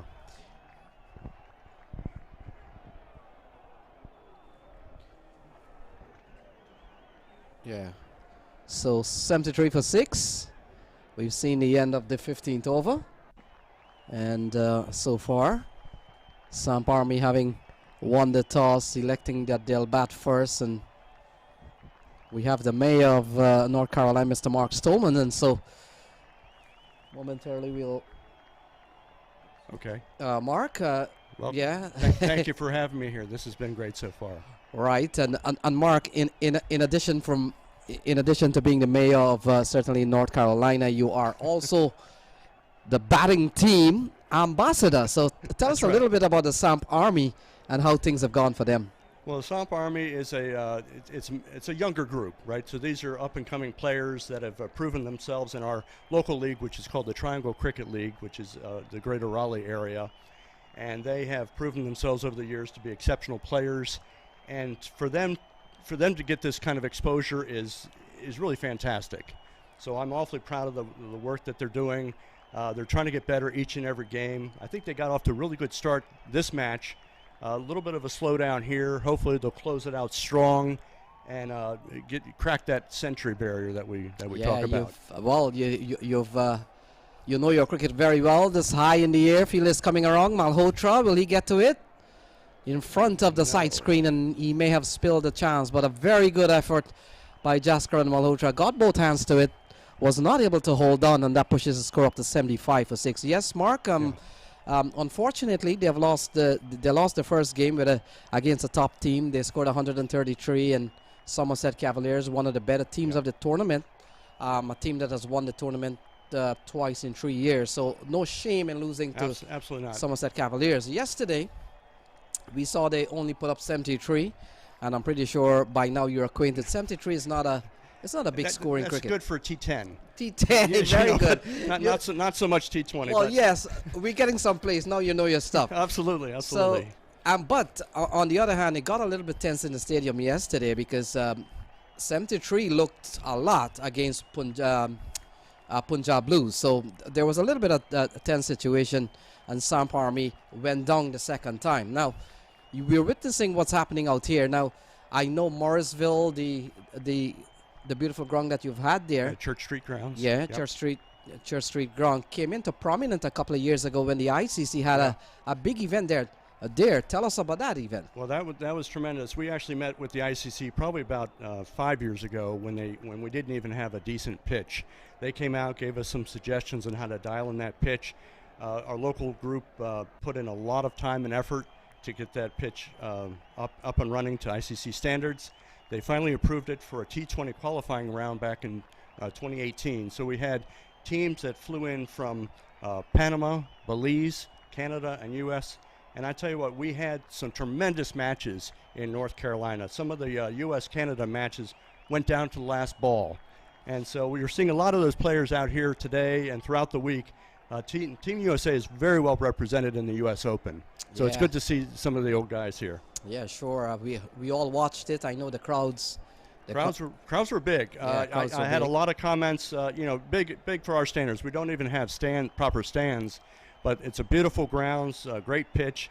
But we had over 2,500 people watching these qualifiers, and we had comments from some folks that said, in LA we don't even get 50 sometimes. Yeah. So we felt very, very proud of our community that came out, and we're looking forward to hosting more and bigger and better events. And talking with MAQ earlier today, we hopefully could do some qualifiers for the U.S. Open in the future to even get a better, stronger team next year. Yes, Mark. And one of the things we all saw what happened at Church Street, that big event, big crowd. What is the plan going forward in terms of other events coming to Church Street? Well, certainly one of the biggest bits of news we had last year was we got a minor league team, so the Morrisville Cardinals, and some of the players you're seeing out there today are represented on actually both teams. Jaskar Malhotra is one of our key players on the Cardinals. They did very well in their exhibition matches. We had the Atlanta Param veers come up and play.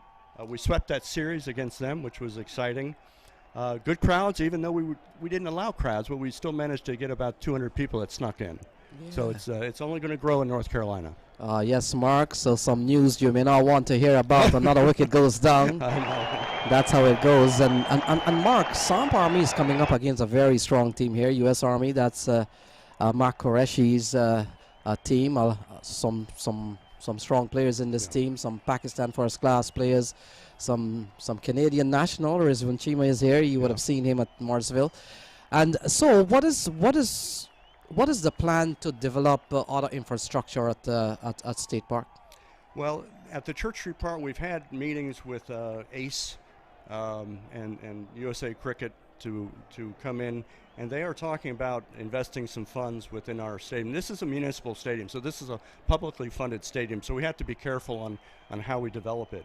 But they've agreed to come in and put in some additional infrastructure, things like proper changing rooms, umpire rooms, stands, and things like that. The field is absolutely gorgeous. We have a first-class field. We just need the infrastructure to complete the package. So that the town of Morrisville is working with ACE and others to hopefully build up the infrastructure of that, and we'll just see that improve. Nice. We did see the minor league tournament played there also. Morrisville Cardinals. Yes, sir. Yeah, they did extremely well. And so how long you plan to stay in for the U.S. Open? Well, like I said, I flew down this morning. I'm going to watch all the matches tomorrow. The semifinals are tomorrow, and then I'm going to probably fly back tomorrow night on the red eye. But I tell you what, I was excited to get here. The invitation from the Swamp Army and MAQ to have me down, I couldn't pass that up. And luckily, I left a lot of cold, wet weather up in North Carolina. What is your impression of the U.S. Open?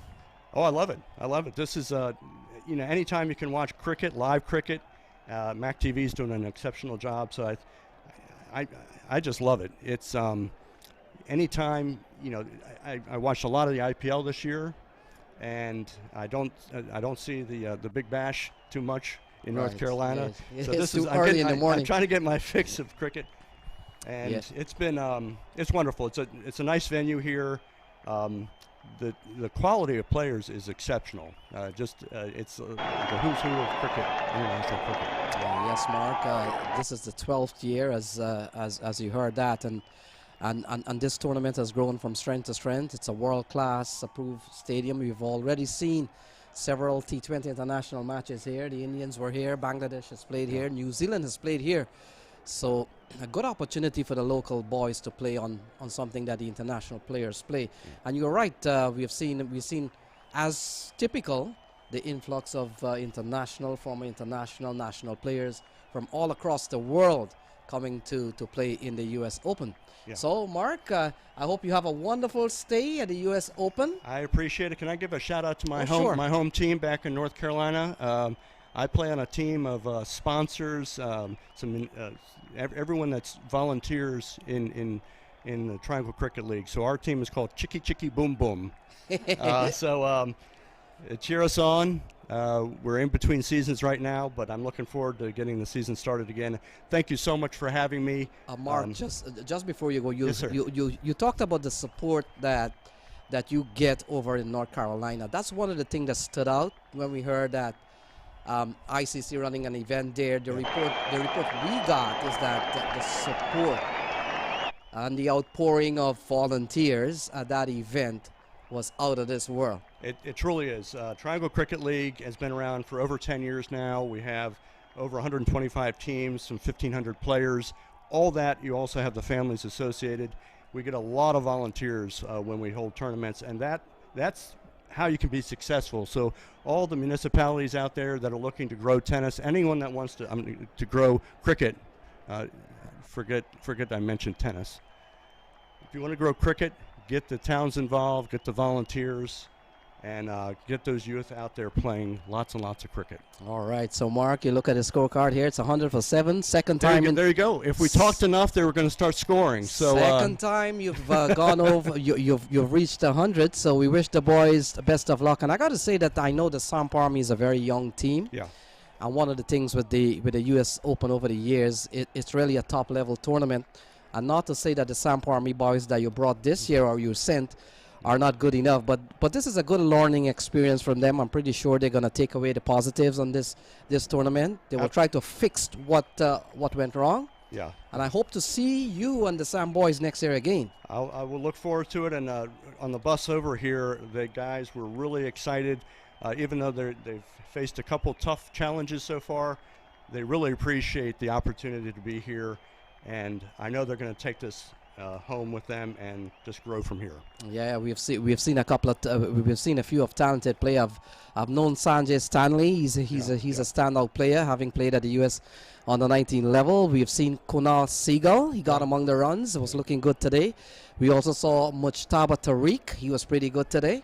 And so we see some good talent with good facility up in Morrisville. And I'm pretty sure that Samp Army will only get better from here. It will just get better. But you guys have been great. Thank you to MAQ and all the crew here for having us down at this tournament. We're honored to be here. And look at that. As I sign off, there goes another 6. I hope. Oh, no, he caught it. I gave him bad luck. Sorry about that. Another wicket goes down. So, Mark, we will see. I better check out of here before they get any more wickets. Yes, Mark. So we will see you again. I'm pretty sure Ivor Henry, who was our presentation guy, may get you to present some awards later on or during the course of the week. I'd be honored to. as mayor of, it's actually Morrisville, not North Carolina. So Yes. thank you for the promotion. Yes. So I'm promoting you. I don't know if I'd want that job right now, but Oh, thank okay. you anyway. But yeah, best to everyone in the rest of the tournament, and can't wait to see the rest of it. Okay, thank you, Thank Mark. you. So 97 for 8, Samp Army. And we're in the 18th over as I bring my good friend back in, Audley, who's been following the game with avid interest. Audley?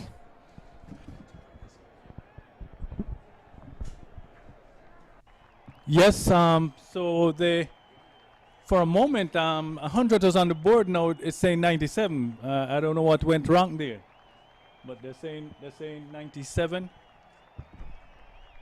But they're not far away, striking distance away from the 100. As they proceed, it's 17 overs completed. So there will be 12 legal deliveries to go, and they're still trying to get to that 100 mark. I don't think that should be a problem unless they end up losing both wickets without accomplishing the task. So Samp Army, I kept saying Samp Army, and as we were reminded by Lenny, we're told by Lenny yesterday or the day before, Samp, the word mean Samp is united in some other language. So we're looking up at a united army. Yes, and that was a very interesting conversation there between Lenny and the mayor of North Carolina, Mark Stolman. And I like that. I like that. Here is a mayor, and he's into cricket. Yes, he's taking the So he's a taking mayor the of politi- Marsville, not Marsville? all of North Carolina, but yeah, Marsville is yes, okay. but it's in North Carolina. But it's very enthusiastic. He's very enthused, Ivor, when you talk about cricket. And then he was saying, look, we're going to get another 6, but oh, I mean, he was caught. He knows what he's talking about. Yes, well, folks, trust me, you're going to see him on camera a little later. I promise I'm going to put him in front of a camera later, and we'll have another little chit-chat, so he'll put a face to the voice.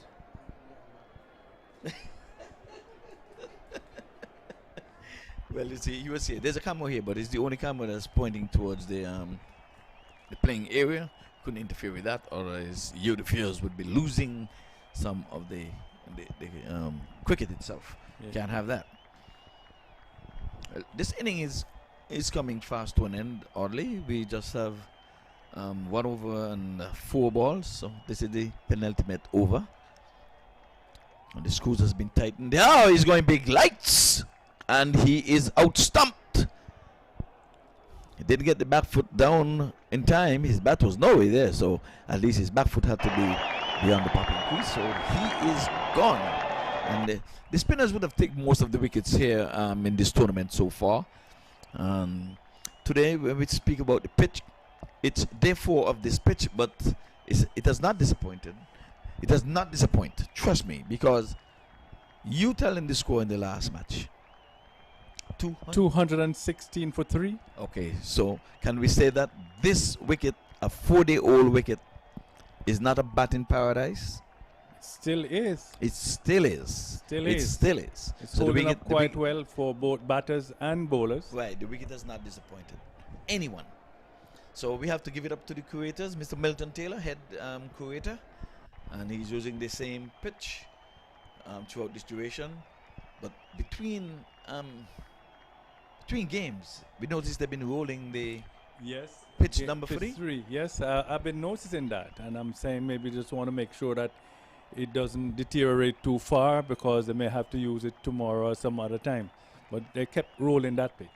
Well, I had a talk with him, and he said, if possible, they'll use that tomorrow and perhaps for the finals. But trust me, it's still a little soft.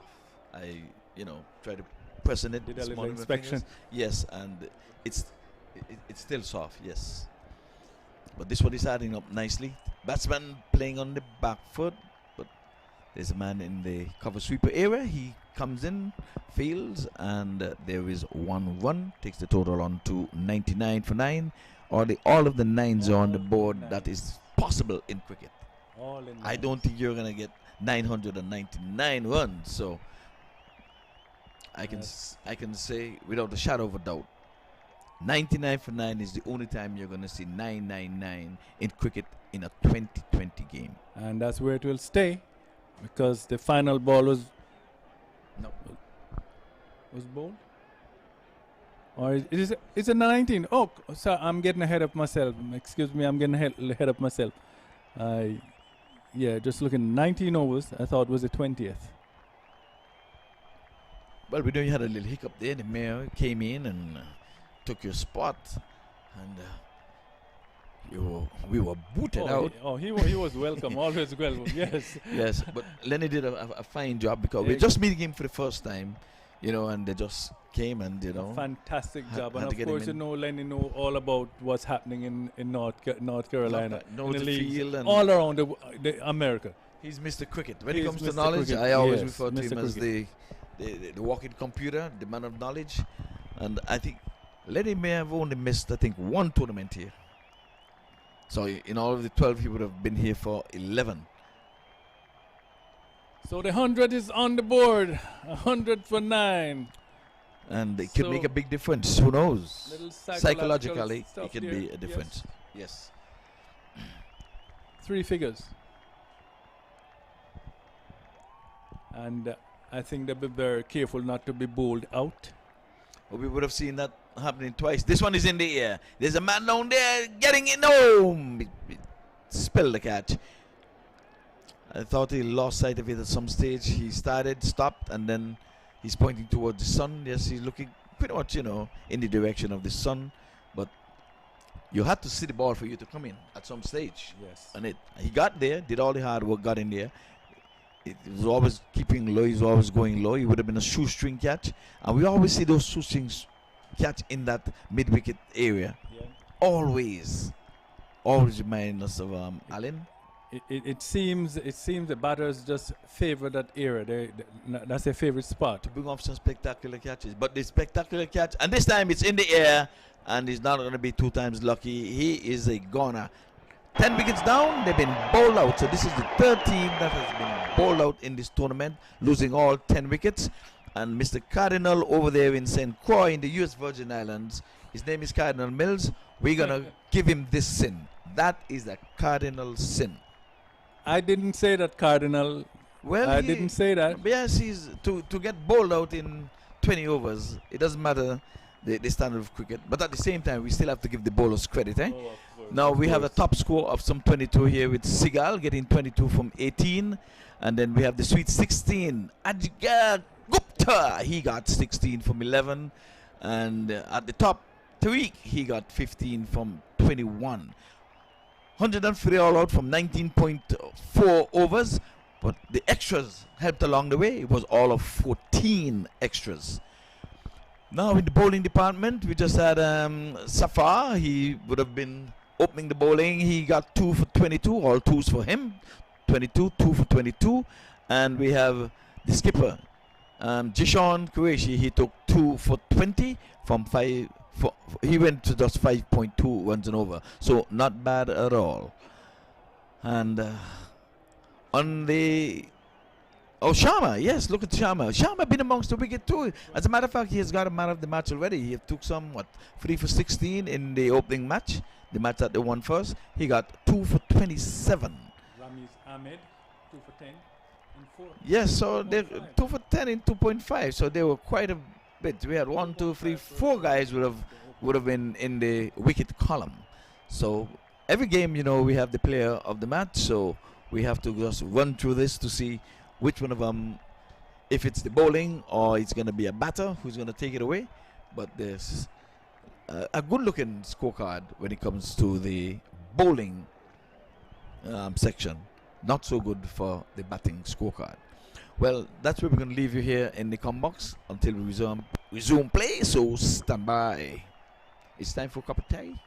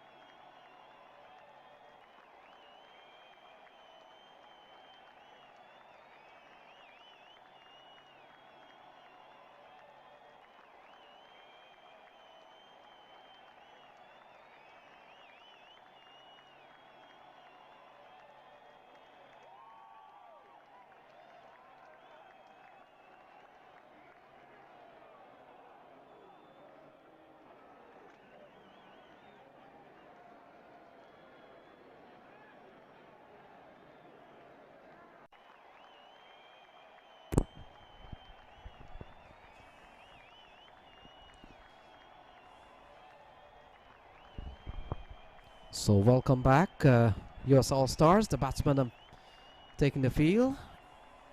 Zishan Qureshi and Zishan Ashraf. A couple of Zishans out in the middle. One Ashraf, one Qureshi. And momentarily we'll pick up who will start here for the Samp Army boys. So 104 is the target. And I'm joined in the box here by Bilal. Bilal, welcome to the US Open. And thanks for dropping by the box here this afternoon. Hey Lenny, it's a great pleasure to be part of US Open again this year. I do see that the US All-Stars getting ready to chase down, and the two Zishans are in the middle, and just like we have seen Zishan Qureshi taking the guard, and will face the first ball from the Samp Army up there from the Carolinas. And there's a home connection there, Lenny, with the Samp Army. So Qureshi, the captain of the team, will be hoping that first of all the US All-Star can stay afloat with a win here. They badly need one. Akil Gupta will be the man to start, and he starts with the ball outside. In fact, it's a no ball, so not a good start here from Akil Gupta. He starts with a no ball. And of course, it will be followed up by a free hit delivery, Bilal. Oh yes, what else Zishan Qureshi can wish for? Start off with a free hit, a legal delivery that's up and coming, and let's see how he deals with it. But he's got a license to go big on this ball.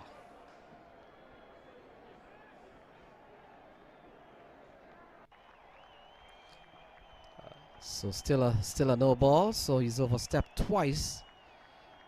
And so the no ball rule still in effect. A couple of no balls to start with. Yeah, I think at this point Akil needs to go back and, like he's doing right now, recounting his steps to make sure that he does not get hat-trick of no balls. We haven't seen that in the US Open. And hope we don't see it at this stage. So speaking of Samp Army, Lenny, like I was talking about, this team is up there from North Carolina, that region up there. The good news is that about a year and a half ago, they built a turf pitch, first ICC approved pitch in Raleigh, North Carolina. It's closer to Raleigh. And, they've built a strong team. I understand this is their major challenge, and, just to see how they perform at this level. So Gupta comes in, he gets it right, the free hit ball. Now that's a wide, so we'll be here a little bit more. Free hit rule still in effect, and still cannot get out of that. You can't hide in T20 cricket, and so Gupta has probably overstepped twice. He's gone wide of the off stump now, and so a bit of hold up here, not for anything else, but Akul Gupta can get a proper line here. Yeah, with the low target of 104, I don't think they can afford any more extras here. So a better ball, a play and a miss, and that's the free hit ball. So in addition to the 3 extras Akul has given US All-Stars, he has done well to restrict the batsman to just a dot ball on the free hit, which is a license to really swing for the fences. Absolutely, it was a full delivery. Zishan Qureshi, predetermined mindset, went straight into keeper's hand. So the playoff games will start tomorrow. From what's looking, this one is slashed through the offside. Going to be runs here for Qureshi, and it crosses the cover boundary now. So that's a good-looking shot from Qureshi. He picks up a boundary, 7 on the board. In the zone for Qureshi, as you can see, he's very strong on the off stump, unlike many other batsmen in T20. It lifts us over the cover region and gets a boundary. Good start for Zishan Qureshi. So Akul Gupta has gone for quite a few in just 2 legal balls.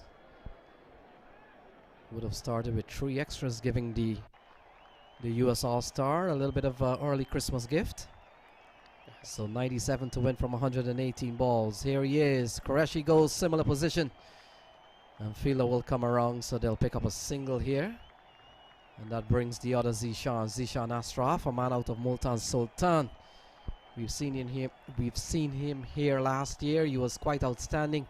And already in this tournament, he has impressed us again, Bilal, and he comes out here with a US All-Star, badly needing a win this afternoon. Absolutely. So Zishan Ashraf, he's got a background with Multan Sultan. He has played with the likes of Afridi.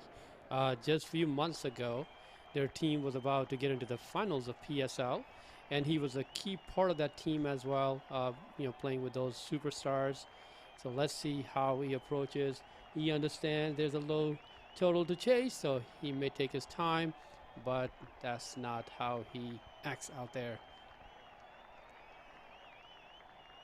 So Ashraf is one of a couple of keepers in the Multan Sultan lineup, the other keeper being Rohil Nazir. In addition to Zishan Ashraf, we've got the likes of James Vince, Sean Masood, Riley Roseau, and Asad Shafiq, not to be confused with Ali Shafiq, who's here. And so he's a quality player, loves the offside. And I'm pretty sure when the opportunity presents itself, we could see one of those prolific cover drives. He does have a very good one. And a chance of a run out here. And the first wicket goes down. Qureshi comes charging down. Zishan Ashraf, apparently with no communication. And in the end, Qureshi has to go. The first wicket goes down. It's 8 for 1. Oh, see, it's a big mix-up here. It's going to cost big time the U.S. All-Stars. Just needed to be careful. Low total. Zishan Ashraf wanted to take his time. He just called him off, but Zishan Qureshi was running towards the danger end. And, Zishan Ashraf wasn't even looking, so it cost the first wicket. U.S. All-Stars, Zishan Qureshi back in the hut. So Jaskaran Malhotra comes to the middle. And Jaskaran Malhotra, over the years of the U.S. Open, has had very good records in this series.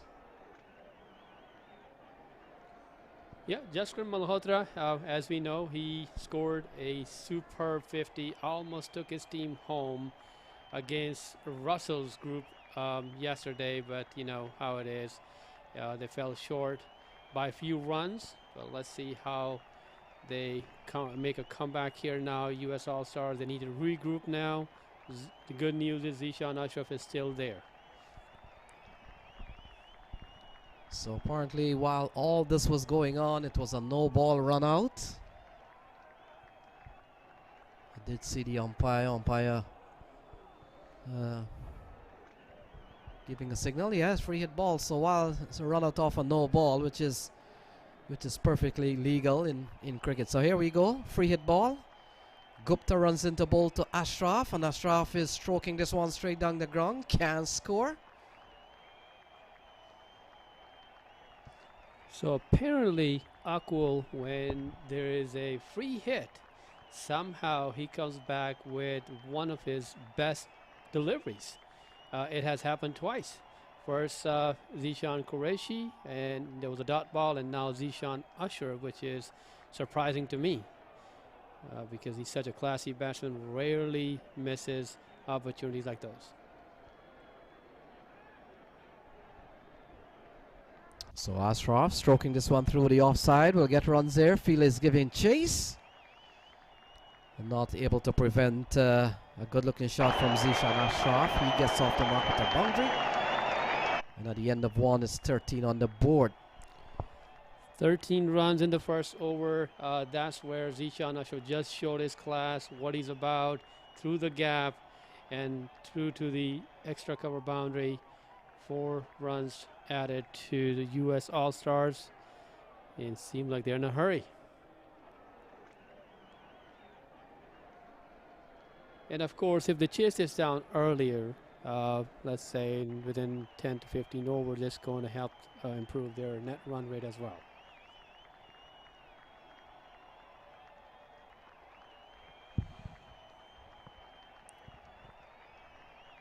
So while we going through this game, Lenny, the fantasy, U.S. Open fantasy, You know, we also have that opportunity for audiences to go in there, pick your lineup, and you can win some prizes. It's a wonderful way for everyone, our audiences, not only to enjoy their beloved game, but also they can take full advantage of, you know, being part of the fantasy group up there.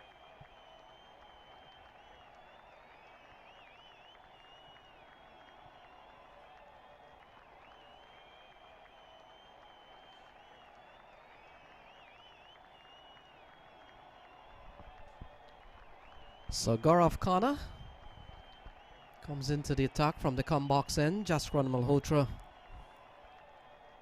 will get ready to face his first ball. Batted well yesterday in a game that saw US All-Stars falling 9 runs short of Somerset Cavaliers. So Samp Army going with a spin, realizing that this is a spin wicket. A lot of helpful spinners. And see how US Open go. The first ball played defensively here. So throughout the tournament, you know, Lenny, we have seen spinners. They had quite a success here, right? Yeah, we have seen some quality spin bowling from some big names in cricket. Smash down the ground, will go all the way for 6. So all the ease in the world. And Zwanan Malhotra, he's a top player, top performer. And he takes this one very easily out of the park. He gets off the mark with a 6. It's 19 for 1. Gaurav Khanna gets closer to the bat. I believe he wanted to toss it up. But Zwanan Malhotra saw that it was in the zone, lifted it over, deep, long off. A big 6, maximum.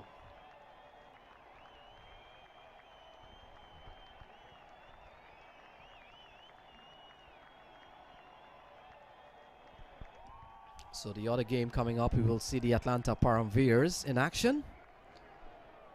And Atlanta Param Veers not only will probably need the couple of points allotted to a win, but they may want to make sure that they keep an eye on their net run rate situation. Yes, that's a big job on the hand for the boss. We'll see how they go about their game, but like you said, it's tricky. And then they have fallen behind because of that one loss that they had. So we do expect fireworks from the boss later this afternoon. So Zishan Ashraf comes back into strike. He's up on 4, a lovely drive in the last over. So through the onside runs here, going through square leg. The fielder just running to retrieve the ball. And another 4 for Zishan Ashraf. He's all class, Bilal. We've seen him here last year. He was quite outstanding. And he's returned to the scene of the crime, so to speak. He continues to bat well. Absolutely. One thing that you cannot do is just miss your length, even by a few inches or half an inch, because he reads the ball so early. He was quick and through the gap. Oh, slashed away through the onside. It's gone a long way. It's out of here. And so another 6 off the bat of Zishan Ashraf. We've seen the second 6 of the innings. One from Malhotra, now one from Zishan. And the score goes quickly up to 30 for 1.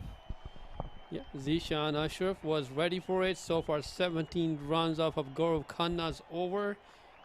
They're just going with fireworks and want to get this done quickly. Yeah, it's a huge gap of skills and players' ability here. We don't know too much about Gaurav Khanna, but what we know, Zishan Ashraf has played at the top level, and he's gonna be a difficult man to contain. Even well-versed player and player who's played at very high level find themselves some bit of problems restricting Zishan Ashraf, so he's not an easy customer to keep quiet.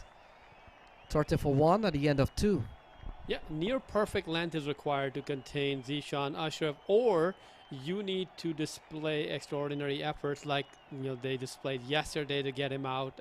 You saw that outstanding catch that we are accustomed to in leagues around the world, the PSL, the IPL, and Big Bash, that we have seen those as a fielder will go outside the boundary line, throw it in, come back, and then catch the ball. That's the type of catch that took to dismiss Zishan Ashraf.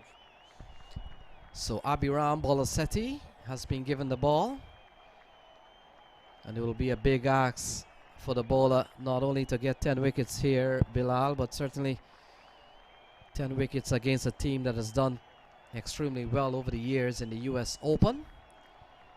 They've won it here before in 2016. They got into the final previous to 2016 and have always been a playoff team. So this is going to be a very tough team to beat. Not with the kind of score that they have posted here this afternoon. They struggle for runs. Yeah, from what I know, Abhiram, you know, the Carolina product up there, that he's one of the best, one of their superstars for the Samp Army. Let's see what he brings to the table. But they just need to be careful. That is Jaskar Malhotra. I think Samp Army, they're taking their time to get adjusted to the pitch over here. The environment is different. So, you know, we'll see what Abhiram can bring to the table. So Malhotra.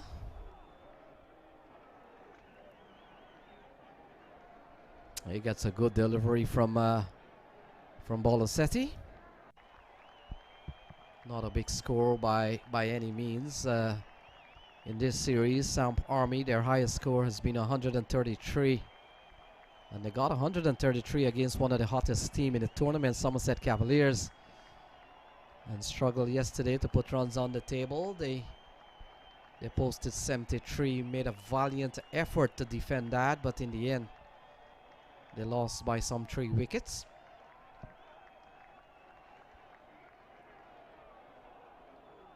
So one of the things they have done right today, many will agree, is that they won the toss and they've elected to bat. We saw in one of the earlier games, Punjab Blues, when they took on Somerset Cavaliers, for some reason, they won the toss and allowed Cavaliers to bat. Cavaliers posted an imposing 216. It's quite a bit. Not going to win too many. You're not going to lose too many games with 216 on the board. Oh, absolutely. You will need Glenn Maxwell's of the world and Freedy's of the world or Gale's of the world on the other side to win that type of game, or Kohli.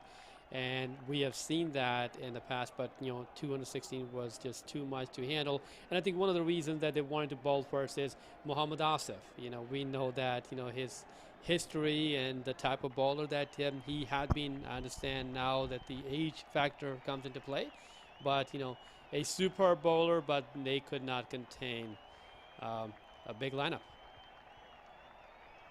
A very packed offside field, and Zishan Ashraf has found a way to get the ball through. Another four of the attractive left-hander. And what a shot from Zishan Ashraf. A very packed offside field, a 6-3 field, and still Ashraf was able to penetrate. What a shot. Yeah, Zishan Ashraf, as you can see, not only that, you know, he was able to put the bat to the ball, but it went to the gap. You will see this a lot with Zishan Ashraf, and that's where he brings the class to this tournament, and he is just standing out in the crowd, one of the type of batsmen that you definitely want to get out as soon as possible. So a lovely shot from Ashraf, takes him up to 18. And Bilal, one of the things in the last couple of years, the US All-Star organization has been strengthened with a bit of alliance with the Multan Sultan base up in Pakistan, and of course with the Smart Choice organization in Texas. So an already strong US All-Stars will get even stronger. Yes, and then the big thing is that, you know, we have the US-based superstars that we're able to see in here. So ball driven into the offside again, a slashing drive, can't score this time, and one of the reasons they've brought more reinforcement towards the offside. They know Ashraf is extremely strong on the off stump, and I'm surprised the bowler has decided to come and challenge Zishan on his strength, and that is the offside. I'm going to pack the field on the offside, still bowl you on the offside, because Bilal, we know many cricketers or many players in the world, sometimes their greatest strengths are their weakness too. Absolutely. I mean, if the ball bounces, that could be risky. So ball again on the off stump, a play and a miss, and that's what we were talking about. You never know. And 3 over gone, 35 for 1. So Zishan, after stroking the boundary there, had been struggling. It took extraordinary fielding efforts to stop the ball for the previous delivery, but this one was on target and beaten the batsman into keeper's gloves. Good bowling, good over by Abhiram. As I mentioned, that he is one of their best bowlers for Samp Army, and then their experience back home is really helping them out. So only 5 runs conceded in that over, and that too in a T20 and also against Zishan Ashraf. So speaking of the talent that's being displayed for the U.S. All-Stars, we have seen local talent. We also have a few players who are on the bench, didn't get the opportunity because of, that everybody else is performing so well. But there are some youngsters that are waiting on the bench to get their opportunity as well. And a few of those that we are well aware of, Abdullah Shah, that's one to name out of the Carolinas as well that I personally know.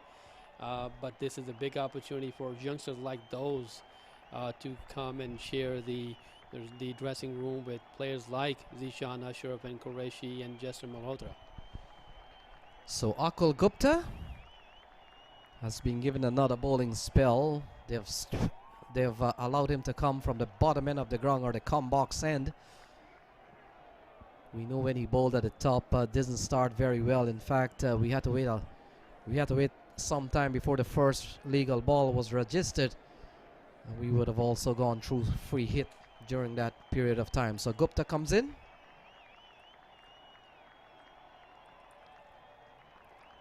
Seems like he has not settled in yet from this end.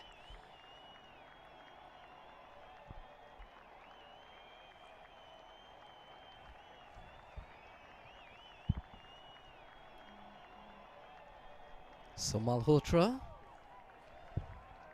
I remember one US Open, Bilal. Malhotra was on a streak. He had scored a couple of hundreds already, and he was on scoring some 3 centuries in a row. So a bit of hold up here as Akul Gupta has aborted takeoff twice. And so Yeah, Akul needs to settle in quickly. Samp Army cannot afford any more runs. They need to contain the batsmen. They need wickets. So another no ball. So he's struggling here. Another no ball will be followed up by a free hit ball, and this time Zishan Ashraf will be the recipient. So Gupta is struggling here this afternoon for Samp Army. Yeah, so the first over we saw the hat trick of extras. The first 3 balls, the 2 no balls and the white ball, of course. We saw that from Akul. And low total of 104. That's the target for U.S. All-Stars. You cannot afford. That's the first thing that you need to do is contain and control the extras, and then go for wickets. And how are you going to put pressure on batsmen when you leak free runs? So free hit ball, Ashraf on strike. And he goes outside the off stump and cut away. Couple of bounces and it goes away for 4. So insult to injury here at Lauderhill. It's 41 on the board. You're in the 4th over. Taking full advantage of the free hit. Zishan Ashraf frees up his arms up to the backward point area. Wonderful stroke. 4 more runs added. 41 for 1. And we are into the 4th over.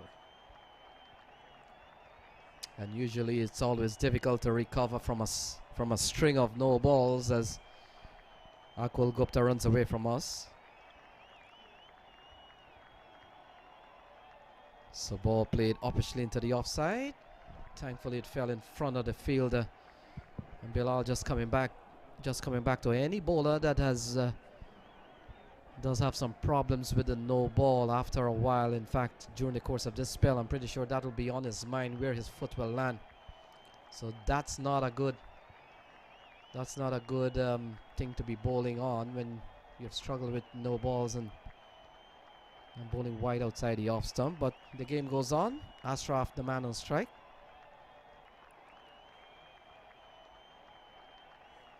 So Akul going outside the off stump line there, targeting the 5th and the 6th area stump area over there. And Zishan Ashraf, you know, he's just the type of batsman. He's not gonna stay quiet. He's gonna go after him. This time around, he extended his arms, but straight to the fielder. The interesting thing is that with a performance like this from Akul Gupta, what it does is sometimes throws the batsman off. The next thing you know, a batsman plays a careless looking shot, or he's so fed up with what is happening here, and that becomes the way the batsman gets out. I've seen it many times. Yes, I agree. So one thing you cannot do is to lose focus, and Zishan Ashraf, as you can see, did the right thing, flicked it towards the fine leg area to get a single. And now it's over to Jaswant Malhotra, how he wants to deal with Akul, who is struggling with his lineup right here.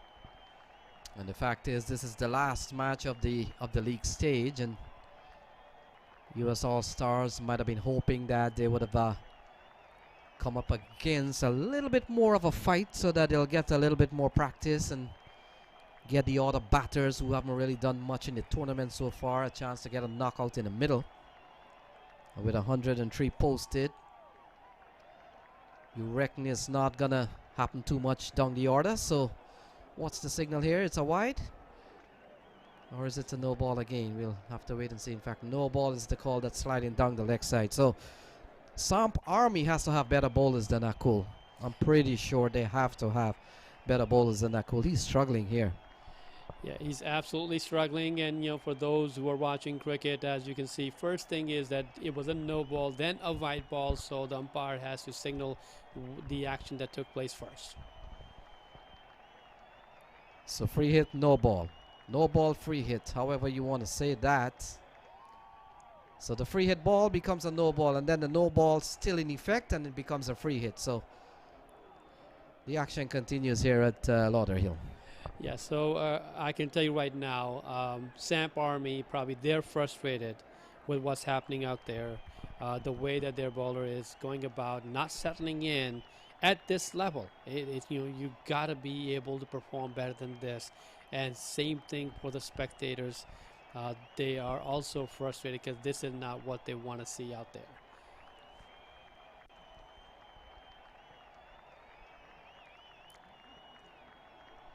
Oh, smashed into the onside a long way. And they'll come back for a couple of runs. So the free hit ball, couple of runs to Malhotra.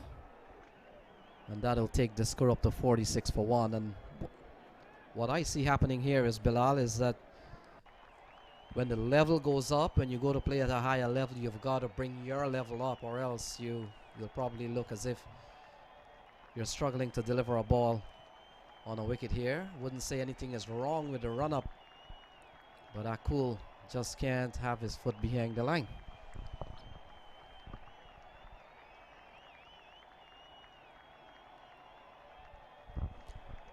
So ball worked into the onside. Malhotra gets another single. And that completes over number 4, I think. Let's see. Get one more delivery. Yeah, one more delivery. Yep. So the torture is not over yet for Akul as well. I know he's, one thing that's strange at this level, you can see that somebody needs to come and talk to the bowler. He's frustrated. He's got something in his head. He needs to get that out of there to complete the over, just stay focused and get it done. So apparently both his second overs completed, none for 25 and 2 overs for Akul Gupta with plenty of extras.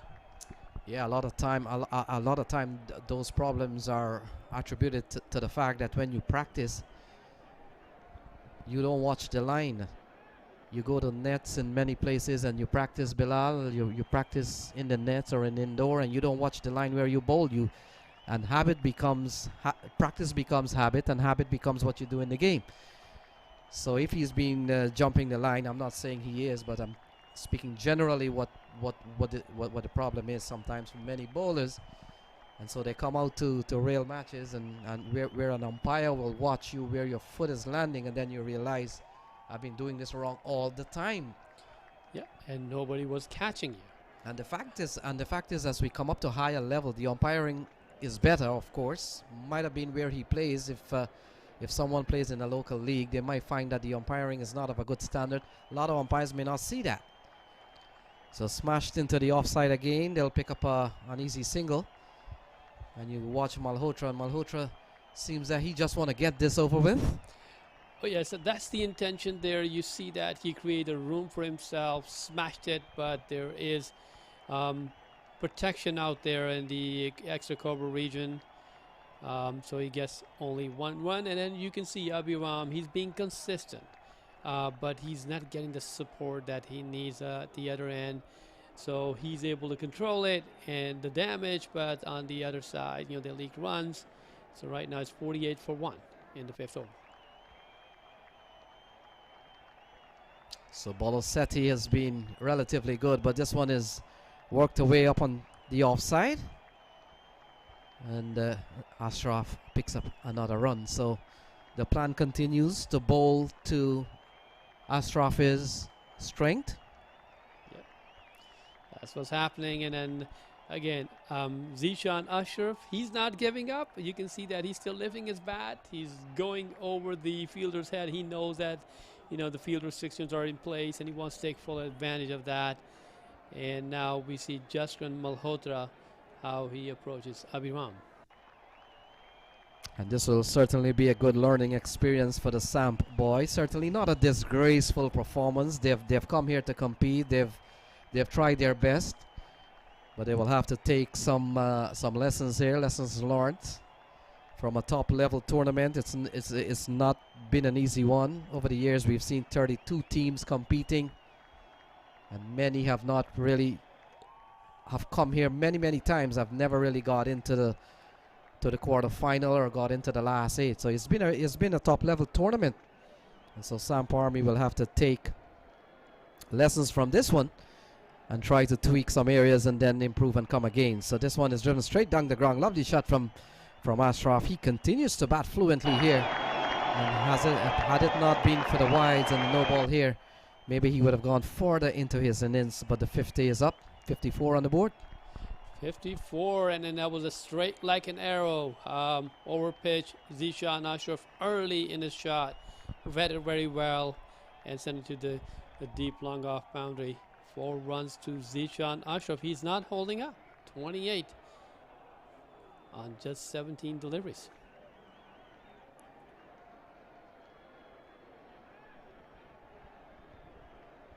Oh, ball guided away, beats the man, a third man, and it goes away for 4. So more runs here for Zishan Ashraf.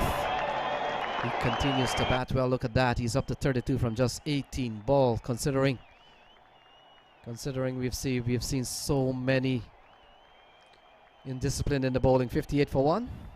So for youngsters, I mean, there's a lesson to learn. See how he is making adjustments, Zishan Ashraf. He sees that Abhiram has picked just one line, and he's consistently bowling there. And now what Zishan has done, he is creating a room for himself, and through the gaps, first one was overpitched, and this time he scored a boundary.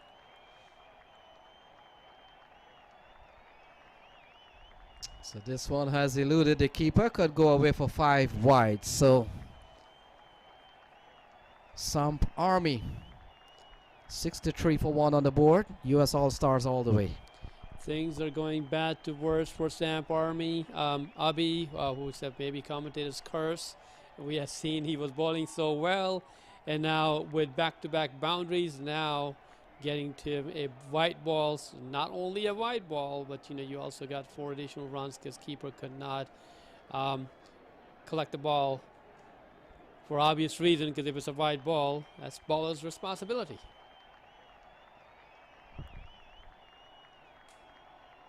Oh, what a catch from the man out towards the offside. So wicket falls. Ashraf goes 63 for 2. Zishan Ashraf, this is happening twice in 2 games. Yesterday as well, you saw that, wonderful catch. It took that type of extraordinary fielding to get him out, and same thing today. The ball was traveling to the extra cover region, and what a wonderful catch that was to get Zishan Ashraf out. But he's done his job, as you can see. Scored quick 32 runs out of 19 balls. He's done his job for U.S. All-Stars. Now things should be a lot easier. So I know early on, Lenny, you were talking about U.S. All-Stars, that rest of the players not staying in practice, getting the batting advantage early in the tournament. And that's what was happening last year. The first few games, they were chasing down the target, and only the 2 or 3 wickets were getting down. And when it came to the playoffs, you saw that the middle order had to step up, and that's where they failed in the semifinal.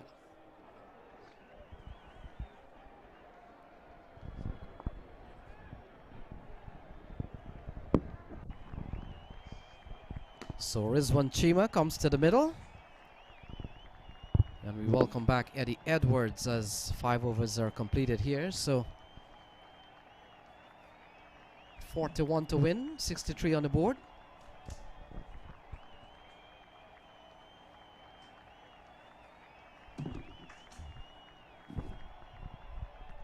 So not very much to really ask for, Lenny. Should be an easy walk in the park, but nothing has come easy in this competition so far, as you and I would have witnessed on a couple of occasions yesterday. So Mohaltra is on 14, and Chima is yet to open his account. So 2 dangerous batsmen out in the middle, Lenny. Yes, Ed. Rizwan Chima in particular will need a couple of knock in the middle. Got a first ball yesterday off the bowling of Navin Stewart. Well, he's a top competitor, Rizwan Chima. And it won't be long before we begin to see Rizwan Chima smashing some balls outside of the Broward County Stadium. So Akash Joshi comes into the attack. The young man wearing the number 7 jersey.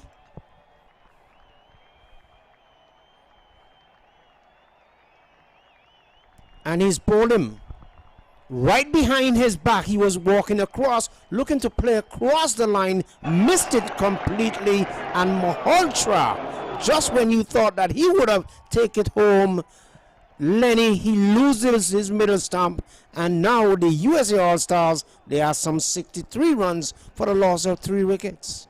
Yeah, perfect bowling start by Akash Joshi. Can't ask for nothing better than that. He's taken out Jaskaran Malhotra, top batsman, knocking his middle stump out of the ground. Flashing lights and all. Yes, indeed. It's Christmas time, so one thought now that it is not only Christmas around the corner, but certainly the presents are being given away here at the Broward County Stadium. Malhotra walks back to the pavilion, can be very happy with his performance out there in the middle.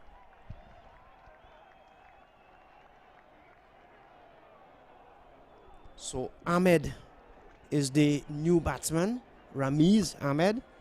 I'm pretty much sure that you have something on him there, Lenny. Nothing as yet. So he takes his guard from the umpire.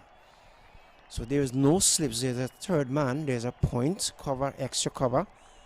Man at the mid-wicket. Man at back with a square. And it's short mid-off. So all sorts of directions now. 63 is chasing 104 for victory.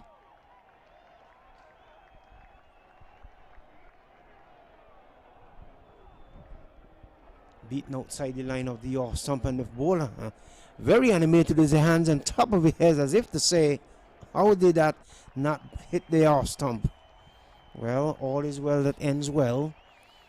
63 for 3. Ahmed is yet to score. Rizwan Chima is yet to score as well.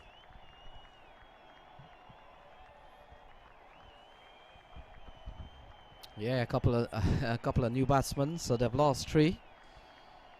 Qureshi was run out. Malhotra lost his leg stump, his middle stump. Zishan Ashraf was out to a brilliant catch. Just went through the offside and is gonna run away for 4. That's a good-looking shot from Ramiz Ahmed. Straight into the extra cover position. Was given chase, and he had to abandon the chase pretty much because the ball beat him into the cover boundary for 4. So 60-70 it is for 3. Ahmed goes on to 4. Has faced some 2 deliveries thus far.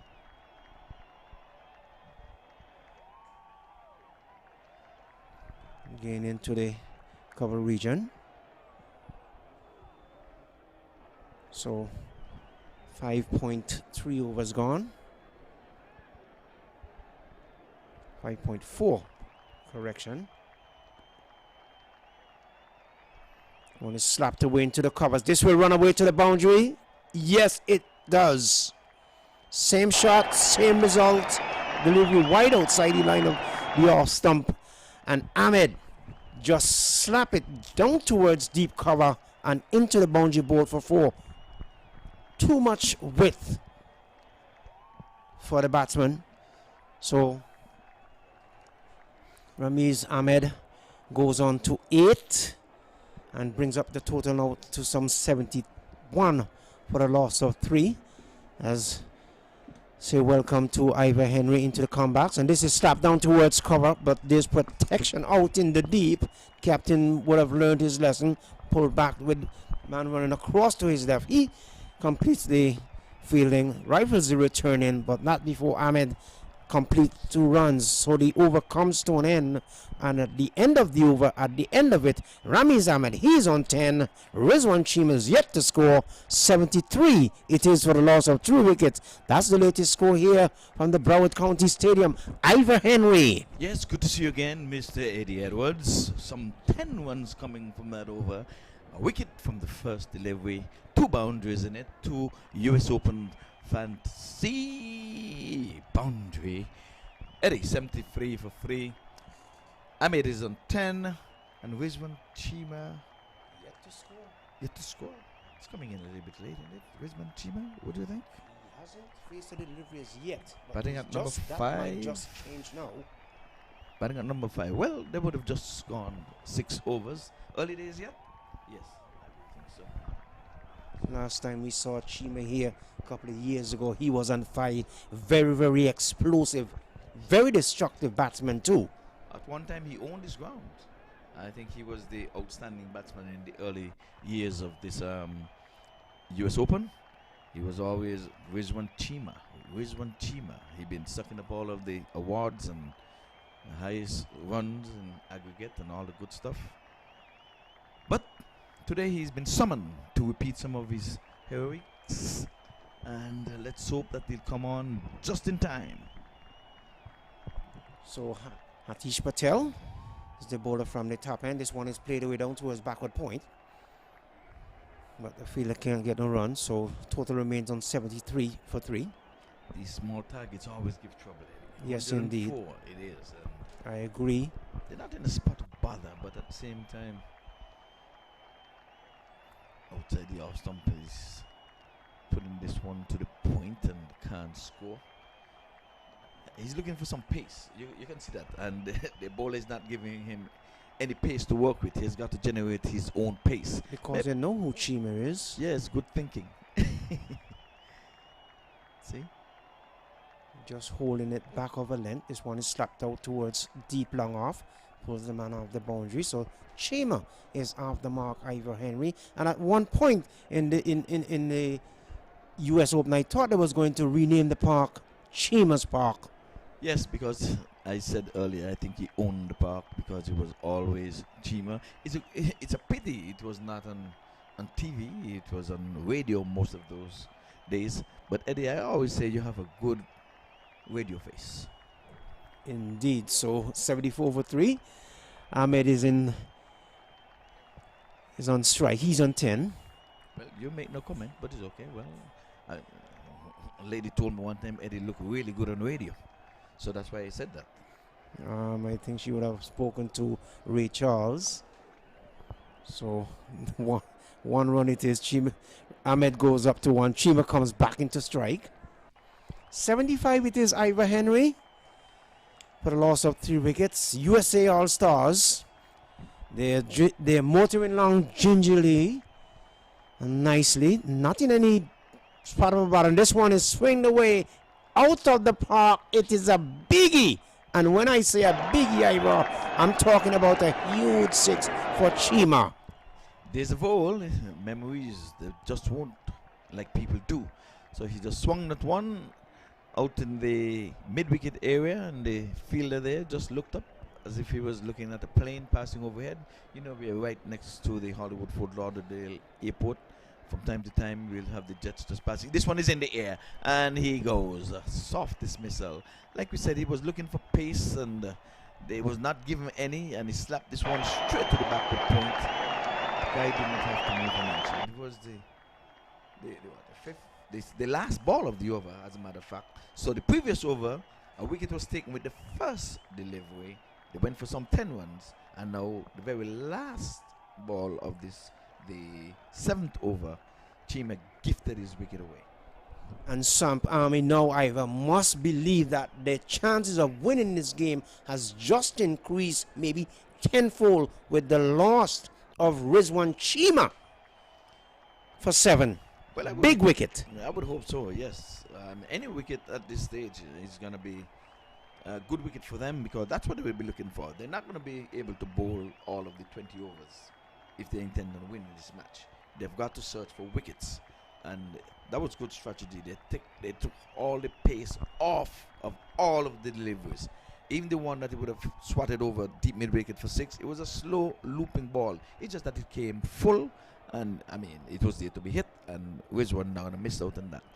The one that got him out was a ranking long hop that was outside the off stump, and he just didn't do enough with it. As a matter of fact, he could have left it alone. He had to stretch for it. There was no pace to work with, as if to say to cut it past the backward point or a late cut or anything.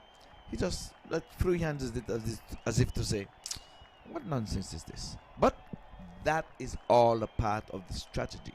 As long as you're bowling legal deliveries, it doesn't matter if they come at 140 clips or 80 clips. You know, the umpire says it's a legal delivery. You've got to play, pal. But it was sad to see him go after having hit that 6, because he reminded us momentarily of the good old days, Eddie. So Gori is the new batsman, and he will be facing Gupta. Played it into the onside, and batsman thought about getting a single. And Gupta now he's tossing the deliveries and what one would say back of a length, taking some pace off the ball. This one is in the air. A man is getting under it. A man is settling. He takes the catch.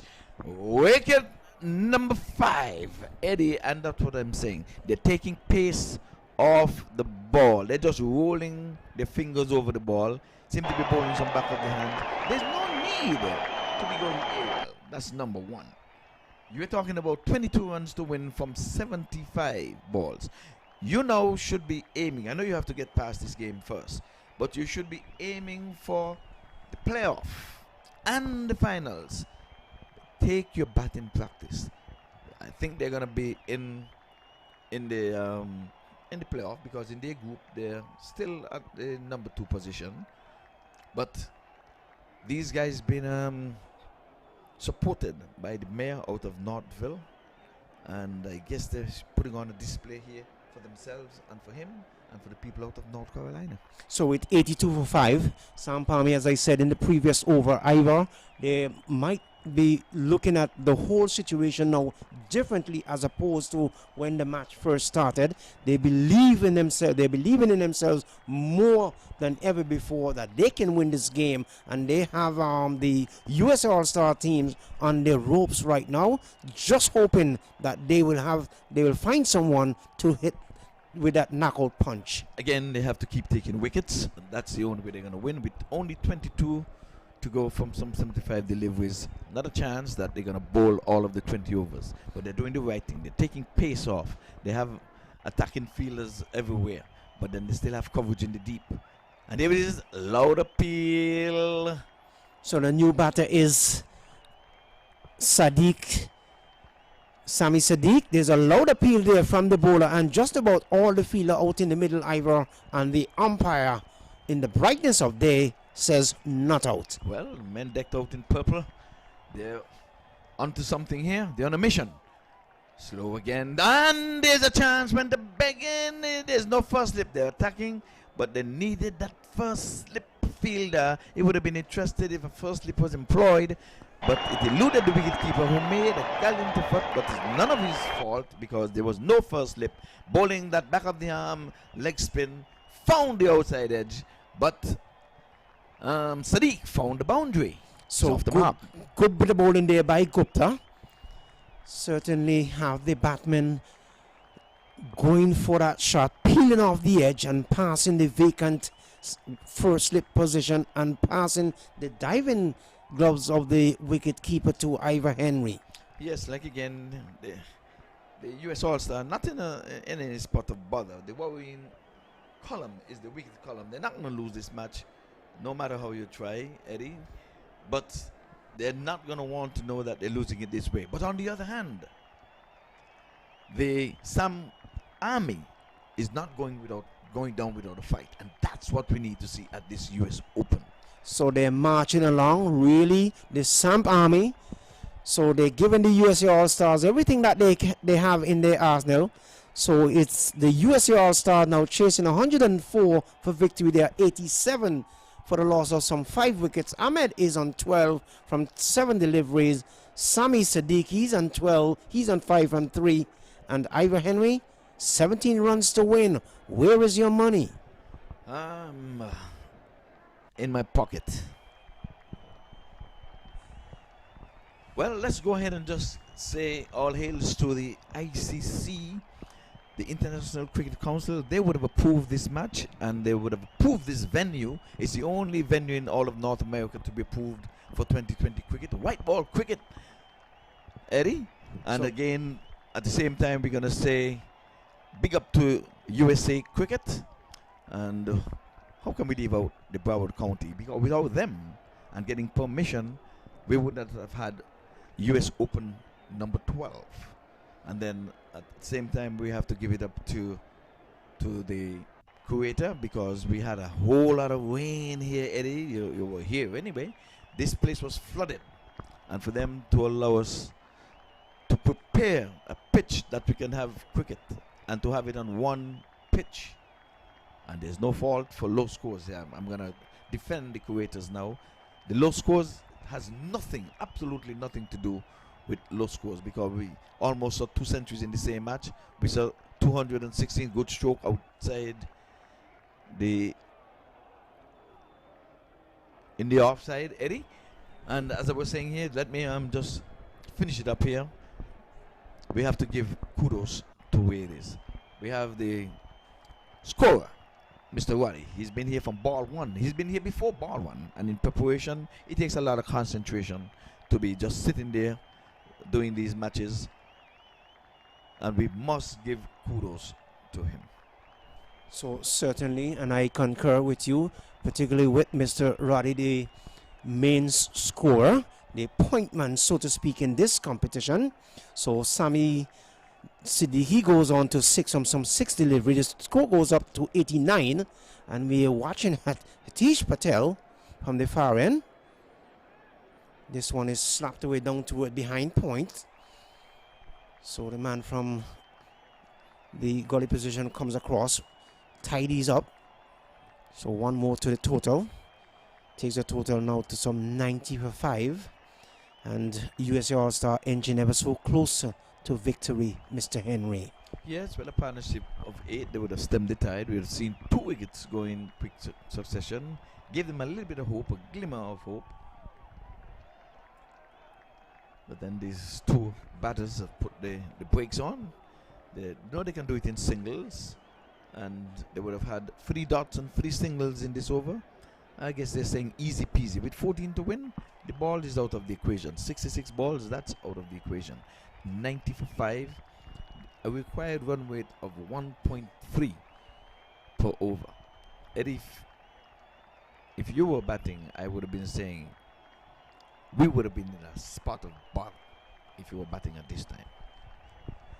Well, I'm excited to be in the commentary box and not outside there, because at one point when wickets were falling at such a rapid pace, I was wondering if the USA All-Stars has anyone to come in to stop the hemorrhaging. But certainly they do. They find it in Ramiz Ahmed and Sami Sadiq.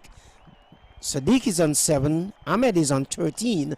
90 it is for the loss of 5, and Gupta to continue from the commentary box in Ivor. Yes, and while Gupta is continuing there, I left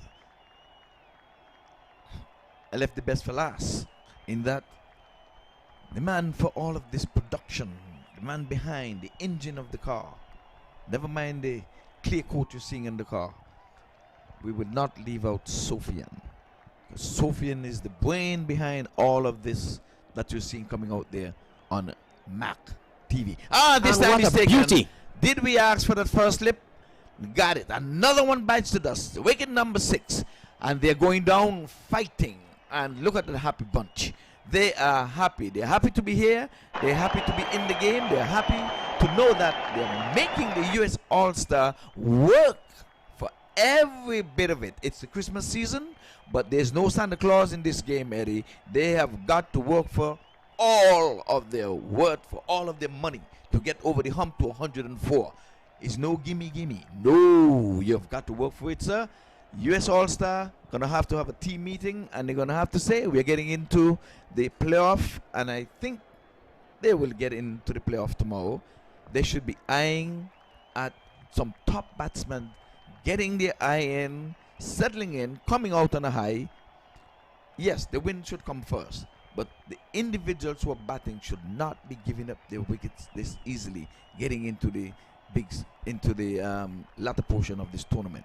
So we have another Singh. We have Ravinder Paul Singh. He is coming into the wicket to join Sami Sadiq, who is an 8 from 8. He's going at a good clip. But like I said, that's not the real matter on hand here, Eddie. You need to know you're preserving your wicket. You put a price on your wicket. But at the same time, we have to give the bowlers credit.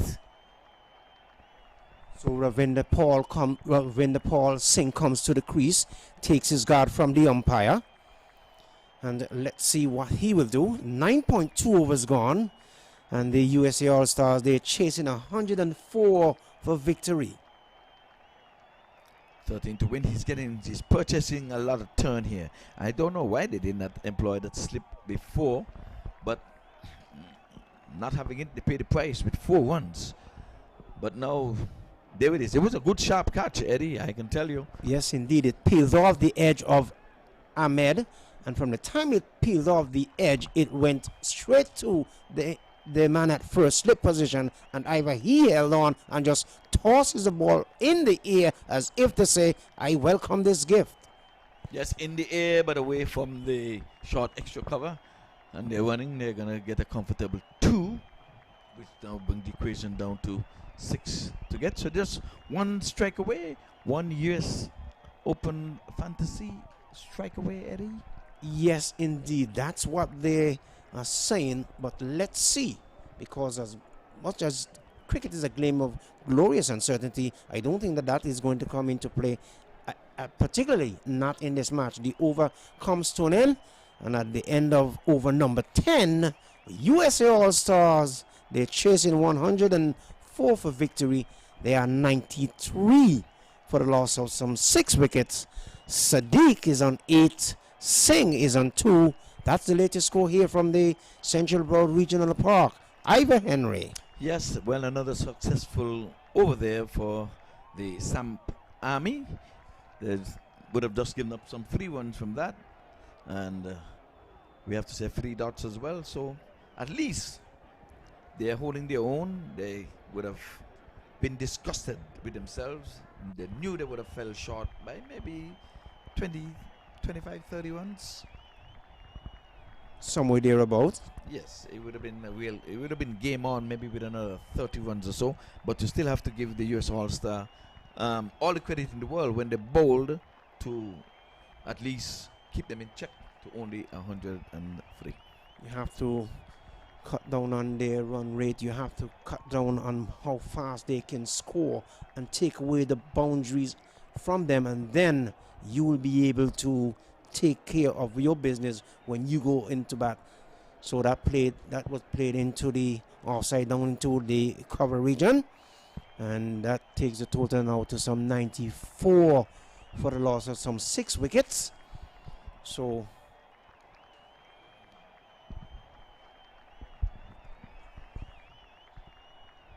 it looks like Singh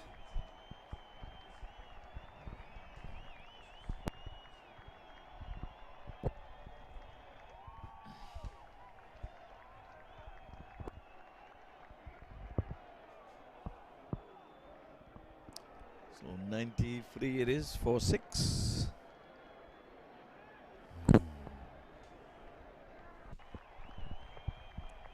So Singh is on strike. This one is pulled away down towards backward of square. One bounce into the fence. It is 4 runs there, Ivor Henry.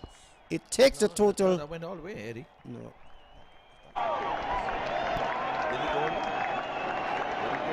What did the umpire signal? 6. But certainly from up here, it looks like it was 4. So brings up the 100 on the board. 106 for 6.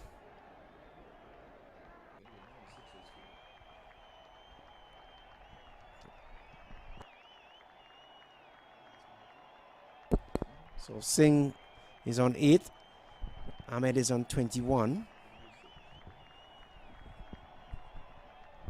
10.3 overs gone.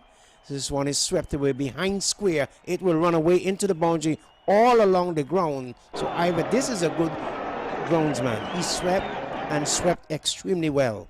Yes, he pulled out the boom there, Eddie, and the one with 56 balls to spare.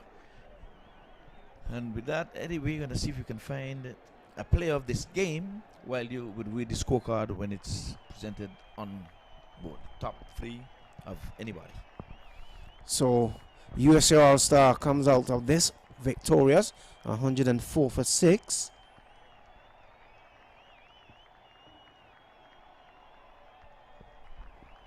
So USA All-Star batting. Sean Qureshi was run out for 5. Ashraf 32. Mohalcha got 14. Chima got 7. Ahmed not out in 21. Gori, he didn't bother the score at all. Siddiqui caught Kunal off the bowling of Gupta for 1. Ravinder Paul Singh not out in 12. And after 10.4 overs, the USA All-Star team is 104 for 6. So the Samp Army, the bowling, Gupta 2 overs, no maiden, none for 25. Kana 1 over, no maiden, none for 17. Abraham Balsliti with 2 overs, no maiden, 1 for 21. Joshi 1 over, no maiden, 1 for 10. Patel 2.4 overs, no maiden, 22 runs, 1 wicket. And Adipta Gupta 2 overs, no maiden, 9 runs, 2 wickets. So that's the latest score here. USA All-Star winning on 104, and they lost some 6 wickets. We're going to take a short break, and we'll be back with the final game for this evening.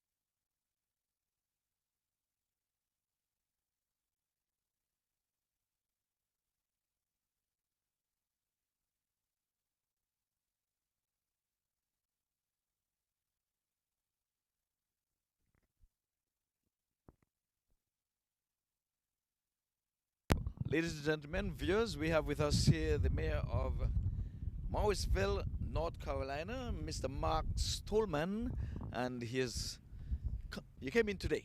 I flew in today, really here to support the team. The local team is made up of a bunch of youth players from the Triangle Cricket League, the Swamp Army. So local team, your team, name of your team, Swamp Army, yeah. So I thought they did a pretty good show. They're up against some international stars here, and it was exciting. 8 wickets in 10 overs. That's pretty good. So I think it was a great experience for the kids, and hope that they just learn from this and keep growing their cricket. Yes, well, they went on fighting. They did not give up, and you can see the jubilation when they would have taken wickets, and that's the spirit of the game. This is the US Open. It's the biggest sport in cricket here in all of North America. You would have viewed some of these matches from since Tuesday. What's your impression on TV viewing it?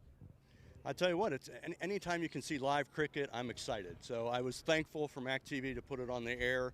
Good quality play, a little bit of everything, a lot of stars out there. So especially a lot of USA cricket stars were playing. So all those folks in the US, they were sprinkled throughout all the teams. So it was good to see that. Okay, so with cricket in North Carolina this time, are you having any local matches, local leagues? What's going on in that neck of the woods as far as cricket is concerned? Well, right now we're sort of entering our winter season, and we've got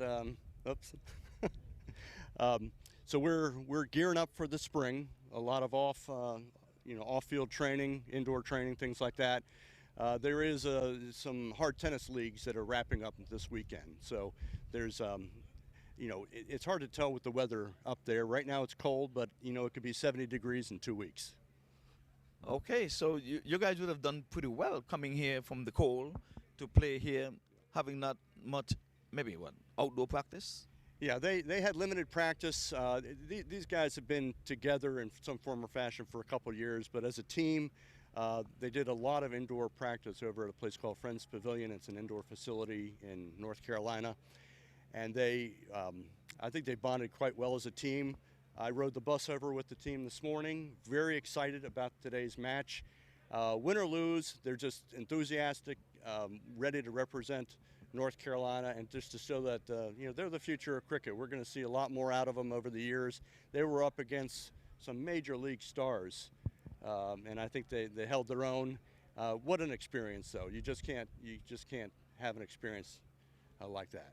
Yes, that is true. I mean, they did not, like you say, went on without a fight. They went down showing that they're worth being here. It's only 8 teams. Last year we would have had some 32 teams. And for them to get in the top 8 here, it means that they have some worth. And this should be good encouragement for them, good exposure. And at least with you coming in just to support them as mayor, I believe this should be a boost for them. Well, I hope so, and it's not just myself, but it's all of the Triangle, which is what we call the region in North Carolina, supports them.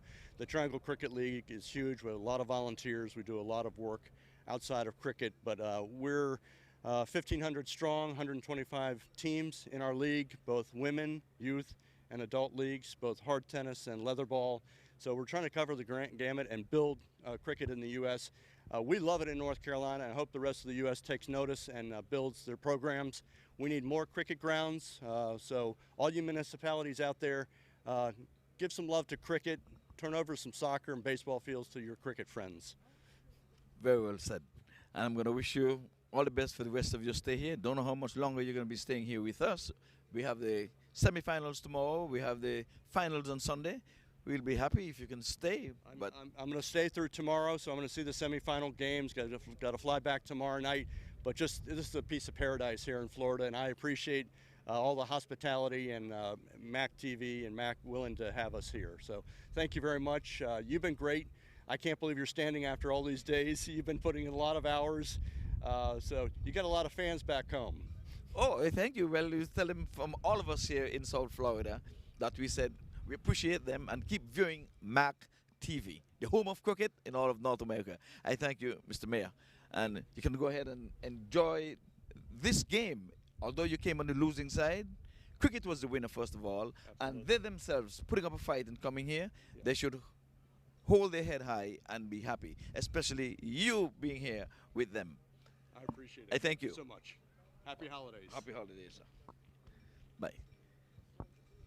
Okay, so we just had a little chit-chat there with the mayor, Mr. Mark Stolman. He's out of Morrisville, South Carolina.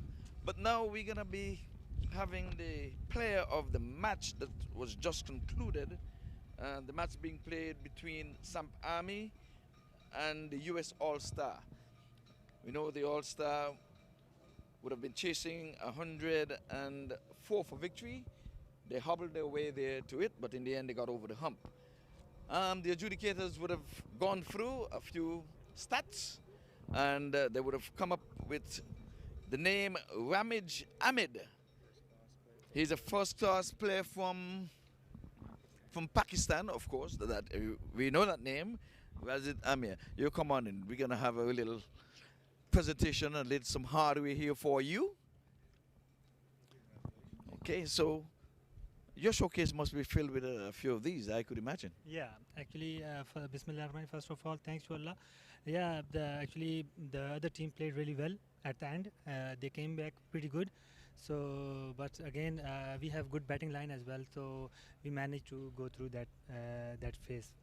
Yeah. Okay, well, you contributed all around, and you would have made some 21, and then you came back and you bowled and got 2 for 9. You didn't give away much. How was it like in your batting? Let's start with your batting first, because they needed your batting because wickets were tumbling, and a lot of times small scores are really difficult to overhaul. Yeah, actually the coaches gave you the plan, right? They gave every player the plan. You have to execute there to plan at the pitch, right? So they gave me a plan to just stay on the wicket, just finish the match as much as you can play the ball. So I just did my job, and I was enjoying at the middle of the wicket.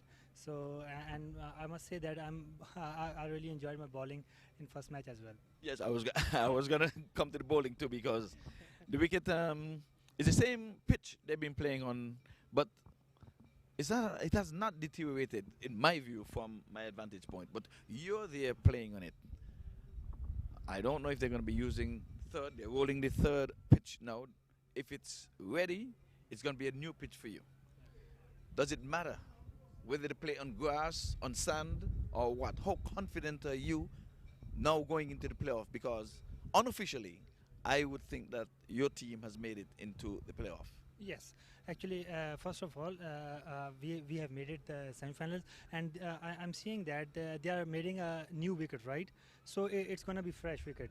So at the last wicket, they played almost 5 matches, I guess, if I'm not wrong. So on the new wicket, it's going to be fresh wicket. The ball, it's going to be a little bit soft, and it will help spinners as well in the next match as well. So yes, I would think so. Well, enjoy your hardware. I know you might have to get another cabinet, because I could imagine with this kind of bowling and this kind of a batting, being all-round cricket, that's what 2020 cricket is called for. But before you go, I'm going to let you a big shout out to Mac Qureshi, Sophie and the production manager, and all of South Florida for allowing us to play cricket in this COVID-19 pandemic. Yeah, actually, it is one of the biggest tournament in the U.S. and it is the biggest tournament in the U.S. So let's get that right. It is one. So you know, everyone is watching back home as well. They call me and they are watching live this cricket, and it is a big opportunity for the player as well. I must say that if you perform in that platform, you're gonna get big chances in your life. Okay, you said they're calling you from home. Let us know where is home. They're calling you from home. Yeah, I'm from Pakistan. So a lot of friends from the Pakistan as well. That is very good. So we know there's a lot of viewership in the Asian continent, and we're happy that at least your friends can cheer you on, even though they're not here, and you can communicate with them. Yeah. And I hope that they're going to cherish your win too. But anyway, you can go back with your teammates, cherish the win, and I'm sure I'll see you tomorrow. Thank you. Cheers. Okay. Well, folks, that's all we have from the president's party. But I'm going to have a little chit-chat with you here, because you've been one of the adjudicators, so we're going to put you on the spot now. I'm sure someone out there must be saying, well, a few people got some wickets. We had, about 3 guys got in some 2 wickets. So how did you come up with the adjudicating the young man Amir as the the player of this game? Absolutely. Well, while looking at the score sheet, I noticed about 4 bowlers had about 2 wickets, but Ramesh did stood out due to his batting performance. That he had 20 odd runs and he was not out. Plus, on top, the bowling average that he bowled with 2 overs 9 runs and 2 wickets was the leading cause. Plus, the batting average being not out, led to this decision of making him the MVP of the game. Yes, I was just pulling your legs there. I think that was easy peasy. He was the outstanding player. He was the impact player. So I just wanted folks to know how you would come up with working all the equations. How do you come up with a player of the game? Because sometimes you guys who are working behind the scenes, people sometimes wonder, well, how would you come up with a player of the game? Is the guy who looks best and you also had on a gold shoe and a blue shoe, did you take that into consideration? Do you take anything? They dress, they walk, they talk? Well, that'll get them some brownie points, but when it comes to the MVP, it's down to the stats. It's purely stats. Stacks take the lead, and the brownie points are behind. All right, well, we just wanted folks to know that the coaches would. I should get a laugh at that, but it's just the brownie points. It's the performance out in the middle. It's not what he said on the bench. It's not what's saying in the dugout or anything. Not who gives the sweetest joke. It's the performance in the middle. And you yourself, I know people I know who score at home with cricket. They're so intense in looking at cricket. And they themselves would come up with man of the match many times amongst themselves. So I'm sure that they are agreeing with your adjudication this evening.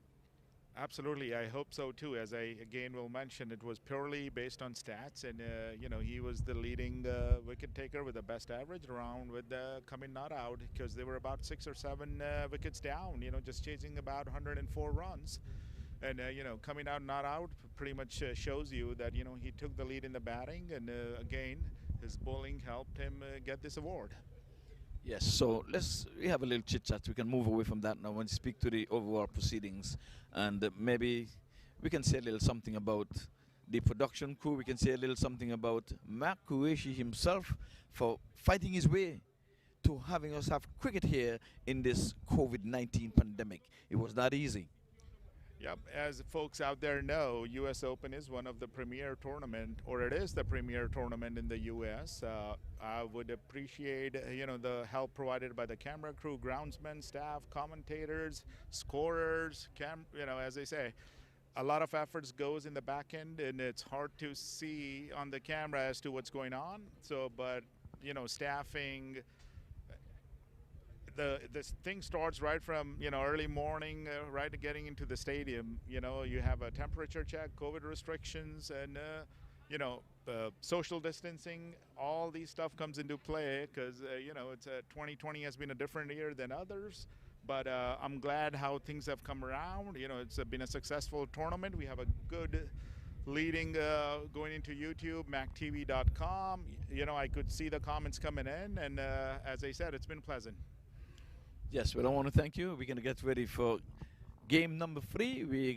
I'm gonna head my way over to the pitch where we're gonna have a coin toss shortly. So, folks, stick and say bathroom break if you may do that at this time. But we'll be back in say about 5. Good night.